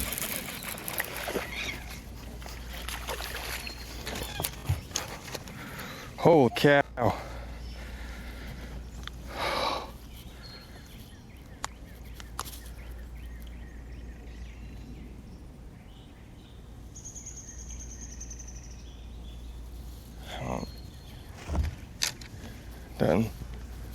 Doesn't look like she's gonna play ball game. But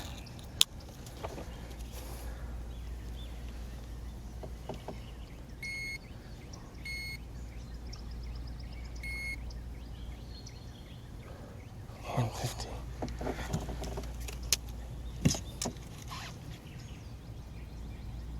Gonna be the 4th fish, I think, for Drew Cook. Number 4. Number 4. Ooh. Next one will be a important money fish for him to get his limit. He's in jeopardy of losing both the AOY lead and the Rookie of the Year lead, and the bonuses that go with him at the end of the event. Right, he's got the ladies man Doesn't out of the look way. like she's gonna play ball. Get the female to go here. Be interesting. But there was no way that I could have got her to bite first.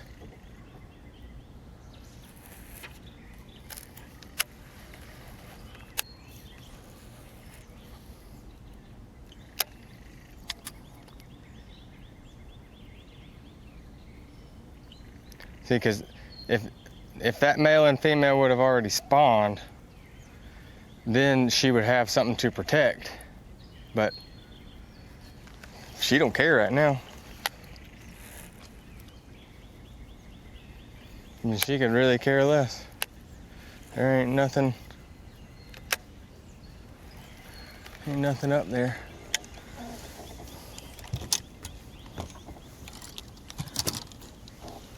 I gotta make another daggum wacky rig. Wacky worm.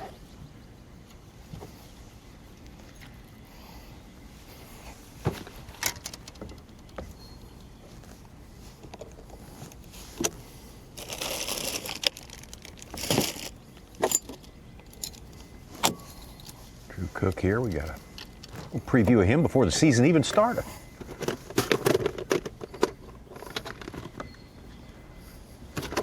Fishing our bass brawl. Zona Live special presentation. It was an extravaganza. It was that. I mean, top start to finish. Boy, if you're aspiring to be a good sight That one fisherman, that blew up on the other side of the dock. this week was definitely for you, listening to Drew Cook.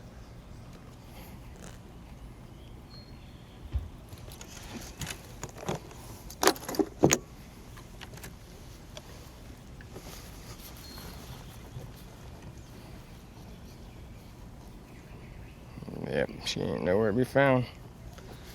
Forgot my daggone nail.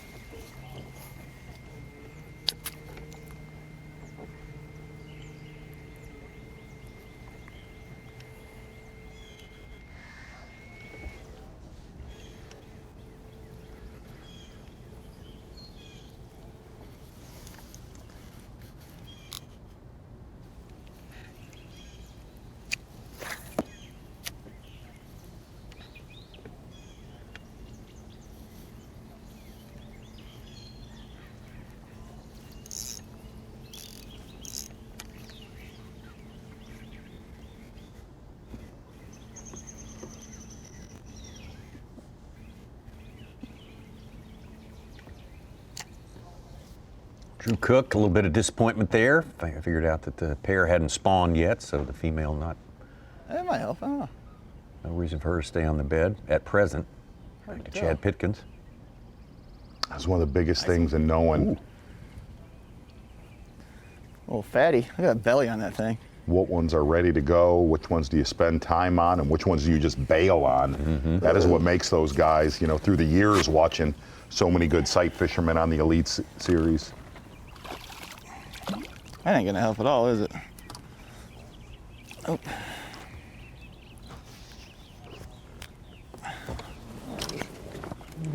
Yeah, I don't know if she's gonna help. It's a nice little fat one, but.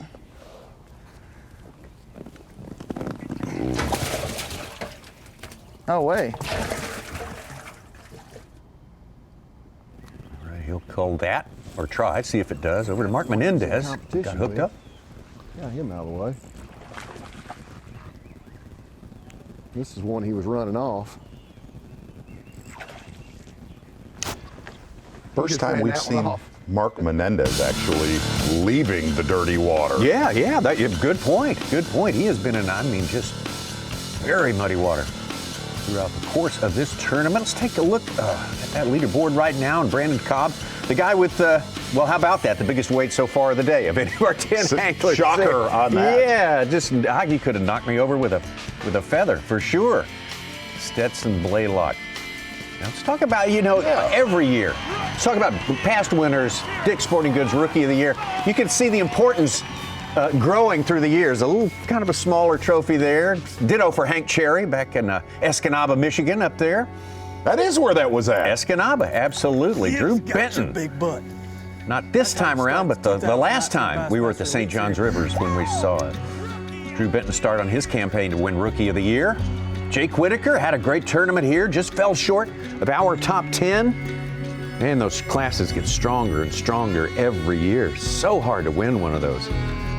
Take a look at your Dick's Rookie of the Year race right now. Some big names playing around at the top right there. Drew Cook, Patrick Walters, Brad Watley. Trust me, I can tell you Brad Watley and Lee Livesey are ready for these tournaments to get closer to Texas. All right. Patrick Walters, pretty much like Brandon Cobb, a very, very impressive young South Carolina angler who's going to play big on the national stage.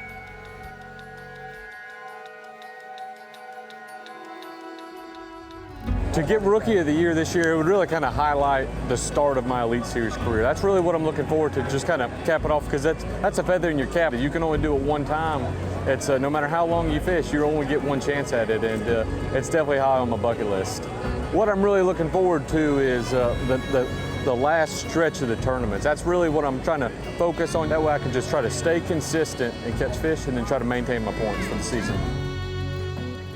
Let's have a look at 2019 Toyota Bassmaster Angler of the Year. That race is very, very tight. Look how tight those top 4 anglers are. Drew Cook just a single point ahead of Brandon Cobb. Patrick Walters himself right there, couple of points behind them. Scott Canterbury in it too. Exactly right, and as Ron Moore says, you better keep your eye on young Patrick Walters next week at Winyah Bay. A lot of history, a lot of victories there. All right, a great race shaping up. We talked to Chris Johnston as well a little earlier today. Talked about the importance of not having a bad one. We're having a good tournament here. We're going to come right back with Bassmaster Live. Yes. The Bassmaster Elite at Lake Hartwell is brought to you by Minn Kota, Abu Garcia, Berkeley, Humminbird, Mercury, and by Toyota. Your time on the water is precious. You return season after season to make unforgettable memories. Fight a few fish, reconnect with friends, and recenter yourself. If you count on having this time, you need an outboard you can count on to power it. That's why boaters stay with Yamaha for the long run, for life. They know reliability starts here.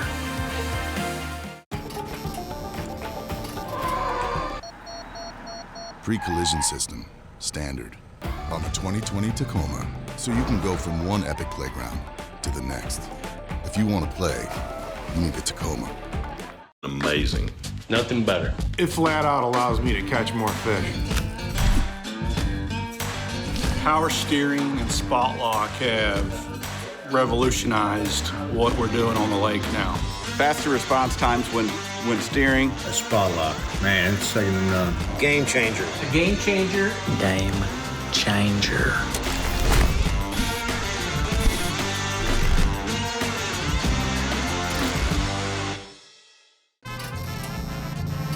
What do a taco and a taco truck have in common?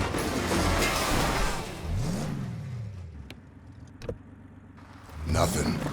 If you want to play, you need a Tacoma.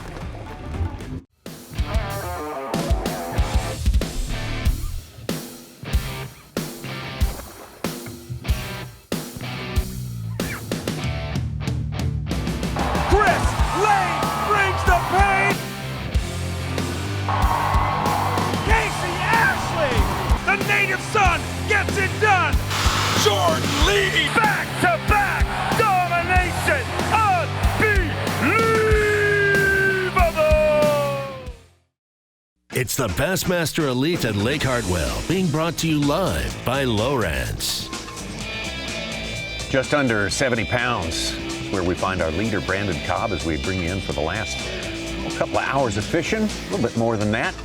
You're on Lake Hartwell, third stop of the year for the Bassmaster Elite Series. And 70 pounds, that's a mark that, well, not everybody was saying we'd get to this week. It's fair to say, before this tournament, really looking at a... Wait, there's word right now. I think we've got some bonus Rapala Live Watch with our guy!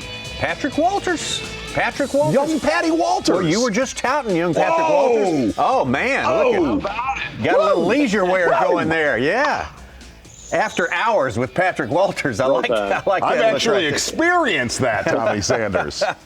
Hey, let's get some info. Let's get some intel Patrick, for next week. You're watching the Classic right now. The great look, the whole thing, the ensemble. Talk to us about next week and your thoughts.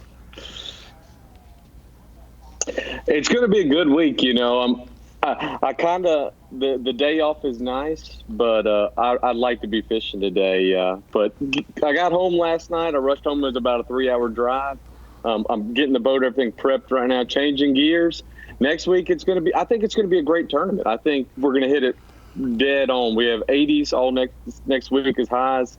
I think the fish are going to be spawning, to tell you the truth. I think we're going to be looking at them a little bit. I don't think it's going to be big of a spawning tournament as Hartwell was, but I think there's going to be a lot of fish caught, and we're really going to be able to showcase the Winyah Bay area in Georgetown County. Young Patrick Walters, if you can, give us some, let's play the game. Let's pull the curtain back. We do that all the time here in the Bassmaster studio, young man. What do you think about weights for next week? I think it's going to be very close to Hartwell weights, except it's not going to be as consistent. Not everybody's – there's not going to be the 13 pounds. Everything. I think it's going to be 17 pounds a day to win. I think to make the top 10, you're going to have to – it's probably going to be around the – I'm going to say 42-pound mark after 3 days to make the top 10. And to get the top 35, I'm going to go with probably about the 26 pounds again. Patrick, I'm a big fan of horror films. You look like Hannibal Lecter in the last scene of Silence of the Lambs with that hat. Now, come on, that's a little bit of a stretch, isn't it? Just a touch of a stretch. Hey, it's always an adventure out there. You never know what. That's why we're breaking in the boat after last week. You got to keep them honest. Absolutely. Hey, Patrick, let me ask you, the Cooper River, big time player. I don't know how big a player it's going to be this time around, but that is a unique place. There's a lot of features on that Cooper River that you just don't find in the average ordinary waterway here in these United States. It's interesting and it's challenging, isn't it? It really is. You would think a place like St. John's would set up very similar than the Cooper River does, but it really doesn't for some reason. There's a lot more depressions and little ditches, and it plays a factor a lot more because it's got that rich, fertile lake water coming out of it, so it's always clean, and it's got grass. It's consistent. There's a lot of other rivers that are going to play over in the Winyah Bay area this time because they've been flooded for the previous couple months, but they've just now got to normal water level. So the fish they've been untouched. Nobody's been fishing for them. Nobody's even been fishing. Those fish haven't seen a bait in a good little while, and they're ready to eat. Patrick, something interesting, of all the years that Sanders and the whole group, Davey and Such and Ronnie, we always talk about Angler of the Year with guys that are in the running, and a lot of guys don't like to talk about it. You are the exact opposite, and you've been outspoken. You absolutely think about it and want to talk about it. Well, if you're not thinking about it, you're a liar. Everybody's thinking about it. They just don't want to talk about it because they don't want to jinx themselves. But the main thing is we're all there.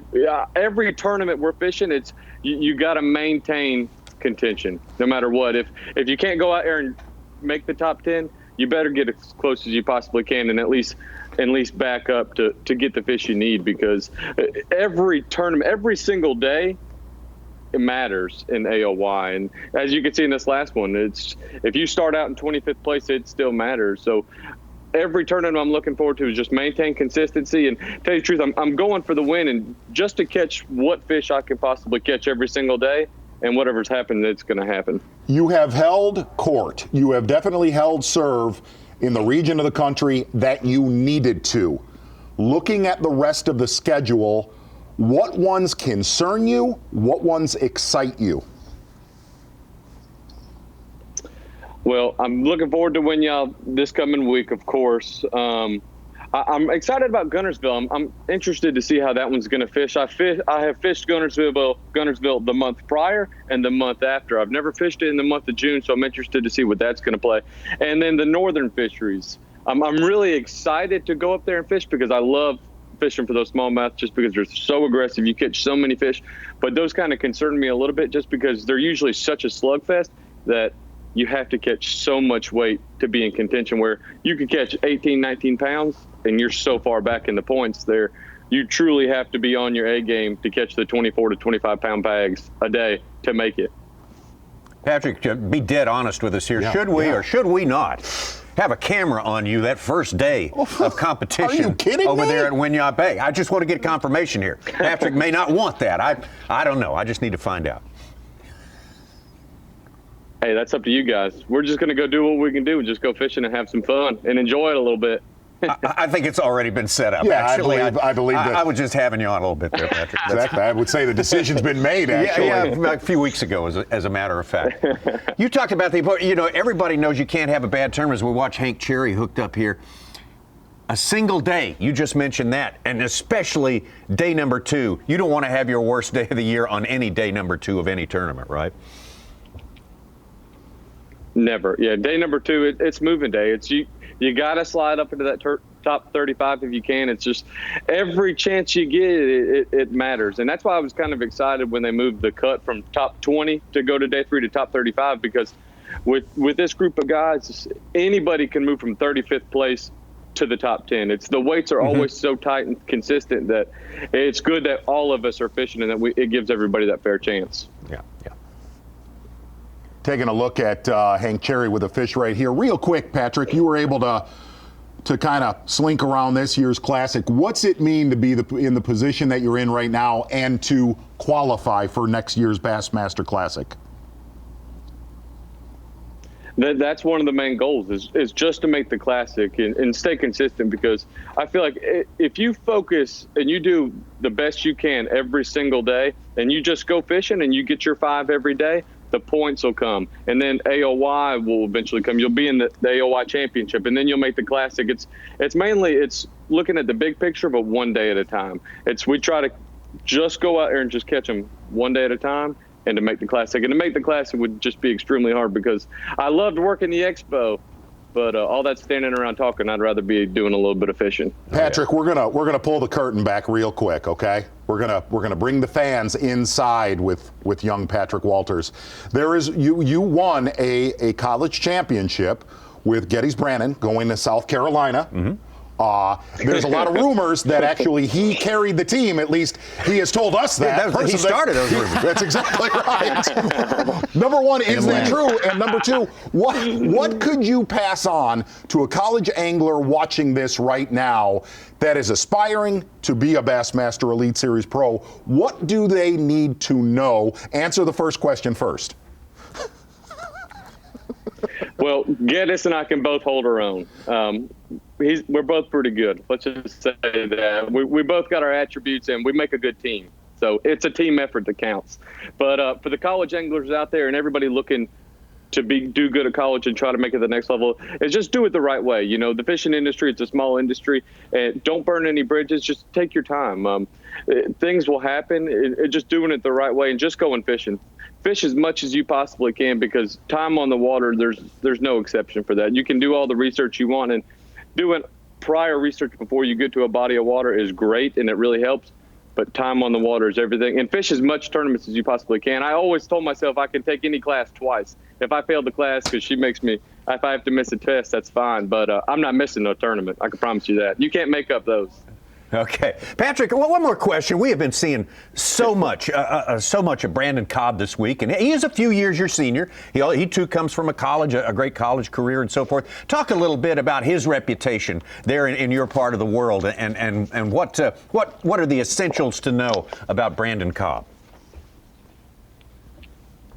Cobb is a great dude. Cobb is he's the best as they come. He's always got your back. He's got a hand out for you, and tell you the truth, the bait he's throwing was the same bait I was throwing. It's a Zoom fluke stick. Mm-hmm. And I only had 3 packs, and I ran out during the tournament, and he even gave me 2 of his packs, and he was leading the tournament. So he's always there. He's got your back. He's went to Clemson.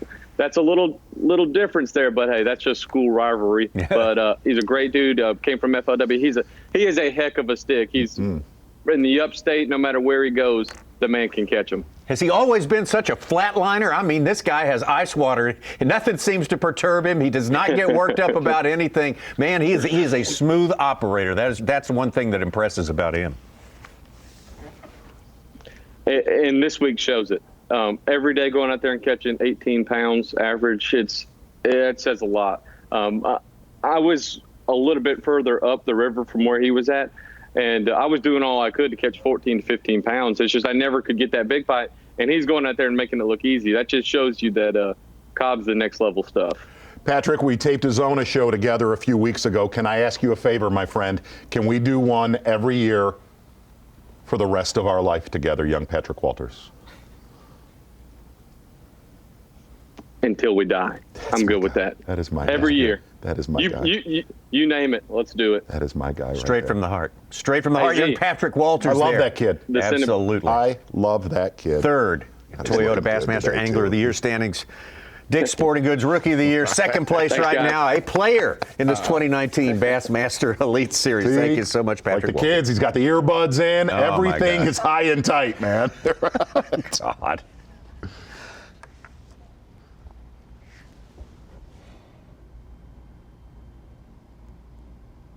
That dude is a fisherman. Is he? Did he impress you a lot when you were out there with him? He is a fisherman. Interestingly enough, he is, when he does interviews, he's very laid back. Patrick Walters is a pinball. He is a very, very hyper Wound human. up tighter than a drum. Wound up, cool. It's weird. He's kind of possesses both. Yeah. But he's wound up. Yeah. He is wound. He's results oriented. I can sort of get that impression. I would say for sure. results oriented Yeah. is spot on. Interesting, when I hung out with him, he would finish every statement with Roll Tide. And I said, didn't you go to South Carolina? And he's like, well, yeah, but I mean, just Roll Tide sounds cool. You know what I said, I do know what you mean. Roll Tide. He won the Red River Bassmaster Open last year and then came so close to beating Ott Defoe at Douglas to end the other. He almost won two of them. He had the lead going in the final day, and it got tougher, but yeah. Almost won 2 Opens. Yeah. Yeah. He actually qualified for the Opens championship in both divisions. Wow.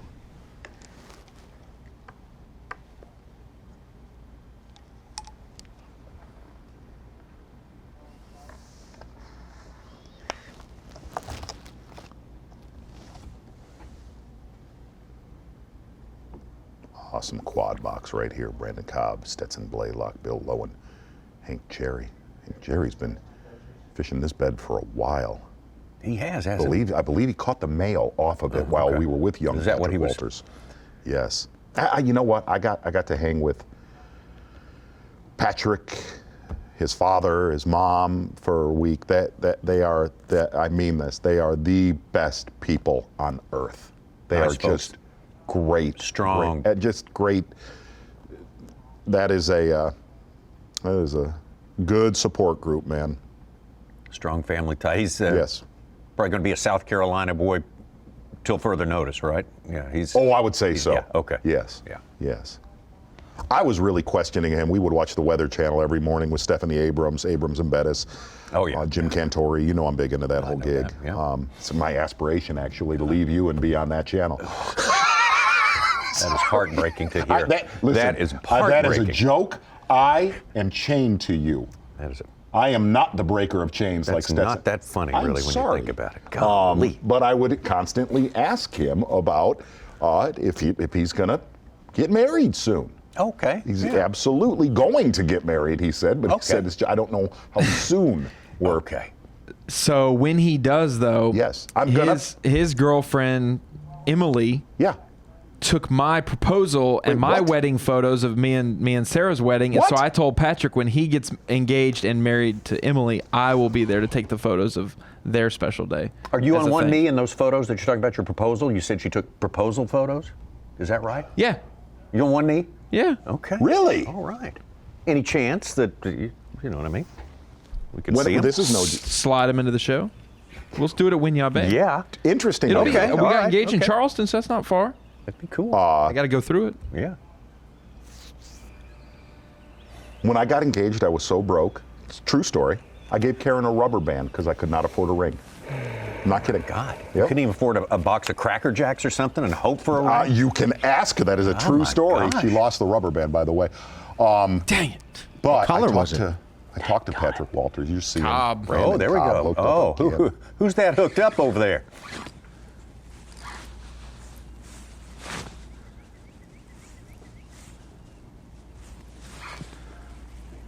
Come on now, you ain't that big. How long was Karen obliged to carry you financially after that proposal? Till 3 years ago. Okay. She ain't that big. That should be 21 years. She ain't near as big as I thought she was. She'll call. He is big enough to put this thing away. To put an explanation point on this tournament. This last one was a 3-2 to give him 15-10. Oh my gosh. Don't do that. Yeah. Solid. Dude is going to win his first Bassmaster Elite Series trophy this afternoon. No doubt. In the mouth. All right. Caught all 3 of them off the bat.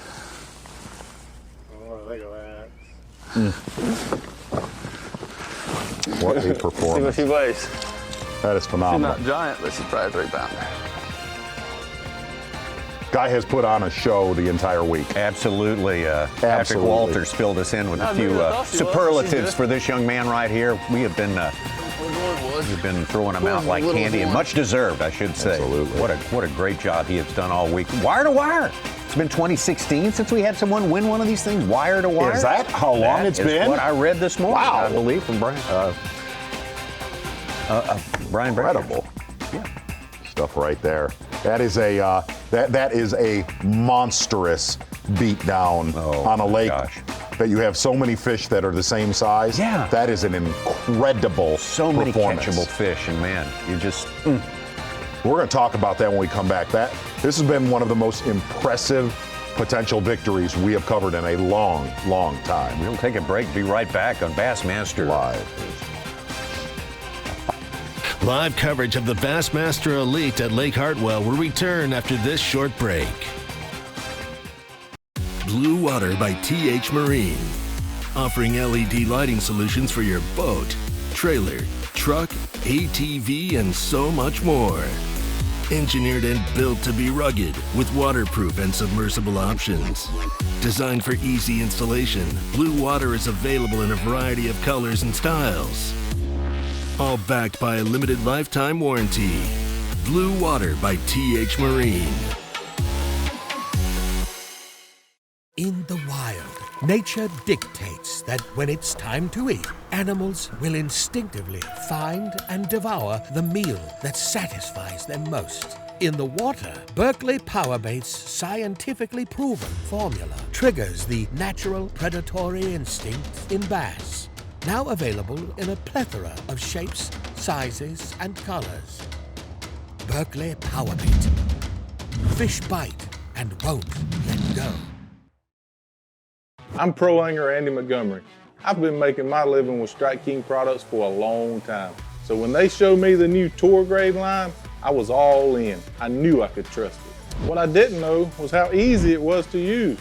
With the spooling tool and the prepaid envelope to recycle your old line included in every single box. Not only is it the best line on the market, it gives you the easiest fishing experience possible.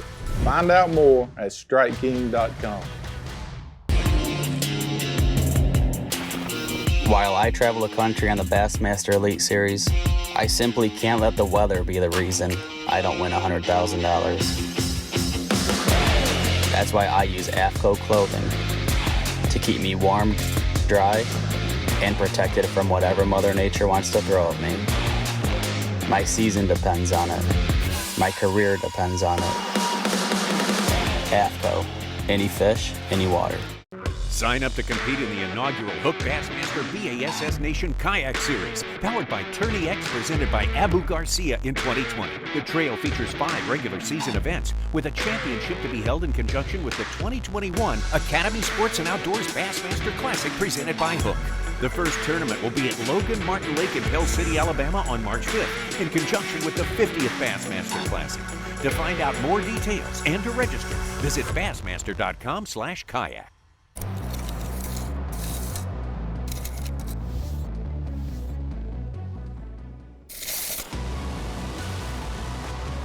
This reel allows you to cover more water, make more casts, giving you more opportunities to catch more fish. The new Revo Rocket, Abu Garcia, for life.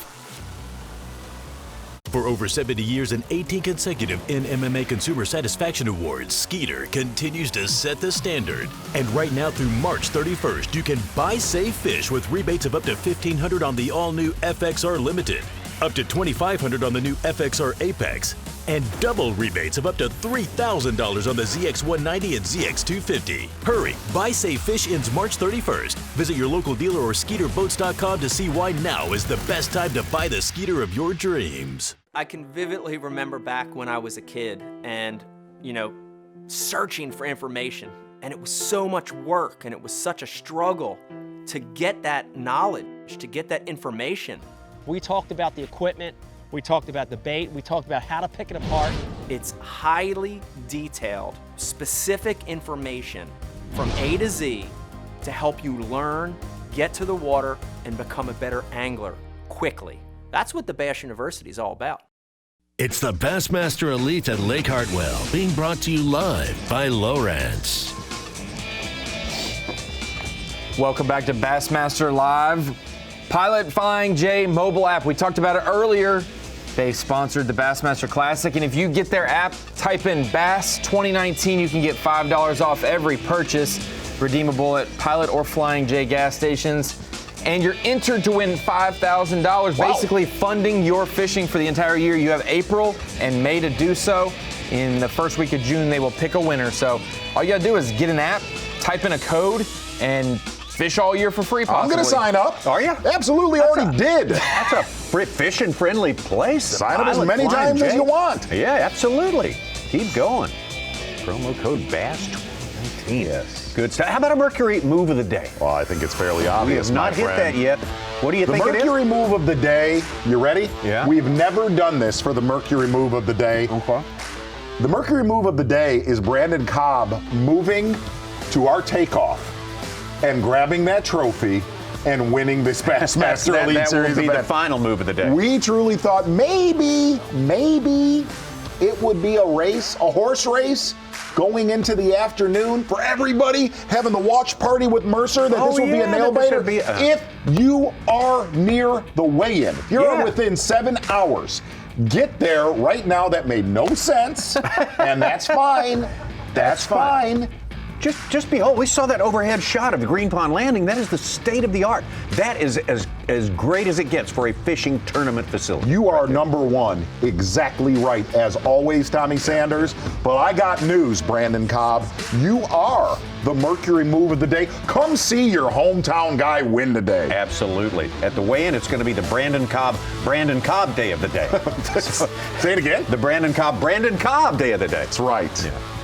And deservedly so. We watch a little cavalcade of mastery there. I'm still not going to give him. I am not going to give him the power pole replay of the day, though. No, he's not going to happen. Unless something miraculous goes down between now and weigh-in. Look, you can't win everything today. Well, maybe you can. I don't know. Well, I don't know. It's going to have to be something miraculous to beat what we have racked up at the top of that list right now. Brandon Cobb, every single day of this tournament, has really fished in one region of Lake Hartwell, and he has been flawless. Execution, game plan, bait selection, you name it. And here's the thing. I'm going to say this again. Said this before the break. For the amount of a lead that he has this time of year, not a pre-spawn tournament. This is a spawn. Whenever you have a spawn tournament and you have a post-spawn tournament, generally weights pretty close. You know what I mean? What he has done here, for the amount of a lead that he has, that is enormous, man. Yeah. This is the Mercury move of the day. Of the Brandon Cobb Brandon Cobb Day. Still National Brandon Cobb Day. It going on, Tommy Sanders? Watch There's the catches. Through the days with Brandon Cobb. And yeah, you're right. I mean, this is not a where somebody finds a pile of fish and sort of cloaks himself around it and runs away. You can't do that this time of year. There's literally been some of our leaders fishing right around the corner from Brandon Cobb the entire tournament. I mean this. We have seen absolute, positively flawless performances, and we manufactured as much drama as we could earlier today, much to not pedaling as hard as we could, but to no effect. But seriously, that young man has been completely flawless all week long, game plan and execution. Tsunami. Hey, Ronnie Moore, at the screen of knowledge. I'm sorry, I didn't even notice you there. Ronnie, you snuck up on me. I did sneak up there. The only thing, Tommy, probably that could get Brandon Cobb the power pole replay of the day is if he would maybe catch the big bass of the tournament. It's the only thing he really hasn't done so far. I still wouldn't do it. You don't think catching a 6-pounder would do it to seal it? But these are going through each day of competition. We've seen a couple 5-pounders each day at weigh-in, but these were the biggest of each day. Brock Mosley started the week with a 5.9. It got bigger on day 2. We saw a 5.10 from Lester, but 5.13 was the biggest for Grow. And then yesterday we saw on live Stetson Blaylock's 5.15. Those are the 3 biggest bass of each day of competition. And then the biggest bags of the tournament. We talked about it a little bit earlier. Brandon Cobb owns 3. His day 1 through 3, are all inside of this top 10 biggest bags. Right. Obviously, Drew Cook busted 20 pounds. LeHue and Cobb had 19 and a half or so. And then Stetson Blaylock's 19.3 yesterday.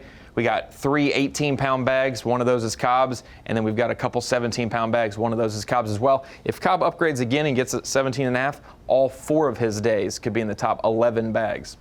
All right, let's take it out, Ron. Very, very nice. Stats, and we know you love stats. I know Such. Little mini Ken Duke running around. I think Such could do this for us, or Ronnie. Find out who the last person to win wire to wire on the Bassmaster Elite Series was. That'd be cool. That'd be cool to know.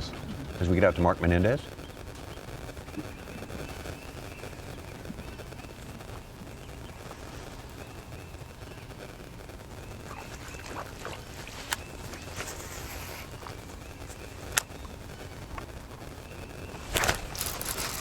Got hurt.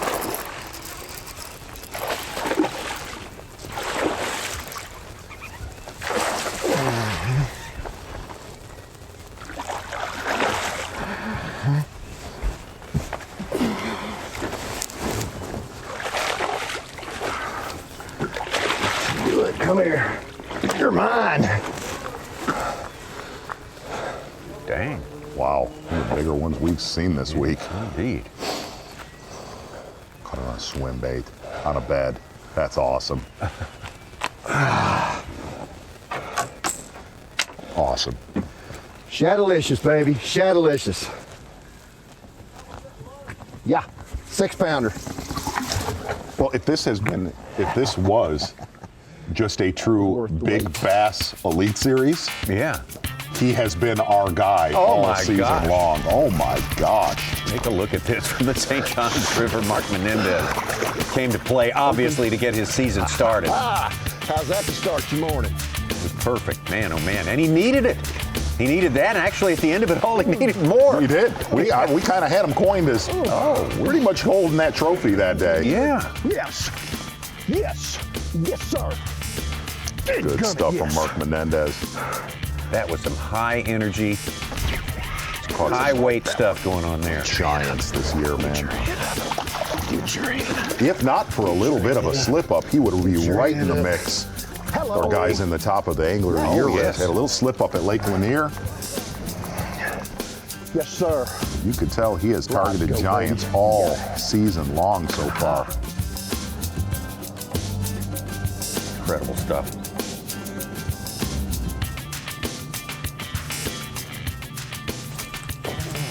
I couldn't see it. Amazing, isn't it? Right. Patrick Walters, I asked him, if you're gonna you get engaged, he said, would you, I got ordained, I'm an ordained minister. Would I be the minister of his wedding? And number one, do I even need to answer that? No, we know the answer. I've married the Zaldanes. That's right, that's right. The Shryock kids.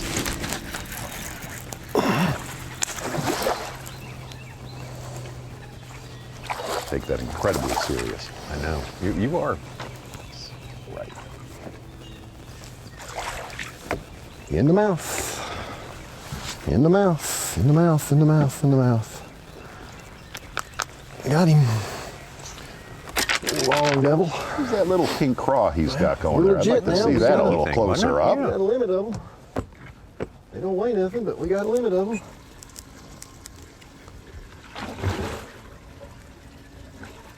That's 5. I told you that one was acting right. All right. The fourth one was entered as a 6-0.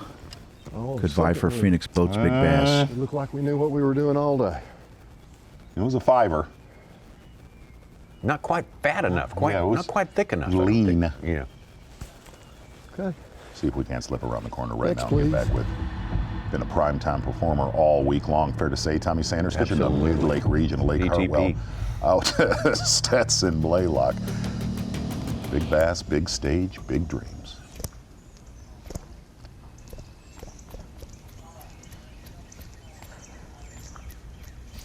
Look at that pollen on the surface. Wow. Ooh. That's him. That's him. Was that a frog bite? That's him. That was a frog bite. Yes, absolutely was. Oh my. Ooh.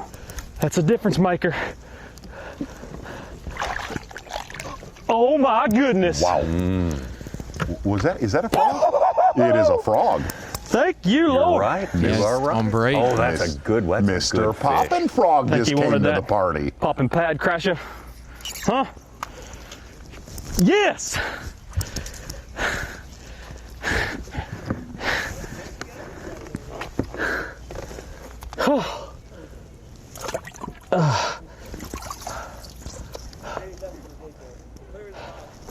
Wait on that one. Oh, it don't get any better than that. Now give me some. That was awesome. Woo-wee. Just pile that on top of his jiggly already inside. powerful He's building up What am I doing? I got a coal. a pad, so to speak. That's a good fish.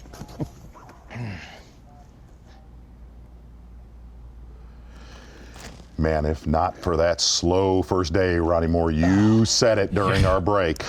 Started the event 33rd with 13.10. If he would have just had 16 pounds, he would have been right there. There he goes. Cute little fella. Hey.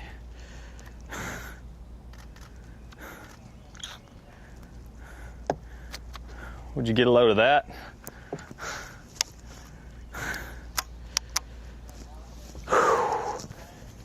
Great show. Great show. Tell me you got some of that on camera. Absolutely. I didn't get the blow up, dude. Yes, you did, friend. Oh. I mean, is that? Kind of. Well, enough something? to know. 5? I'd say right at 5. Yeah, Just that's a little 3-pound hair. call for him then. Wow.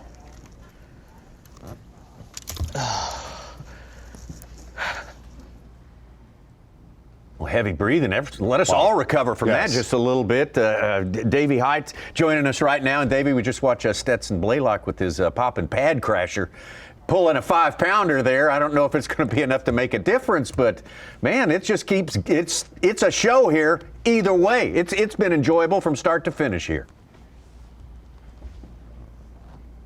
It's the gift that keeps on giving. It's the way I like to put it, Tommy. It's been incredible out here this week. The first day being one of the slowest, and then after that, it's just been absolutely incredible. But I've been with Brandon Cobb for the last hour and a half, 2 hours, and when he gets a certain distance up the river, I really don't have good service there with him, so I'm back down the lake. But just want to say congratulations to young Brandon Cobb. I mean, just what an incredible tournament, and this guy is is a real fisherman, the real deal. A lot of people already knew that, but a lot more people are going to know it after this week.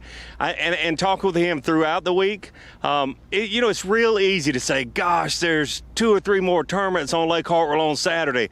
Well, instead of just complaining about it, he picked the area of the lake where he'd be farthest away from where that tournament was going out of. A lot of those people aren't going to, run 40 or 50 miles to get to a different part of the lake. They're going to fish more locally. Just things like that. And seeing him start off in the mornings, keeping the herring bite, the shallow points and that sort of thing, and even some threadfin shad spawn, and keeping that honest. The first day he did actually catch 2 swimming a white jig that we didn't have a camera on him then, but talking to him, he did that. But every morning he's been keeping some things honest that he knows is about to happen, but just isn't quite there yet.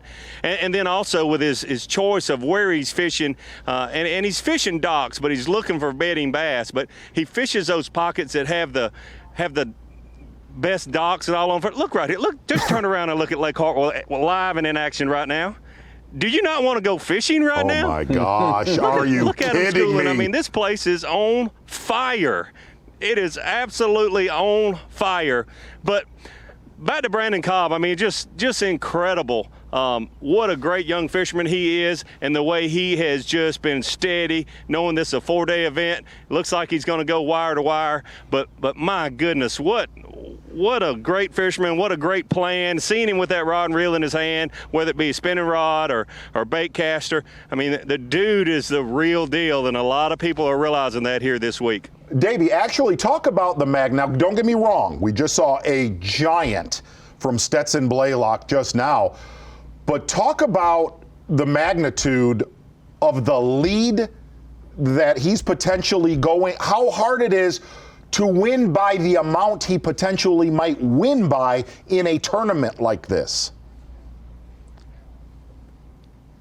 Yeah, Z, that's absolutely incredible because these elite fishermen are great. I mean, we saw the first day we had camera on a Clark Wendlandt, what everyone knows is one of the best sight fishermen in the world, along with a lot of other fishermen. You got Drew Benton, Drew Cook obviously doing well here, but for him to just start off with that lead and just basically add to it almost every single day. And I'm telling you, he's not just going to 100 waypoints. He's fishing, but he's just being so smart with what he's doing. I saw him catch his first big fish today under a boat dock, just pitching under there as he was looking, and he's finding new fish every day, and his strategy and what he's done is absolutely incredible. And typically a pre-spawn type tournament where fish are loaded up, if you find a mother lode and can catch fish off of one spot and you own that spot during the tournament, that's one thing.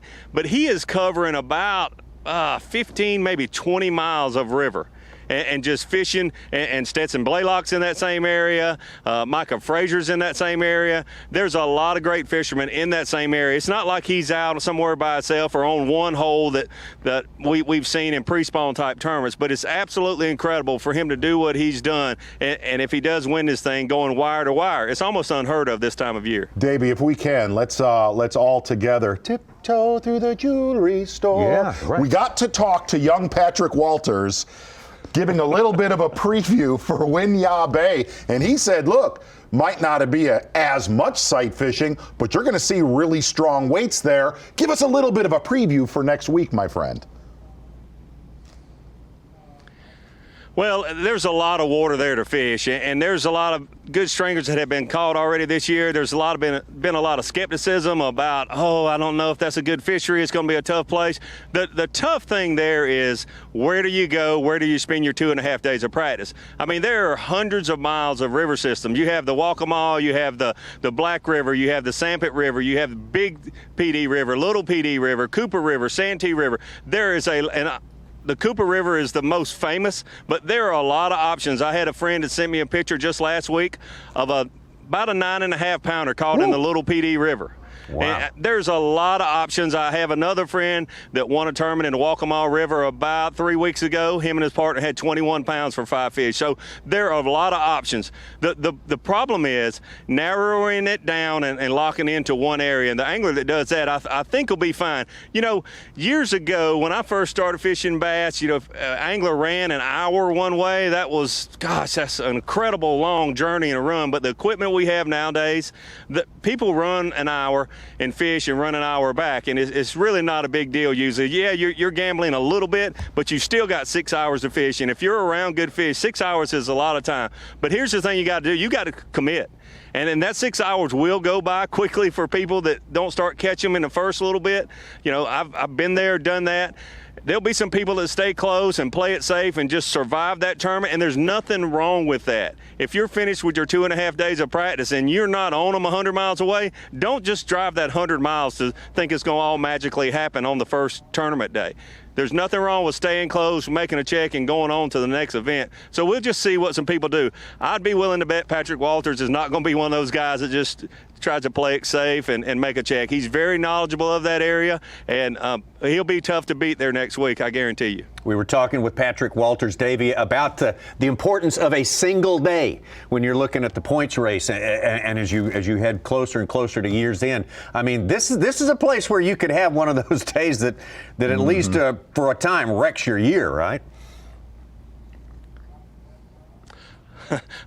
You asked the right one, Tommy Sanders. I've got a story that everyone knows about. The second day of that event there, when we were there just a few years ago, I ran up on a fluff mud bar and did not make it to weigh in. Did I have the winning stringer in my live well? Absolutely not. I had 8 pounds. I had enough fish in the live well to solidly make it into the third day and finish, a 20 to 30, maybe even 35th place, but not making it back that one day. I finished about 80th in that tournament. It cost me a lot of points AOY. It cost me the Bassmaster Classic. So every single day is important. There is no doubt every single day, whether you're on Lake Hartwell or the Cooper River, you've got to get back with a limit of fish. If you don't weigh in 5 fish, then you're really struggling. Davey, thank you so much. Absolutely. Some great insights into this wonderful winning effort by Brandon Cobb here, and you and Mark Zona are going to pass each other traveling. We are. You're going to pass each other traveling because Davey will come to the studio and Mark Zona will be on the water at Winyah Bay. So and we look you do forward not to want to that get too. that young man started on pluff bars. No, literally. no. I'm going to tell you, he has told me, detests them. Davey, thank you so much. Great job all week long. That is our own Davey Hite. He's brought it. He's brought it. As always, forever. He's the guy.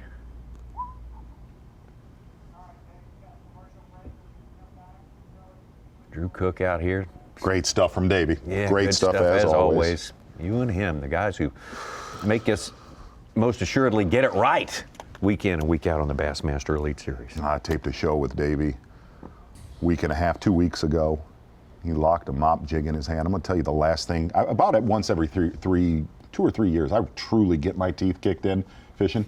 I'm going to tell you, he administered a beat down. And I'm going to tell you, he and the cameraman thoroughly enjoyed it. Did you sort of come back to consciousness and with a mop jig, There was that one vision time of a mop I jig in your head? levitated out of my boat. Sadly, I was back into the boat. Ugh. So I got your answer, Tommy. Last guys to go wire to wire in an Elite Series event. None last year in 2018. We had Kevin Van Dam at the St. Lawrence in 2017. And then we had 2 in 2016. One was Justin Lucas at the Potomac and Kevin Van Dam at Toledo Bend. Those were the last ones. Yeah. Been a while. 17 and 2 and 16. I see. Not an easy thing to do. Not an easy thing. I know what that music means, though. Well, it sure does. You're looking at the man right there, bud. Woo! Last hour and a half of fishing. Coming up here, wrapping up 4 days. 10 anglers out there on Championship Sunday and Brandon Cobb. Wow. I would love to see, if you looked at the anglers guessing the weights before this tournament, I would love to see how many of them guessed over 70 pounds. Yeah, or 75 pounds. That may be where it ends up. Hey, we got more to come. An hour and a half fishing time. We'll be back with more Bassmaster. Yeah, exactly. Live coverage of the Bassmaster Elite at Lake Hartwell will return after this short break. Your time on the water is precious. You return season after season to make unforgettable memories. Fight a few fish, reconnect with friends, and recenter yourself. If you count on having this time, you need an outboard you can count on to power it. That's why boaters stay with Yamaha for the long run, for life. They know reliability starts here.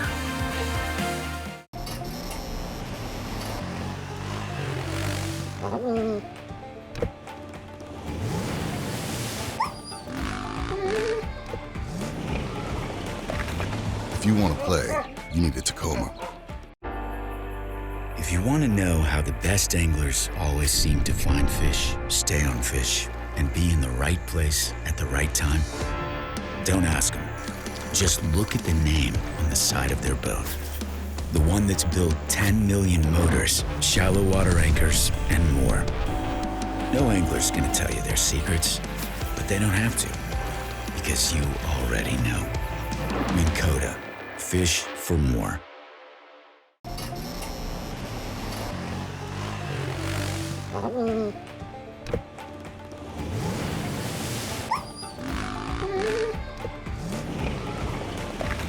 If you want to play, you need a Tacoma.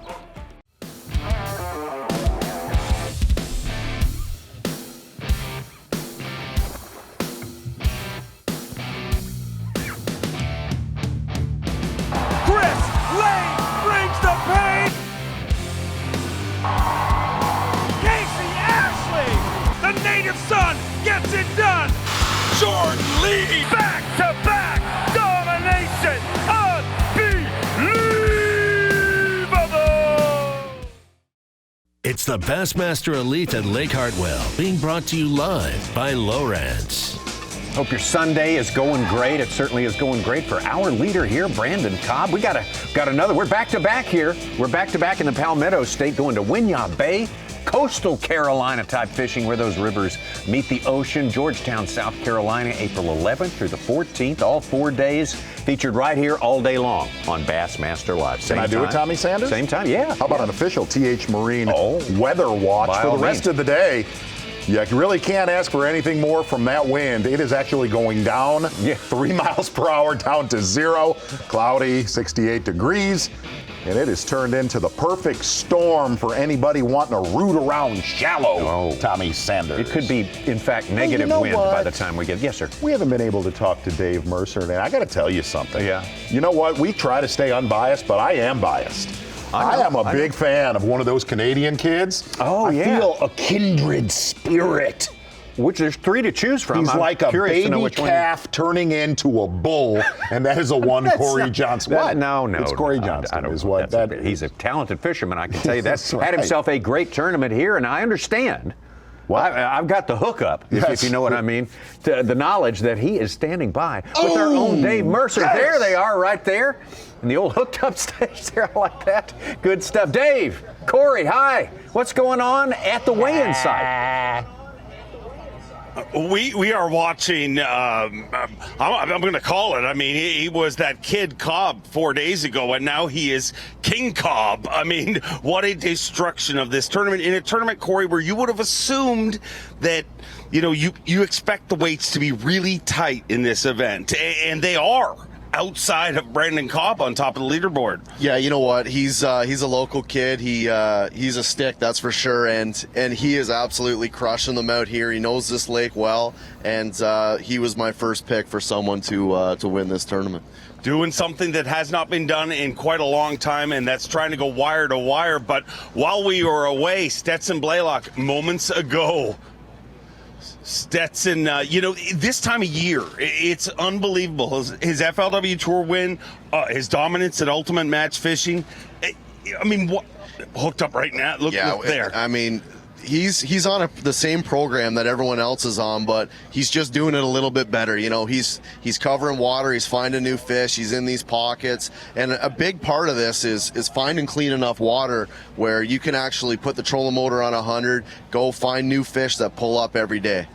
Stetson has his wife, a redhead, his children, very redhead, and their camera guy who's doing an incredible job. It may be the greatest collection of gingers ever in professional bass fishing because Russ has one of those raging red beards, but he is bringing it this week. Some of the best fish catches we have seen, and he's absolutely crushing it. And I mean, he's catching big ones. And that's the biggest thing out here on this lake is getting 1 or 2 kickers every day, and Stetson's doing it.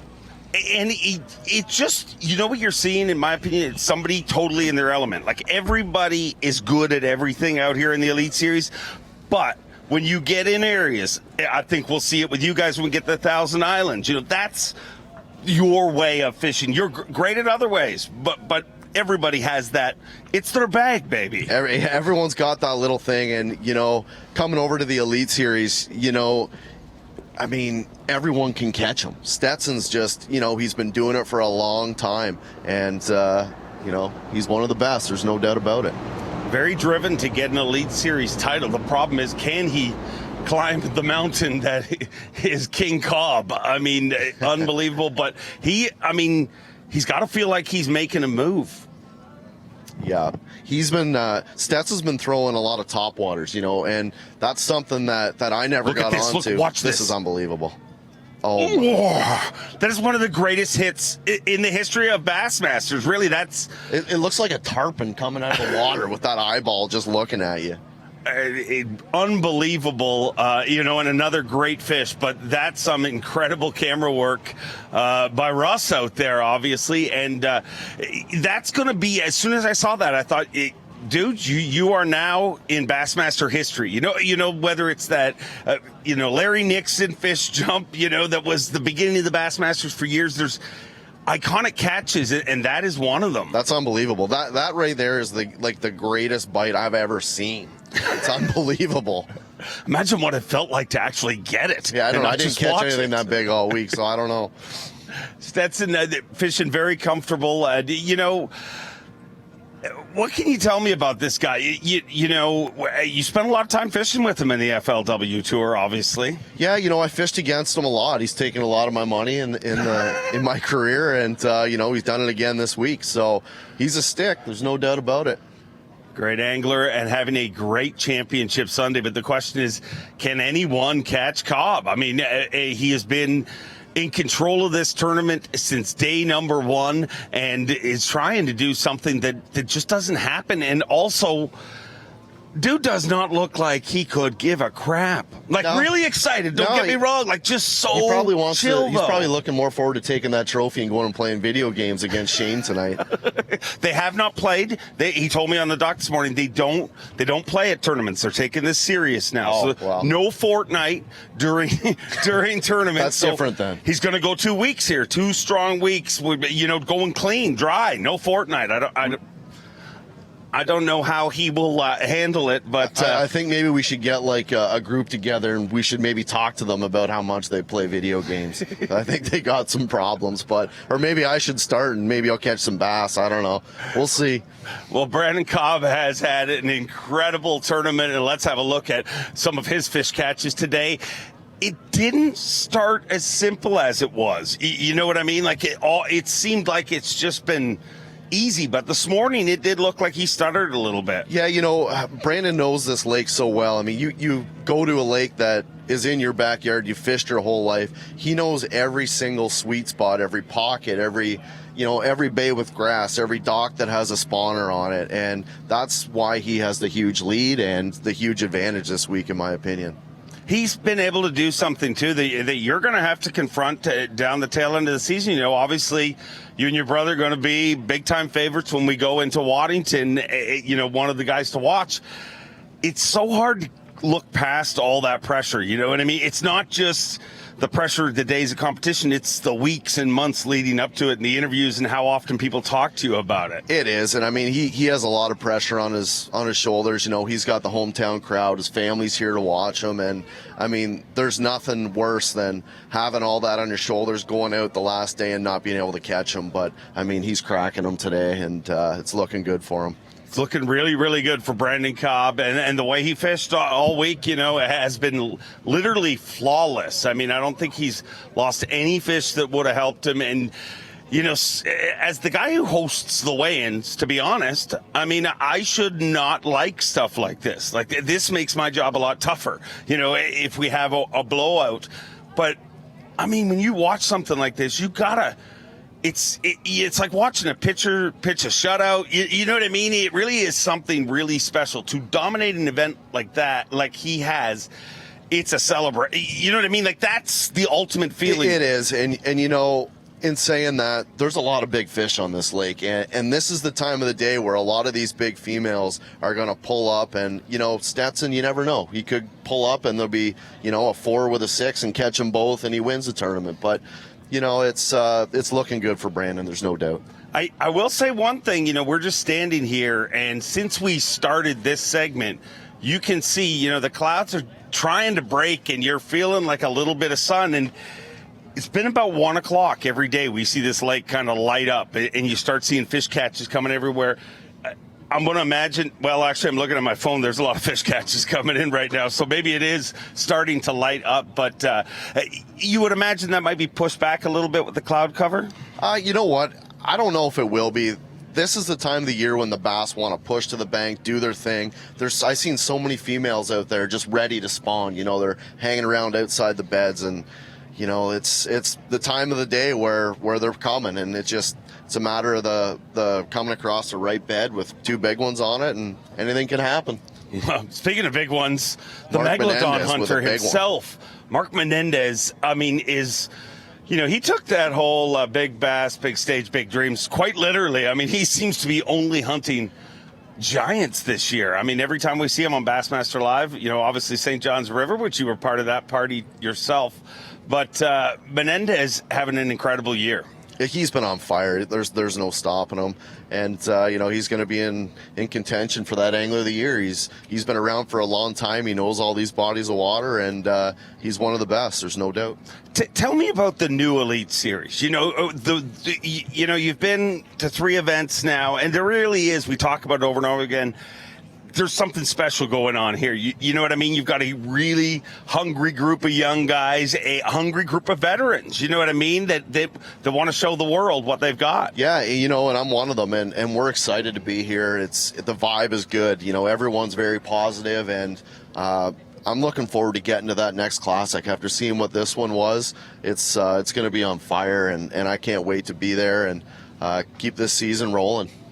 Watching Mark Menendez, this footage off the water earlier today, but a guy who we talk about Brandon Cobb going wire to wire. Micah Frazier might go wire to wire, just in second place from day one. He is sat a 2-way tie for second place on day one with Hank Cherry, but he has not relinquished that spot at all. He's not going to give it up. You know, another guy that's been around for a long time, can catch bass, very versatile, and that's one of the biggest keys of being good out here is being versatile, going to all these different fisheries, and you know, he's doing his thing out there, sight fishing by the looks of it, catching a lot of numbers and staying in that hunt. He really did, and he's not sandbagging. I honestly do believe him. He had a horrible pre-fish. Said he was on nothing and literally went pre-fishing day one of the tournament and has put this together. But I got to ask you this, in the current situation, when you look at how much this tournament has changed and how much these fish are changing by the hour, could that have played to be his biggest advantage, you know, not having anything to go to? You know, it definitely is. I had a lot of fish marked in practice, and I think that kind of hurt me a bit. And, you know, he's been running new water every day, finding new fish, not getting caught up on what he's seen, and just finding big ones. Some unbelievable stuff happening here this week. You want to talk about, you know, a lot of sports people are on the disabled list and that sort of thing. Chad Pipkins has one arm. Does that make you feel bad? I mean, you have 2 perfectly functioning arms. Yeah, and he beat me with one arm. I mean, I thought that was a thing that kids said. I could beat you with one arm tied behind my back. Chad Pipkins had surgery just a couple of weeks ago. He's got 7 screws and a bunch of plates and stuff in his shoulder blade. Had a hockey injury. Proving once again to leave the hockey to the Canadians. Yeah, absolutely. You know, maybe we'll have a hockey game one day at one of these events. I think you'd do good. I mean, outside of Pipkins and Zaldane, I don't know any of them that can get the rollerblades out. To be honest. Maybe have a little hockey game here. Speaking of rollerblades, what about Chad Pipkins' pants choice? Let's talk about it. I told him he looks lovely in those pink pants. He's got the worm match in his pants. He quickly corrected me and told me they were coral. Coral? Yes. Well, what color do you think his pants are? Salmon to pink. Somewhere in there. What he has done this week is honestly unbelievable. You know, and I talked to him about that on the dock, and he even said, you know, this injury might have helped me here because I had to slow down and work what I had in front of me. Another guy on the DL, Hank Cherry, battling laryngitis this week and having a great tournament, but he was one of the pre-tournament favorites. You had to expect that Hank Cherry would be in the mix here. Hank Cherry is always going to be in the mix here, and this kind of suits his style. And he's looking at him just like everyone else, covering a lot of water. And, from what I've seen, he seems to be throwing a wake bait. And that's one thing that I've never done. And, wake bait, mix in a few sight fish, and there you go. He's bringing them in the boat fast and furious today. Now, here's a totally bizarre bass fishing tournament story for you, ladies and gentlemen. Hank Cherry, obviously we have reported that on day 3, our takeoff was delayed 15 minutes because there was a traffic accident on the bridge which accesses this facility. So we had anglers behind it that couldn't get through, so they delayed takeoff. And when they made an announcement that there was some diesel fuel that got in the water, and they had a hazmat team there dealing with it, so anglers stay out of that area. I was standing with Hank Cherry, and he turned to me and he's like, "That's my area. I've been catching fish right there." So to be here on Championship Sunday after somebody dumped diesel on his fish is amazing. And that's why he's doing what he does, and he's fishing today. He's able to adjust. He's able to make those game time decisions, find new water, and still be able to be in contention. Yeah, Hank Cherry, a great angler. And look at Bill Lowen. I mean, Bill Lowen has been so close to an Elite Series win so many times. I think he's got 3/3. I mean, he's just been knocking at the door, and he's a guy that you don't look at and say if, it's when. He's going to win one of these. For sure he is. He's a shallow water kind of guy, and this out here suits his style, suits what he does. I seen that he lost a great big one at the side of the boat. That hurts him. You need to land those if you're going to win the tournament. And by watching this, he's on the right ones. He's catching big ones. A lot of lost fish this week. My theory is it's the time of year. What do you say about that? It's the time of year. I mean, these fish, like I said earlier, they're ready to spawn. They're ready to get up in the bank, do their thing, and all those females are coming.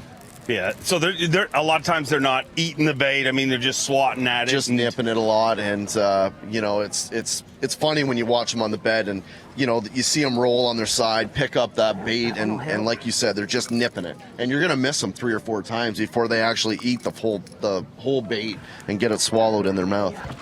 It's funny when you follow the Elite Series as closely as we do, and for as long as we do, you watch a guy like him and you see an evolution almost. And I'm seeing him, I started calling him Dollar Bill because he was incredible at always getting paychecks. But it seems like he's a lot more aggressive this year, looking for that title, and he wants to win. With good reason. Are we looking at the baby shark? Is that the baby shark? That's Shane LeHue. It is. Catching him on a buzzbait underneath the docks. That's tough to watch. Tough to watch. For those of you who don't know, why do we call him the baby shark? Well, Shane LeHue, you guys get to pick your own songs when you come out. Shane did not pick a song, so the DJs decided to have fun and play Baby Shark. And I mean, he is the baby shark. Look at him. He's like a little tiny mako. Poor beagle. That's what a tiny mako is. An aggressive one. Very aggressive. You fished against him for a while. Tell me about him. Shane's a great dude. Him and Brandon room together. Both of them great people. Good to hang out with, and excellent fishermen. As you can see, they're both in the top 10. And, Shane's very versatile. You can catch him anywhere we go. It's going to be a lot of fun to see how this all ends here this week. We started with 75, cut it down to 35. The top 10 went out today, and in a few hours from now, there will be one for the 3rd time this year. The Bassmaster Elite Series will crown a new champion, and the question is, can anybody catch King Cobb? Let's hear it from our folks that are here. Bassmaster fans, always the greatest fans. If you are in the local area, get down here. We're going to crown a champion, and maybe, we may be crowning one of the greatest achievements in this sport, just to go wire to wire in such an amazing event. Or we could see one of the craziest comebacks ever. What say you, Corey Johnson? What do you think is going to happen? You know what? Anything's going to happen. Cobb's got the big lead, but, there's some good sticks right behind him, and anything can happen if a couple big ones stroll up. Okay, enough about this tournament. Tell me about Winyah Bay. Winyah Bay. I'm excited, never been there. It's a big body of water, could be some long runs made, and there could be a lot of people falling the points and a lot of people gain points. Well, you gained points this week inside the top 10 in Toyota Bassmaster Angler of the Year points. Both you and your brother inside the top 10. It is an incredible day. Sun's starting to shine and fish are gonna start munching. Ladies and gentlemen, stay with us all the way to the end of the action. It is the third stop of the Bassmaster Elite Series, and this is Bassmaster Live. We did it! Yeah! Live coverage of the Bassmaster Elite at Lake Hartwell will return after this short break. Blue Water by TH Marine, offering LED lighting solutions for your boat, trailer, truck, ATV, and so much more. Engineered and built to be rugged with waterproof and submersible options. Designed for easy installation, Blue Water is available in a variety of colors and styles. All backed by a limited lifetime warranty. Blue Water by TH Marine.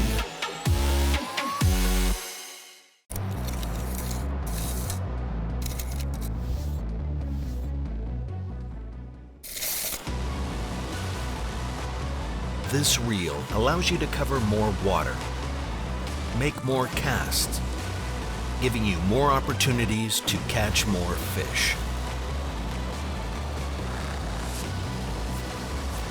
The new Revo Rocket, Abu Garcia for life.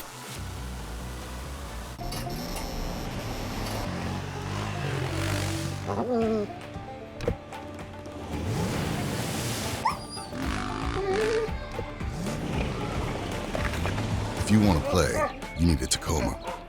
I'm pro angler Andy Montgomery. I've been making my living with Strike King products for a long time. So when they showed me the new Tour Grade line, I was all in. I knew I could trust it. What I didn't know was how easy it was to use. With the spooling tool and the prepaid envelope to recycle your old line included in every single box. Not only is it the best line on the market, it gives you the easiest fishing experience possible. Find out more at StrikeKing.com. While I travel the country on the Bassmaster Elite Series, I simply can't let the weather be the reason I don't win $100,000. That's why I use AFCO clothing to keep me warm, dry, and protected from whatever Mother Nature wants to throw at me. My season depends on it. My career depends on it. AFCO, any fish, any water. If you love bass fishing, then show your support by joining B.A.S.S today. With your membership, you'll receive every issue of Bassmaster magazine, plus $50 in free gear, including a membership tackle bag, B.A.S.S cap, plus more. Click now on this video to join today. In the wild, nature dictates that when it's time to eat, animals will instinctively find and devour the meal that satisfies them most. In the water, Berkeley Powerbait's scientifically proven formula triggers the natural predatory instinct in bass. Now available in a plethora of shapes, sizes, and colors. Berkeley Powerbait. Fish bite and won't let go. For over 70 years and 18 consecutive NMMA Consumer Satisfaction Awards, Skeeter continues to set the standard. And right now through March 31st, you can buy Save Fish with rebates of up to $1,500 on the all-new FXR Limited, up to $2,500 on the new FXR Apex, and double rebates of up to $3,000 on the ZX190 and ZX250. Hurry! Buy Save Fish ends March 31st. Visit your local dealer or SkeeterBoats.com to see why now is the best time to buy the Skeeter of your dreams. I can vividly remember back when I was a kid and, searching for information. And it was so much work and it was such a struggle to get that knowledge, to get that information. We talked about the equipment, we talked about the bait, we talked about how to pick it apart. It's highly detailed, specific information from A to Z to help you learn, get to the water, and become a better angler quickly. That's what the Bass University is all about. It's the Bassmaster Elite at Lake Hartwell, being brought to you live by Lowrance.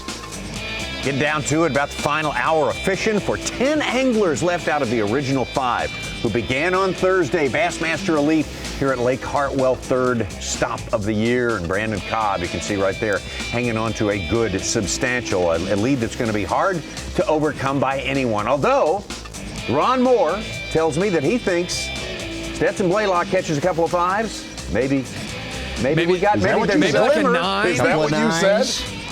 He's got a very good bag for being as far back as he is. He's got a great bag, and if you pull into another pollen-filled pocket, catch another 5 or 6, get you that much Corey closer. Johnston said the same thing. I just don't know that I'm like everybody at the watch party out there at the weigh-in. I just don't agree with you. I don't think that it's going to be realistic, but like it's not like he's struggling. Like he's putting a charge, and it's just Cobb's doing well as well. Hey, Ron, what do you say we get back out to the water right now with Mark Menendez in Bassmaster? Please, Tommy, finish it. Live. Thank you.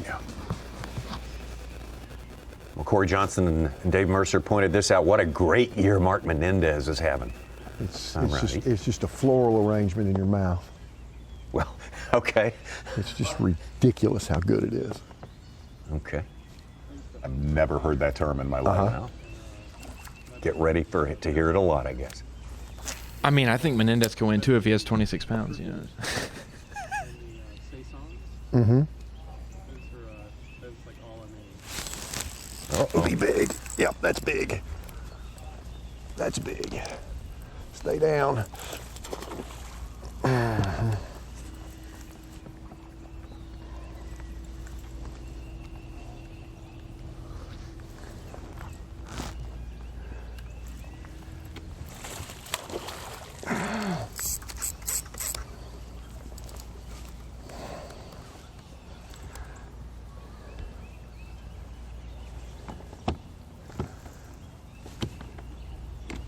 I honestly think this is the first time I've ever seen a fish catch with Mark Menendez on a spinning rod. You're right. Think about it. Seriously. Hard pulling devil. Where would we have seen that? Nowhere. Ever. Answer Seriously. nowhere. Be tired when you get over here. Great. Good get.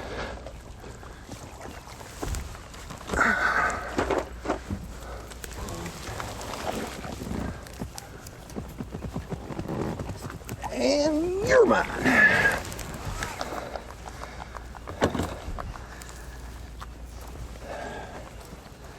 It just got real interesting.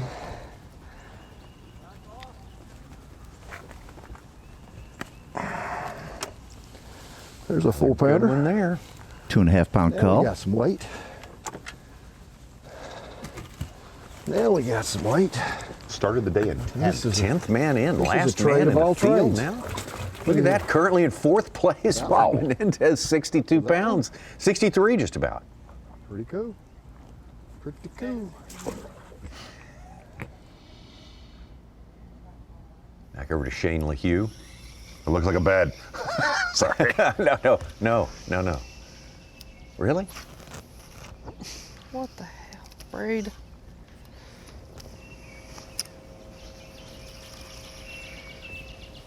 God, I had one. You could see that fish just came off the bed.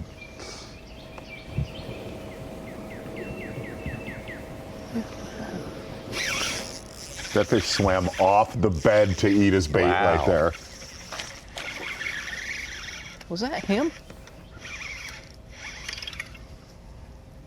No. That was awesome. You heard LaHue throw a little bit short right there, and that fish literally swam off the bed a little bit deeper and ate. Oh my God. Not a bad one either, boy.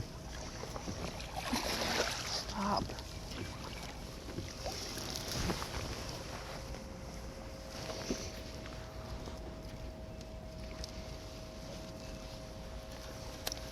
Every day at this time, this lake is on fire.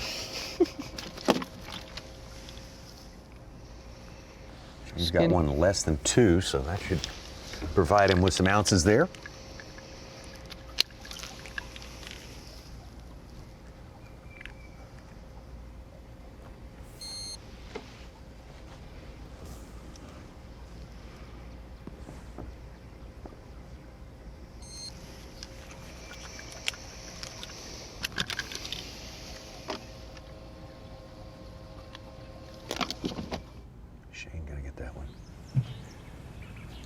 put in a live well. Let's go over to Micah Frazier.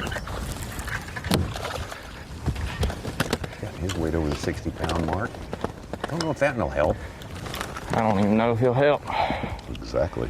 Somebody. Not as big as I thought he was.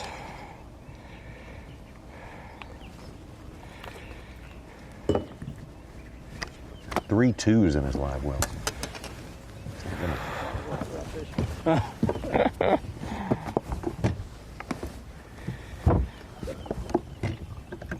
Slink around the corner right now with your leaders 1 and 2, Brandon Cobb, Stetson Blaylock.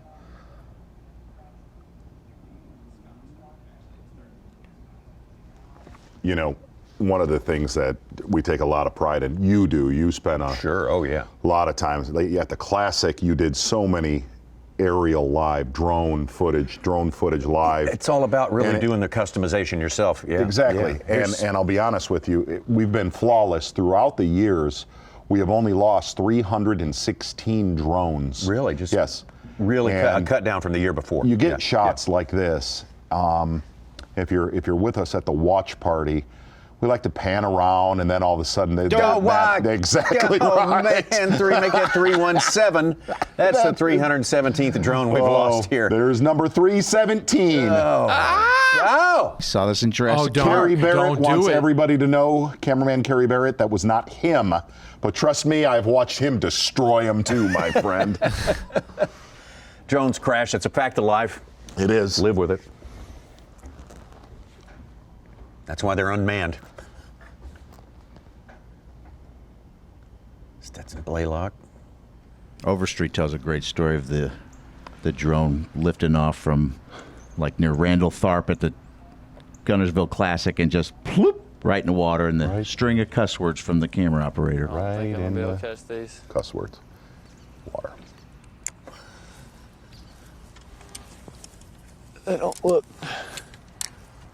There's the 3-pounder. You can see them. See her pretty easily. I mean, the weather. Probably a little bit bigger than 3, but spot on. They're not really. We might could see that 3-pounder if we still had a drone. Right. Well, that bothered you, didn't it? Yeah, every time it bothers me. It's like losing a member of the family. Exclamation point. The big one never came back, but.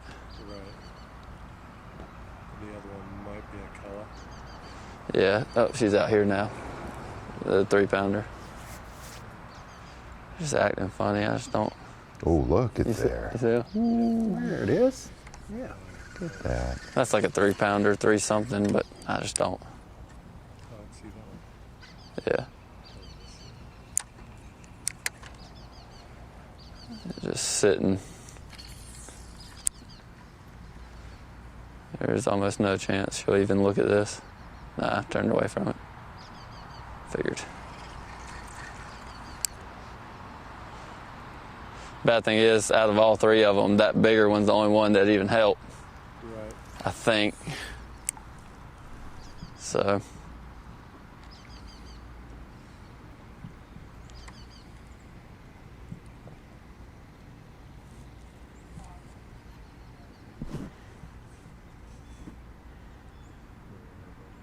All right. That one's a good one, but I don't think I can catch it.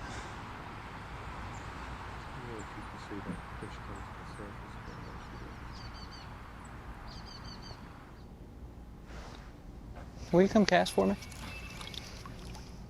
All right, we got the 2 gamer associates here side by side. Shane LaHue. Exactly right. On the right. Brandon Cobb on the left.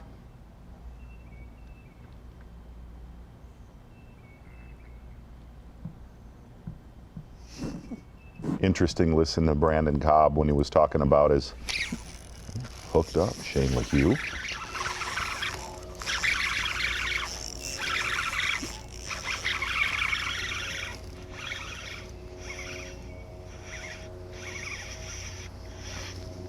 She's not a giant. She's probably 3 1/4. Come on, you're not that big. I just don't. I don't even know if he helps. Don't seem to even. I'm gonna switch rods. You're good where you are.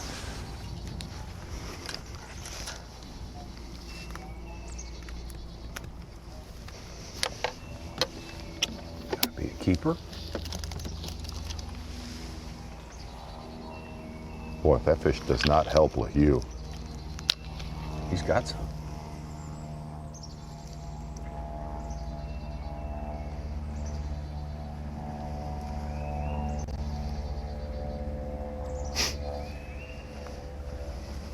Does not.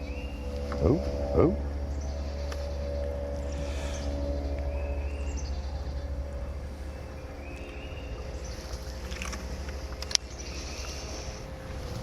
No. Well, figured it would.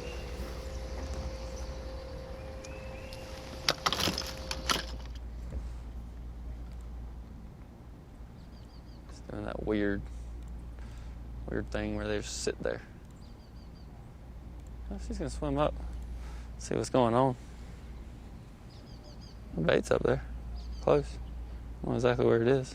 It's like grass keeps messing my cast up. Ooh, he is creeping it real. It's something if she just swam up there and ate it. I don't think she's gonna do that, but. She did right now. There's like 4 fish on that bed now. They're just, I think that one's the only one that's gonna help. And she's the least likely looking to catch.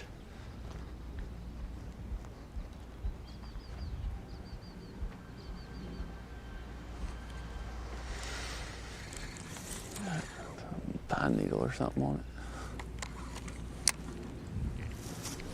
45 minutes fishing time. And Blaylock's keyed in on one. Grass. Stetson Blaylock.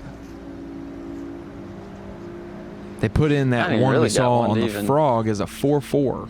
Take an interest. Really? Which, a little bit better than that, I would have thought. So right his 16.6 may be 17.6. Yeah. Yeah.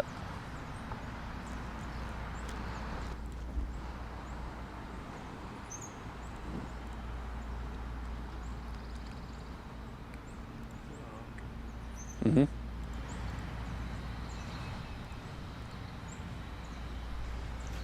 Yeah, I don't believe. If the buck would remotely help, I'd keep fishing for him. But he ain't gonna. Let's move on. I think I'd sit here for hours and not get them to bite. They just don't look right to me. Cool to look at, but not cool to catch.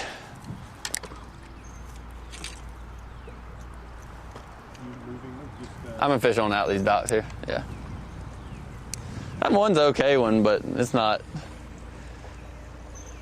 In 10 minutes sitting here, I hadn't seen a single bit of interest from them in my bait.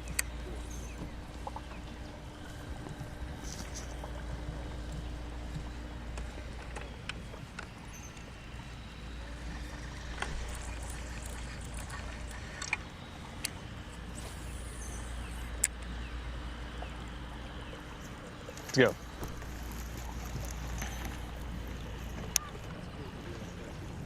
All right, 1 month from now? Yeah. Lake Fork? Yeah, you can see it good, couldn't you? Toyota Bassmaster Texas Fest coming up. That's something to look forward to also. Exactly 1 month from this weekend. People saying there's potential of broken records at that event. I've heard that many a time.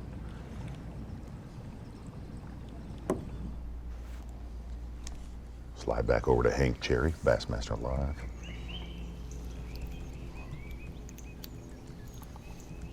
You could just feel that these fish are starting to tighten up right now on these beds. And now they're just over there doing nothing. Just hanging out right there.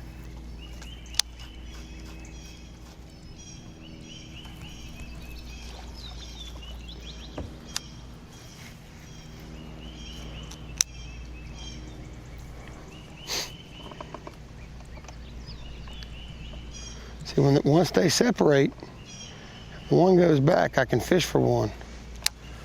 When they get together, you just can't see. They're up there now just hanging out, acting stupid.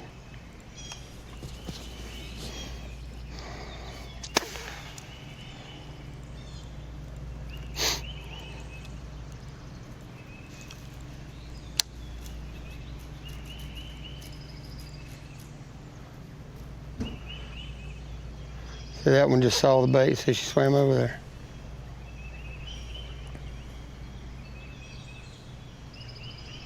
Nose down on it right there. Neither one of them made it. It's a good thing my line was wrapped on my pole. See, now it's right back on top of the bed.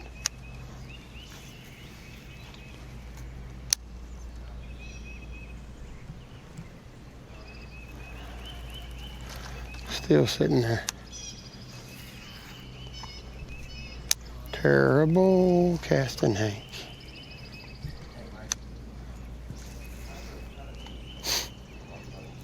See, it hears it hit and it spins right back. It goes over there. It's acknowledging what's going on. It's protecting its territory.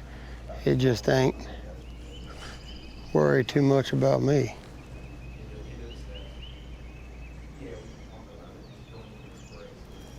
Now you put a live cricket in there.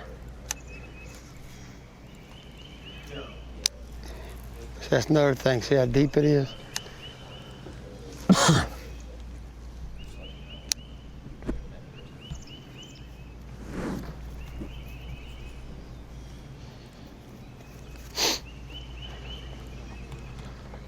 Oh, they're both coming.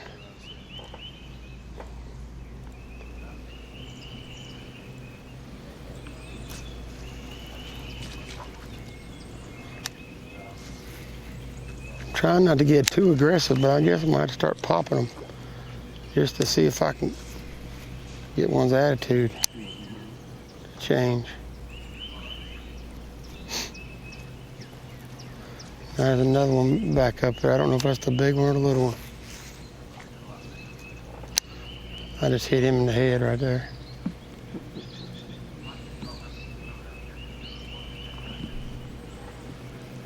Wish you could get that picture. One looking at it from this way, one looking at it from that way.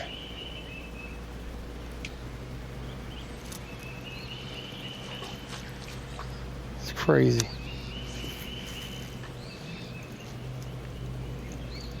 Cook on the right's done some scrambling today. He was most wind seen all day always right there. looks. Oh yeah, exactly. About a mile and a half an hour.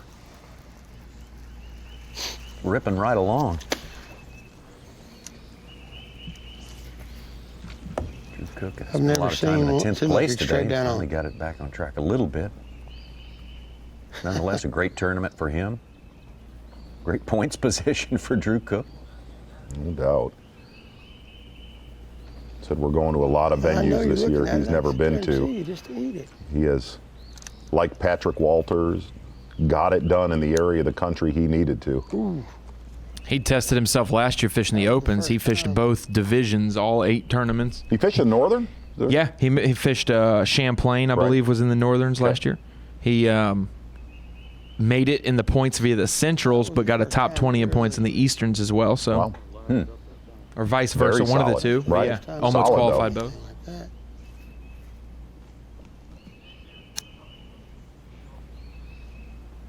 both. Ooh. That time I went at the bait and then swam off. They're doing like that other crazy one was doing. Well, see, if one leaves the bed, the other one comes in.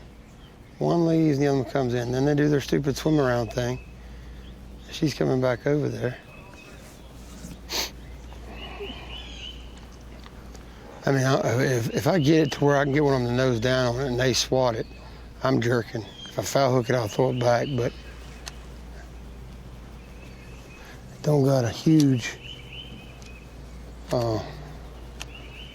time frame to work with here. That one ate it when I swam it down the cable. That ain't gonna work real well.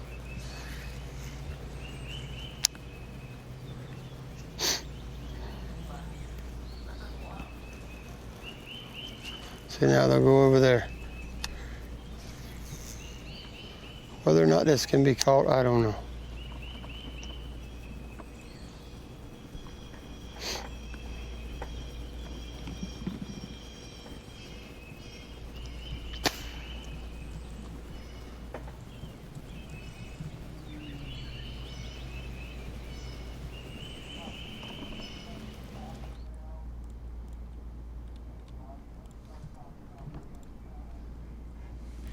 Guys, I got a text a little bit earlier from a marshal who's been coming to the Elite Series for the last 3-4 years, basically every event, which is an awesome thing that they get to experience. But he said, enjoyed watching the show this morning after being on the water the last 3 days. The best thing I noticed with the new guys is their maturity and professionalism. He said these guys are like pros, like they should be, and they make any difficult situation look easy, which that does say something. A lot of these guys come from the college series. A lot of these guys maybe in their second, third, fourth year of the Elite Series. Very mature, handle things greatly. But that, I mean, we said it earlier, the top 4 anglers today coming in the final day, average age is 28 years old. 28 years old. Remarkable. 28 years old. Average age for the top 4 anglers today. 28 and a half. Right. Wow. Big difference. Sweet stat, Ron.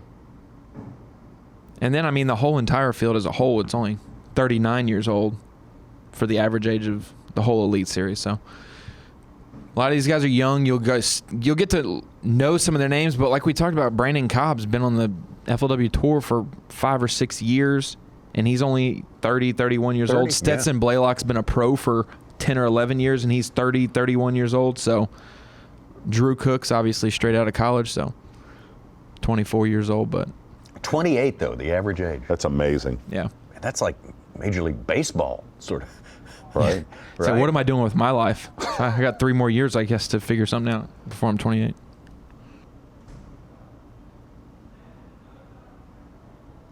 You even look at Paul Mueller, won the last event. He fished the Nation and came up through that way, but he's only 34. He's not, you know. He's not. I thought he was a little older than that. No, he's not. No. Not at all. And that's, see, even the veterans. So just an interesting dynamic, but they have handled themselves very well in some of these situations. High weight events we've already had this year, adverse conditions.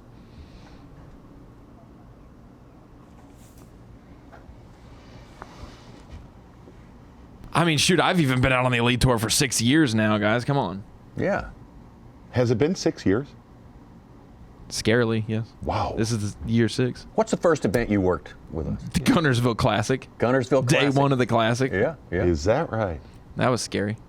I got to ride with y'all in the car for like an hour and a half from the lake to Birmingham. To the Gunnersville tournament? Yeah. Because we did the War Room, and I sat over there off camera with y'all and Jay. You really talked a lot on that No, ride. you're so full of. I was scared to death. Don't even give me that. What? That's all being fed in our ears over here. Well, you really went to town when they put you out as an on-the-water reporter. Yes. Doing the photography and doing the live cut-ins with us. That was where you... Right. That was where Zona threw out song names that I had never heard of. Right, I never have this sang. week. I have this week. Oh, yeah, you have, Yes. definitely. But then you've thrown out ones that you didn't think I knew. You're right. I might not be done. Red Rob.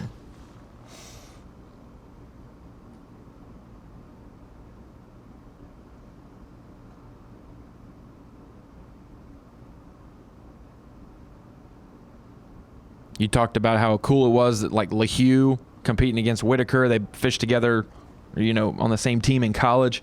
I think it's the coolest thing in the world that I compete against Drew Cook, Shane LeHue, Jake Whitaker. Like, you see these guys when you're just hanging around with $15 in your pocket in college tournaments, just doing what you can to get to as many tournaments as possible. Patrick's like, I'd rather miss a test than a tournament. Same mindset all these guys have.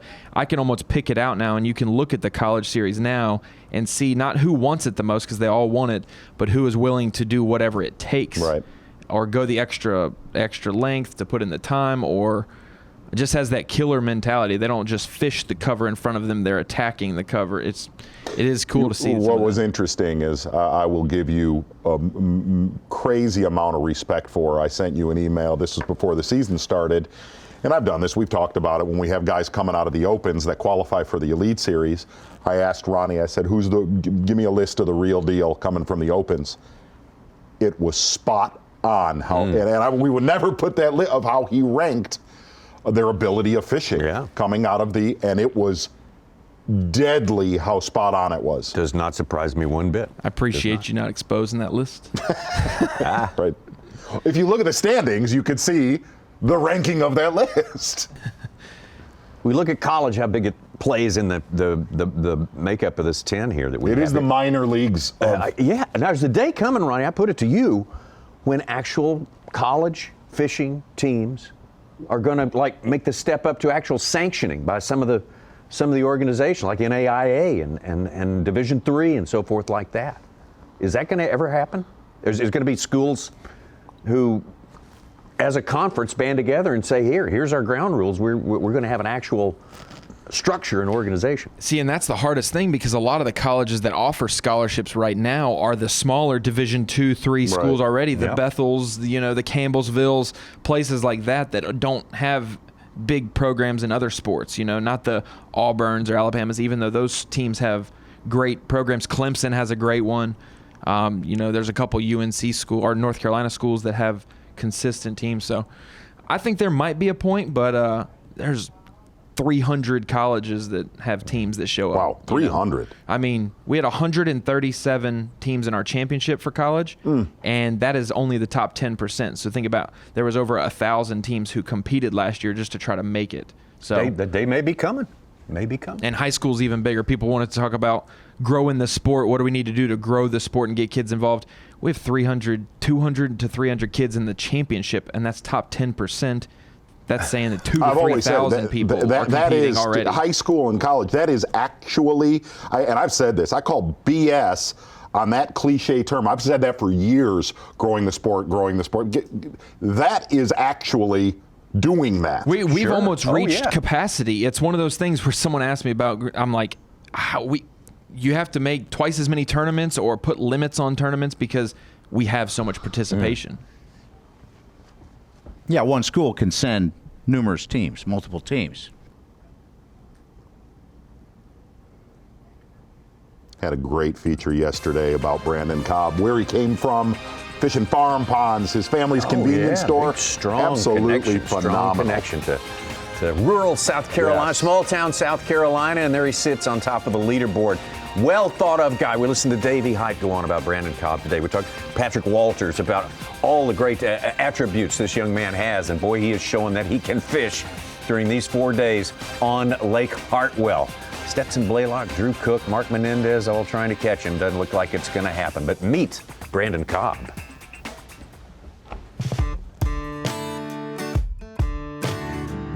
I'm Brandon Cobb, and I'm a Bassmaster Elite Series angler. Pretty much ever since I can remember, fishing and outdoors were a huge part of my life. I grew up hunting, fishing with my dad from the time I could walk. I think I fished my first tournament when I was 7 with my dad. Caught a 3-pound bass, made the local paper, holding up a 3-pounder. It was one of the first tournament fish I ever caught. From there, just my passion for fishing progressed. When I turned 13, my dad would let me take his 18-foot bass boat. It was a smaller boat, and he would take me to the lake and drop me off before he went to work. He would drop me off in the morning at 6 and come back and get me at 5:30 when he got off work. So I was stuck at the lake. I was forced to find out how to catch fish, or I was gonna be sitting out there all day with nothing else to do. So that's how my passion for fishing started. Welcome to Barrett's store. This is a store my grandparents, my grandma and granddad started back in 1979. It's where I grew up most of my life. It's been a huge part of my life forever. It's kind of a unique store. We sell about everything. It's kind of like your country general store. This Barrett's store has been a major part of my life ever since I could walk. I actually took my first steps in the front of the store. It was originally just a convenience store. And over the years, it kind of progressed. Now we sell artificial flower arrangements for cemeteries, and it's also a tire store. And we also sell hot dogs and barbecues. We're actually voted the best hot dogs in Greenwood, I think, for the last 3 years. So it's kind of progressed. It's become like a staple of Greenwood. The business for our store, the artificial flower arrangements in specific, really kind of came about because we're across from the biggest cemetery in Greenwood and right down the road from the next biggest one. So it actually was kind of business we fell into, and flowers are something every season people want to change out on the graves and everything, and it's something we're able to help everyone out with, and we're one of the few suppliers in Greenwood for them. I grew up in here. I help out still when I'm home. I run the tire store if needed, help in the convenience store, whatever needs to be done. And it's just been a huge part of my life as long as I can remember. The support I had to actually pursue my dream of becoming a professional bass fisherman was That's the one great thing about my family, is really from everyone. But outside of my dad, I mean, my grandparents that started this store, they were my biggest supporters. They always made sure that if I needed anything fishing, if I needed to get to the lake, if I needed anything, they were gonna make it happen. And they really, without them, I don't think I would be where I was today.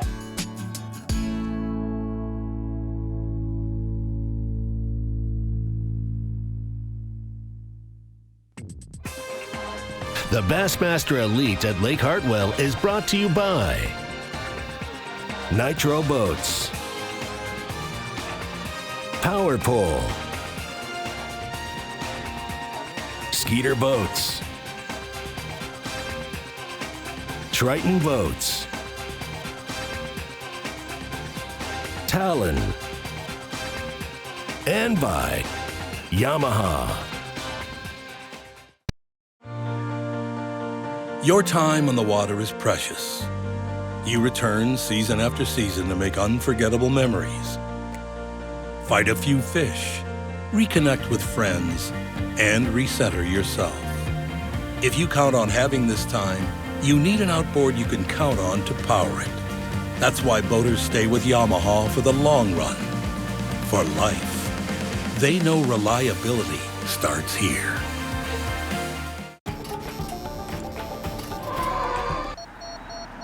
Pre-collision system, standard, on the 2020 Tacoma, so you can go from one epic playground to the next. If you want to play, you need the Tacoma.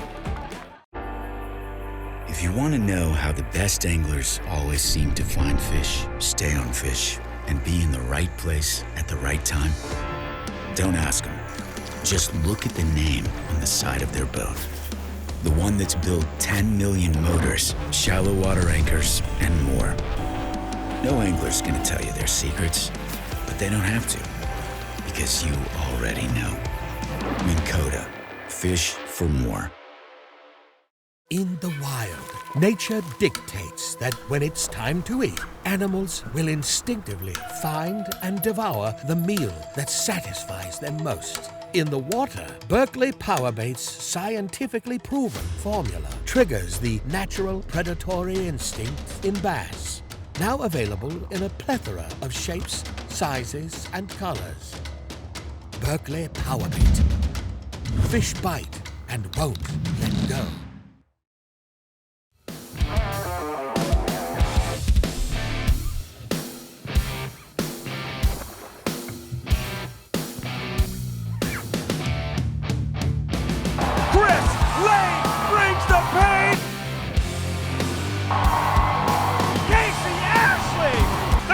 Son gets it done. Jordan Lee, back-to-back domination, unbelievable. The season is starting and it's time for you to bring it. Pit your knowledge against friends and fans everywhere in Rapala Bassmaster Fantasy Fishing. It's free and it starts by signing up. Then pick your 5-angler team for each event. Grand prize winner gets a Bass Pro Shop shopping spree, cash, and Rapala prize pack. Plus new opportunities including $4,000 worth of prizes for each individual event winner. Plus another $500 if you're a Bass member. Total value for the season is $90,000. Sign up today and start bringing it at BassmasterFantasy.com. What do a taco and a taco truck have in common?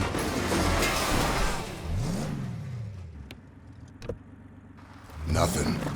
If you want to play, you need a Tacoma.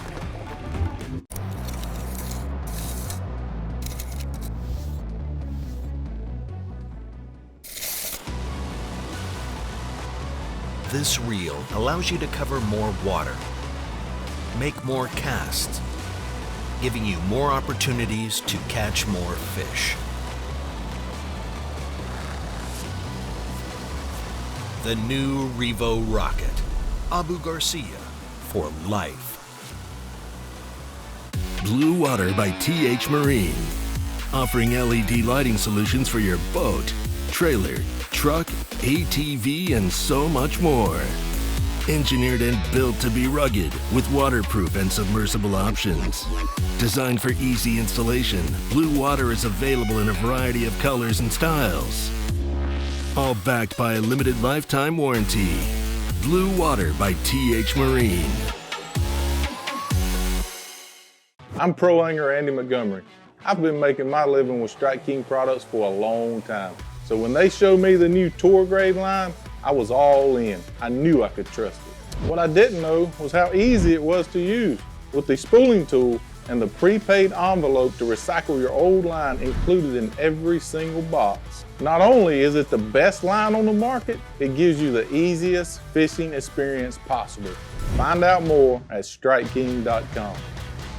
For over 70 years and 18 consecutive NMMA Consumer Satisfaction Awards, Skeeter continues to set the standard. And right now through March 31st, you can buy safe fish with rebates of up to $1,500 on the all-new FXR Limited, up to $2,500 on the new FXR Apex, and double rebates of up to $3,000 on the ZX190 and ZX250. Hurry, Buy Safe Fish ends March 31st. Visit your local dealer or SkeeterBoats.com to see why now is the best time to buy the Skeeter of your dreams. I can vividly remember back when I was a kid and, searching for information.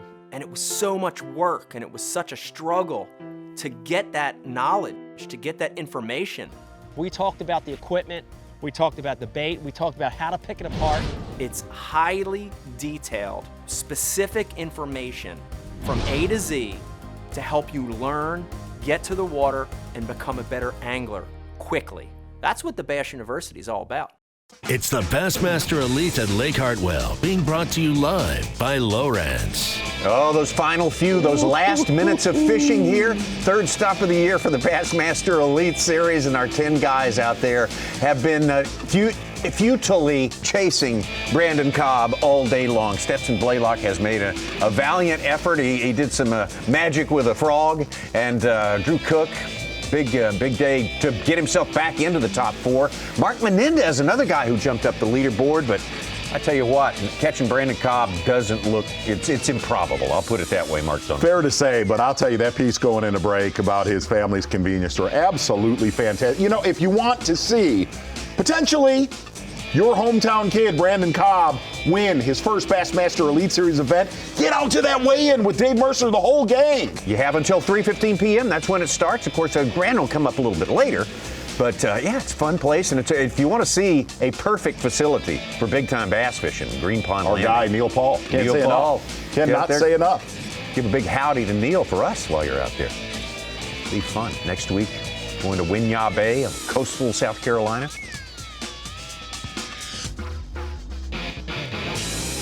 Get out in the water right now with Brandon Cobb. Another solid stringer in his live well, still looking to do work. All right.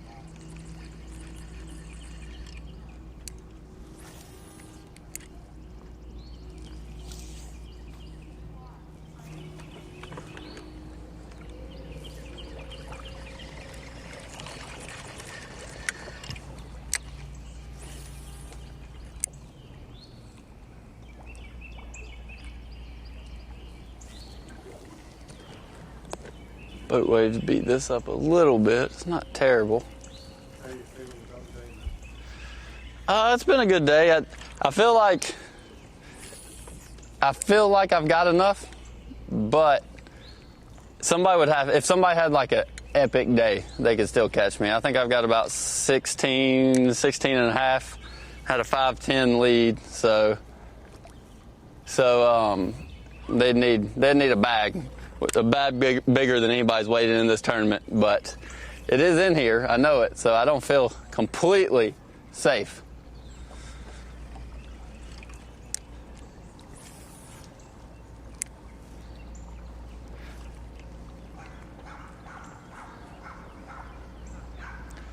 Problem is I've got about all 3-pounders. I don't have any real big ones, but I don't have any real small ones either. So it's almost impossible to cull now because you have to catch a really, really good one to cull. At no time and we've been on it for 4 days. Like I said earlier, there's a lot of, is that a bass or a carp? Brandon Cobb, I have not seen him break a sweat. I have not seen him stress about a single thing. And let's just look back at what we've seen from him. Kind of tell. If you're hanging with us at the Dave Mercer watch party, yeah, the DMWP, Dave Mercer watch party. Yeah. Here's what has gone on all week long with young Brandon Cobb. He has been flawless. There's only one thing I don't believe with Brandon Cobb. What's that? I have twins that are 20 years old that are also gamers. Fortnite, Madden gamers. Really? They tell me when I get home, no. I haven't been playing video games for a week or two. Here's the thing. That's what you say when you're a gamer. Oh, Brandon Cobb, I will call you out. I will call Shayla you out. I know you have been gaming. You've been gaming all week long. You know where it's been? You've been playing the game of Lake Hartwell, Tommy Sanders. Yeah, hey, there you go. See where I went there? Yeah, you turned a corner there that surprised everybody. I know. At the very end. Very nice. It's because I'm out of gas. Well, yeah, me too. No, me too. I'm Well not. done. You turn the corner to get out of the way when you're out of gas, and that's what we did. The amazing thing about his performance all week long, we got to hear Davey Hite talk about it. This time of year, you're basically trying to outfish guys fishing the exact same way, exact same baits. And Brandon Cobb, you have done that flawlessly throughout the entire week. In your mind, how big was the home advantage? How big was having a Rolodex of places to fish? One of those that was fish might would help multiples of anyone else's out here. There's 3 of them up there, so. Oh, gosh. I think Really, a I'm not combination of looking up things. the first. The one thing Brandon Cobb said that he was most worried about And they got a cable all up in the way. was those big ones down on the lower end from the mid-lake down to the dam locking on. We saw a couple big bags come out of that area, guys like Drew Cook, but they're still a little bit behind down at the dam. So he dodged a bullet on that one. He dodged a little bit of a bullet on that one, but with that being said, even if they were up down the lake, his weight is still, right now, we got him at 72 pounds. I guarantee you we're light. His weight that he's going to weigh in would have rivaled anywhere on this lake when it's happening. Yeah. To watch, yesterday was the most telling thing where he said, I'm fishing a region of the lake that to me is the hardest to catch a big bag, but it's the area of the lake I know the most. To do that 4 days in a row. And here's the other side of that. In every single tournament that we have had here, granted, those are classics, whatever, man. Out of the region of the lake that he's done this in, it always caves. It always caves into the third day. Yeah. He has done that for 4 days to perfection. Yeah. And the fact that he knows that the bottom lake was behind or that it hadn't happened there yet just shows how much he knows about the lake and that he would have gone down there probably and caught him 1 or 2 a day if he needed to. Well, I think if he would have started seeing these massive bags come in, these 22 to 25 pound potential bags down the lake, he would have made that adjustment and went down there, but it never happened. He just had to, what we said the entire tournament, he just had to hold serve the entire week. But there were times during this week that he would taper a little bit each day and you'd be like, they're going to catch you. And then he'd catch a 4-pounder. Yeah. Oh, yeah. Relentless, never stopped, never lost his focus, but never appeared to be stressed out by it either. That's just that's a unique personality. Usually at that level of competition, you start to see a little sign of stress every now and then. Let's be really straight about this. He's done phenomenal fishing FLW championships where he has shined. But he possesses that very rare, admirable trait. Let's go. That you see with guys his age that amazes me. Dude, he knows he won this tournament right there. Oh, okay? Yeah. Looking at him, It's been way too good of a day to worry he's a about flatliner. Yeah, no doubt. No doubt. We have seen guys throughout the years, we can name them. If you're a flatliner that you don't get spun out, you are going to have an incredibly long career on the Bassmaster. You've got an Elite advantage Series. before it even starts. And his closest pursuer just packed it up to head in from down the lake. I guess if Stetson moved down the lake, he said, I'm not going to risk it. It's been such a good day. Might as well start heading my way back. Gosh, these guys, to talk to them on the phone and pick their brain a little bit and really hear what they're doing on the lake, on a lake that he has done so good on growing up, to go from fishing farm ponds to club tournaments to team tournaments to that short, literally short fishing career resume. you are looking at a future star. Pretty impressive to be your first year on the Elite Series, and after 3 events there, and quite possibly first place, or at the very least second place in Toyota Bassmaster Angler of the Year points. Never out of the top 20 in the 2 previous events, and now in this one as well. Likely to be a win. 5 years on the FLW Tour, including a couple of BFL wins right here on Lake Hartwell, and 32 top 10 finishes at the age of 30. I don't think there's, that's big time. Just like Stetson Blaylock, he already has a lot of miles underneath his belt. A lot of miles. And he turns 30 this summer. He's only 29. He's only 29. Oh, I thought he was 30. No, he turns 30 this summer, Brandon Cobb. What's amazing to me is he's actually still fishing and not tied up to the boat dock. Yeah.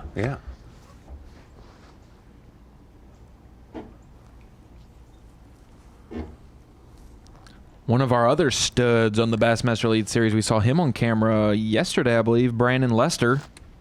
Happy birthday to him today. Oh, yeah. Making his way over to Winyah Bay. Brandon, yeah. Brandon's had a big year. You think of He's had a big, dude, he's been the most on-fire angler in the entire sport. Yes. Since maybe May or June of last year. Yeah. With like start of the summer. 7 top 6s. Look at where we're going to be heading up north. Brandon Lester's going to be a major factor by the end of this season. No doubt about it. And I love birthdays. I love the fire out of them. Mm-hmm. Eat it.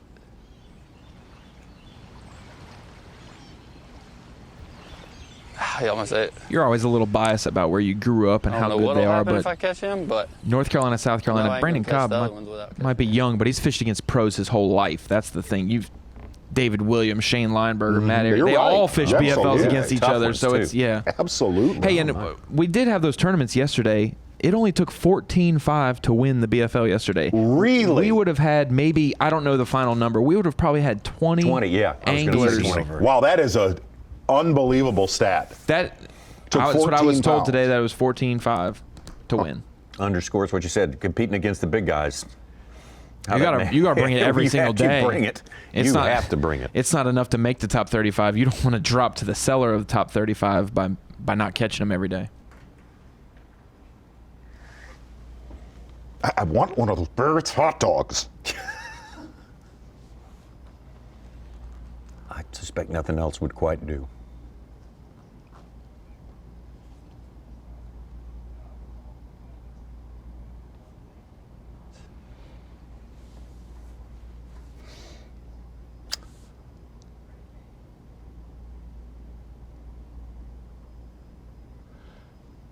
Hey, Tommy, I really have enjoyed this young Brandon Cobb all week long, and he is single-handedly going to put this away, but you know what? He isn't going to win everything. You can't win everything in life. You can't win everything in life. It's better if you don't. It's better if you don't. Is it time? I think I know where you're going. Keep it going for a minute. Give me the hymn to start it off, Ronnie. As we listen to Ronnie Moore in the sanctuary. Right. In the sanctuary. You know what's coming, folks. You know exactly what's coming. It was this cast right here. The cast that truly grew the sport, changed the fishing industry. Watch right here, gang. You can't put it up enough. 2. There we go. You will see this for the better half of the rest of your life on the Bassmaster Elite Series. Hey, Stetson Blaylock, you are the power. And here's the thing. If you put a tournament the right time of year, you see where I'm going here? Like the first of the month, so get up, wake up, get your checks and come on. Name the song, Ron. You don't know it, do you? I got you. I'm humming in my ears. Hey, Stetson Blaylock. I said it earlier. Said it like 37 times. Yeah. You are the power pole. Him, please, Ron. Replay of the day. Here's what I can say. I don't know. Thank you to everybody that has tuned in on Bassmaster Live all week long. Everybody out at the weigh-in. Neil Paul for putting things together. Neil Paul, Rainmaker, Supreme. Hey, Stetson Blaylock, you might not win this tournament, but you're number one in our heart, and you are the power pole replay of the century. You, my friend, have grown the sport today. That made no sense. That is, well, there's catching a fish on a topwater. I want to be very clear. I want to be very clear. Catching a fish on a topwater bait absolutely in no way grows the sport. It just doesn't do it. No. It was just a really cool camera shot. Yeah. By Russell. Check it out. Awesome. Look how old that popper is. That's incredible. It makes the lovers of bass fishing love it even more. Can I ask you a favor? Just give me the hymn for 3 more seconds. No? Yeah? Please? Chad Pipkin's hooked up. Maybe. God, he felt big. Nice one. He might help. A couple ounces. He's skinny.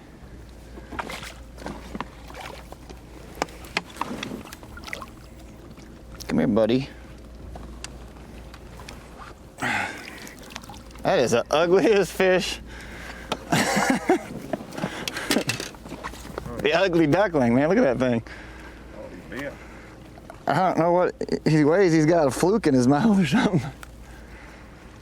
Is that better than the other one? What do we got here? It's gotta be. It's hard to tell because the other one's so fat. I don't even know if that's gonna.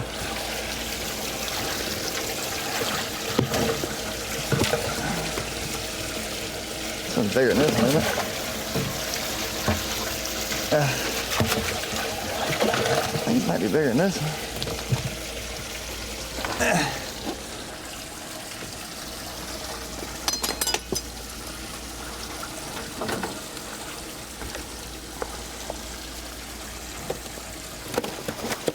Sorry. He's so skinny, doesn't help.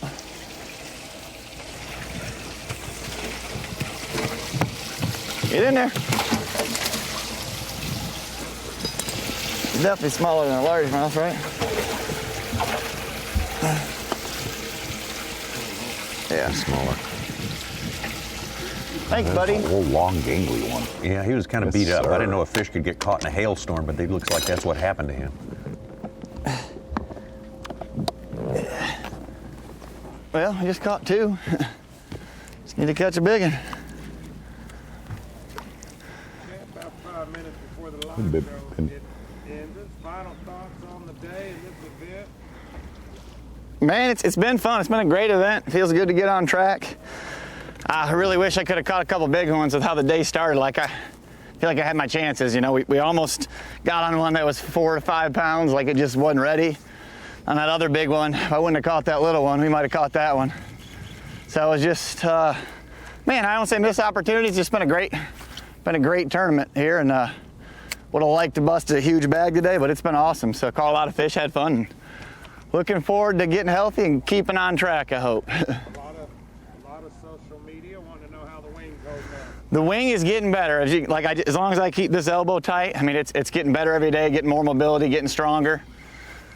And they say 8 to 12 weeks full recovery. It's been about 4.5, and like I said, it's getting better.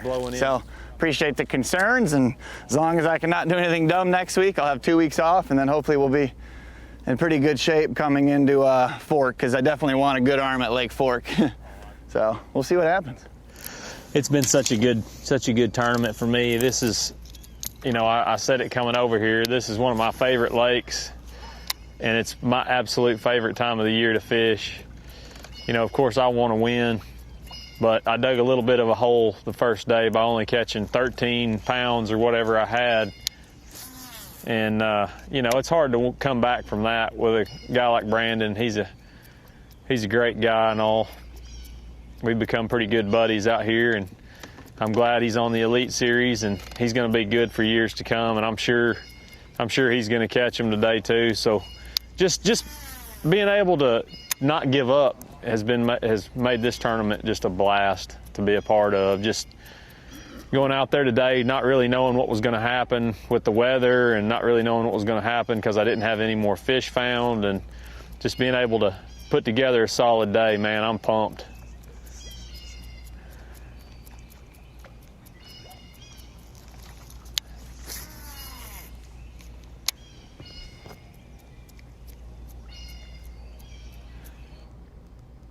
Nice way to put it from Stetson Blaylock there. Just the ability to not quit makes a guy happier. And I think that's, if you observe a lot of life, you'll find that's true. Got to say People one who thing stay for with Stetson Blaylock. Even though Brandon Cobb is going to win this event, Stetson Blaylock the last 2 days has put on a show for everybody that has watched Bassmaster Live. Oh my goodness. Keep your eye on him for the next, I don't know, 20 years on the Elite 30, Series. yeah, something like that. Popping pad crasher.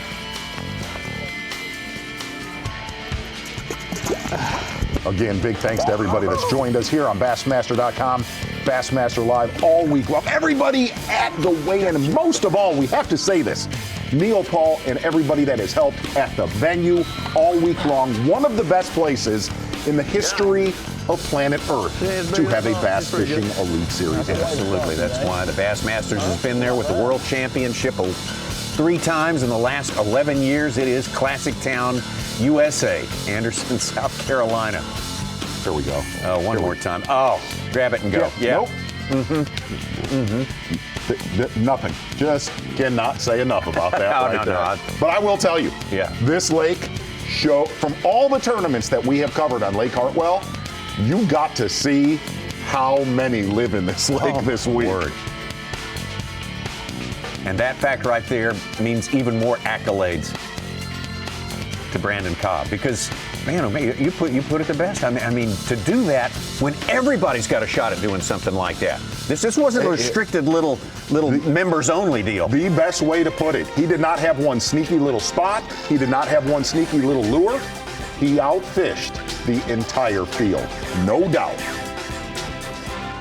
A first-time winner, no doubt about that. Brandon Cobb steps onto that stage and begin to weigh in, coming up at 3:15 Eastern time right here. Dave Mercer will be back. We'll have the whole crew in place. Next week, don't forget, Winyah Bay. This is back-to-back in the Palmetto State, coastal South Carolina. A whole different setup, and from what we're hearing today from certain individuals who know that area well, you're going to be catching them there. Things will be popping like pop, sizzle, flare. That's what it's all about. Bassmaster Wade Live. Well done, T.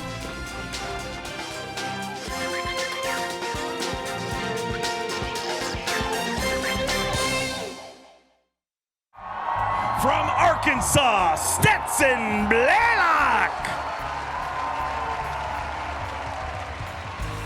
He's looking for 13-11 to take the lead. 19 pounds and an ounce. 19-1. And Stetson Blaylock is your brand new leader. You ain't going anywhere yet. You're going to load our hot seat. We'll see how this all breaks down. He has 19 top 30 finishes on the Bassmaster Elite Series. From Georgia, rolling in the Coca-Cola wrap, Micah Frazier. Looking for 19 pounds even. 5 fish for 13.10. He moves into second place. But let's celebrate another Championship Sunday performance from Micah Frazier. And then there were 2. Let's roll through our final angler. He's trying to do something that has not happened since 2017. Something rare, something spectacular, and that's to go wire to wire. He has led this tournament since day number 1. He's a 4-time Forest Wood Cup qualifier. Never finished outside of the top 10 in that championship event. From Greenwood, South Carolina, the C-O-double-B, Brandon Cobb! Has been dreaming of this moment since he was 7 years old. Stetson, let's get side by side. Started today with 55.6, looking for 13.6. 16 pounds, 14 ounces, 16.14, and the C-O-double-B is an Elite Series champion. Brandon Cobb, I will give you that he had a 6-pound lead to start today's proceedings. Championship Sunday, but he had some big guns on his tail as well. And Brandon Cobb, Mark Zona, when you think about it, the thing that stands out the most is how completely mistake-free he was. It was really, and we always talk about this in any Elite Series victory, is you have to, by the end of the tournament, be flawless. And that's really what he was. And there were some of the best shallow water anglers on the Elite Series chasing him, but at the end of the day, it was all execution. What a rare thing in this day and age to go wire to wire in a tournament, too. Let's not let that be forgotten. I think it's fair to say, coming into this, everybody said he knows this lake. He pretty much proved that this event. Yeah, it's something different every time, and it will be a completely different scene at Winyah Bay. Maybe we should save the analysis till then because, and just see how it opens up. It was entertaining last time. No doubt about it. Winyah. Here's the one thing I can tell you. By the end of that tournament, it will be a way, way tighter race. See you at Winyah Bay next time right here on the Bassmaster Elite Series.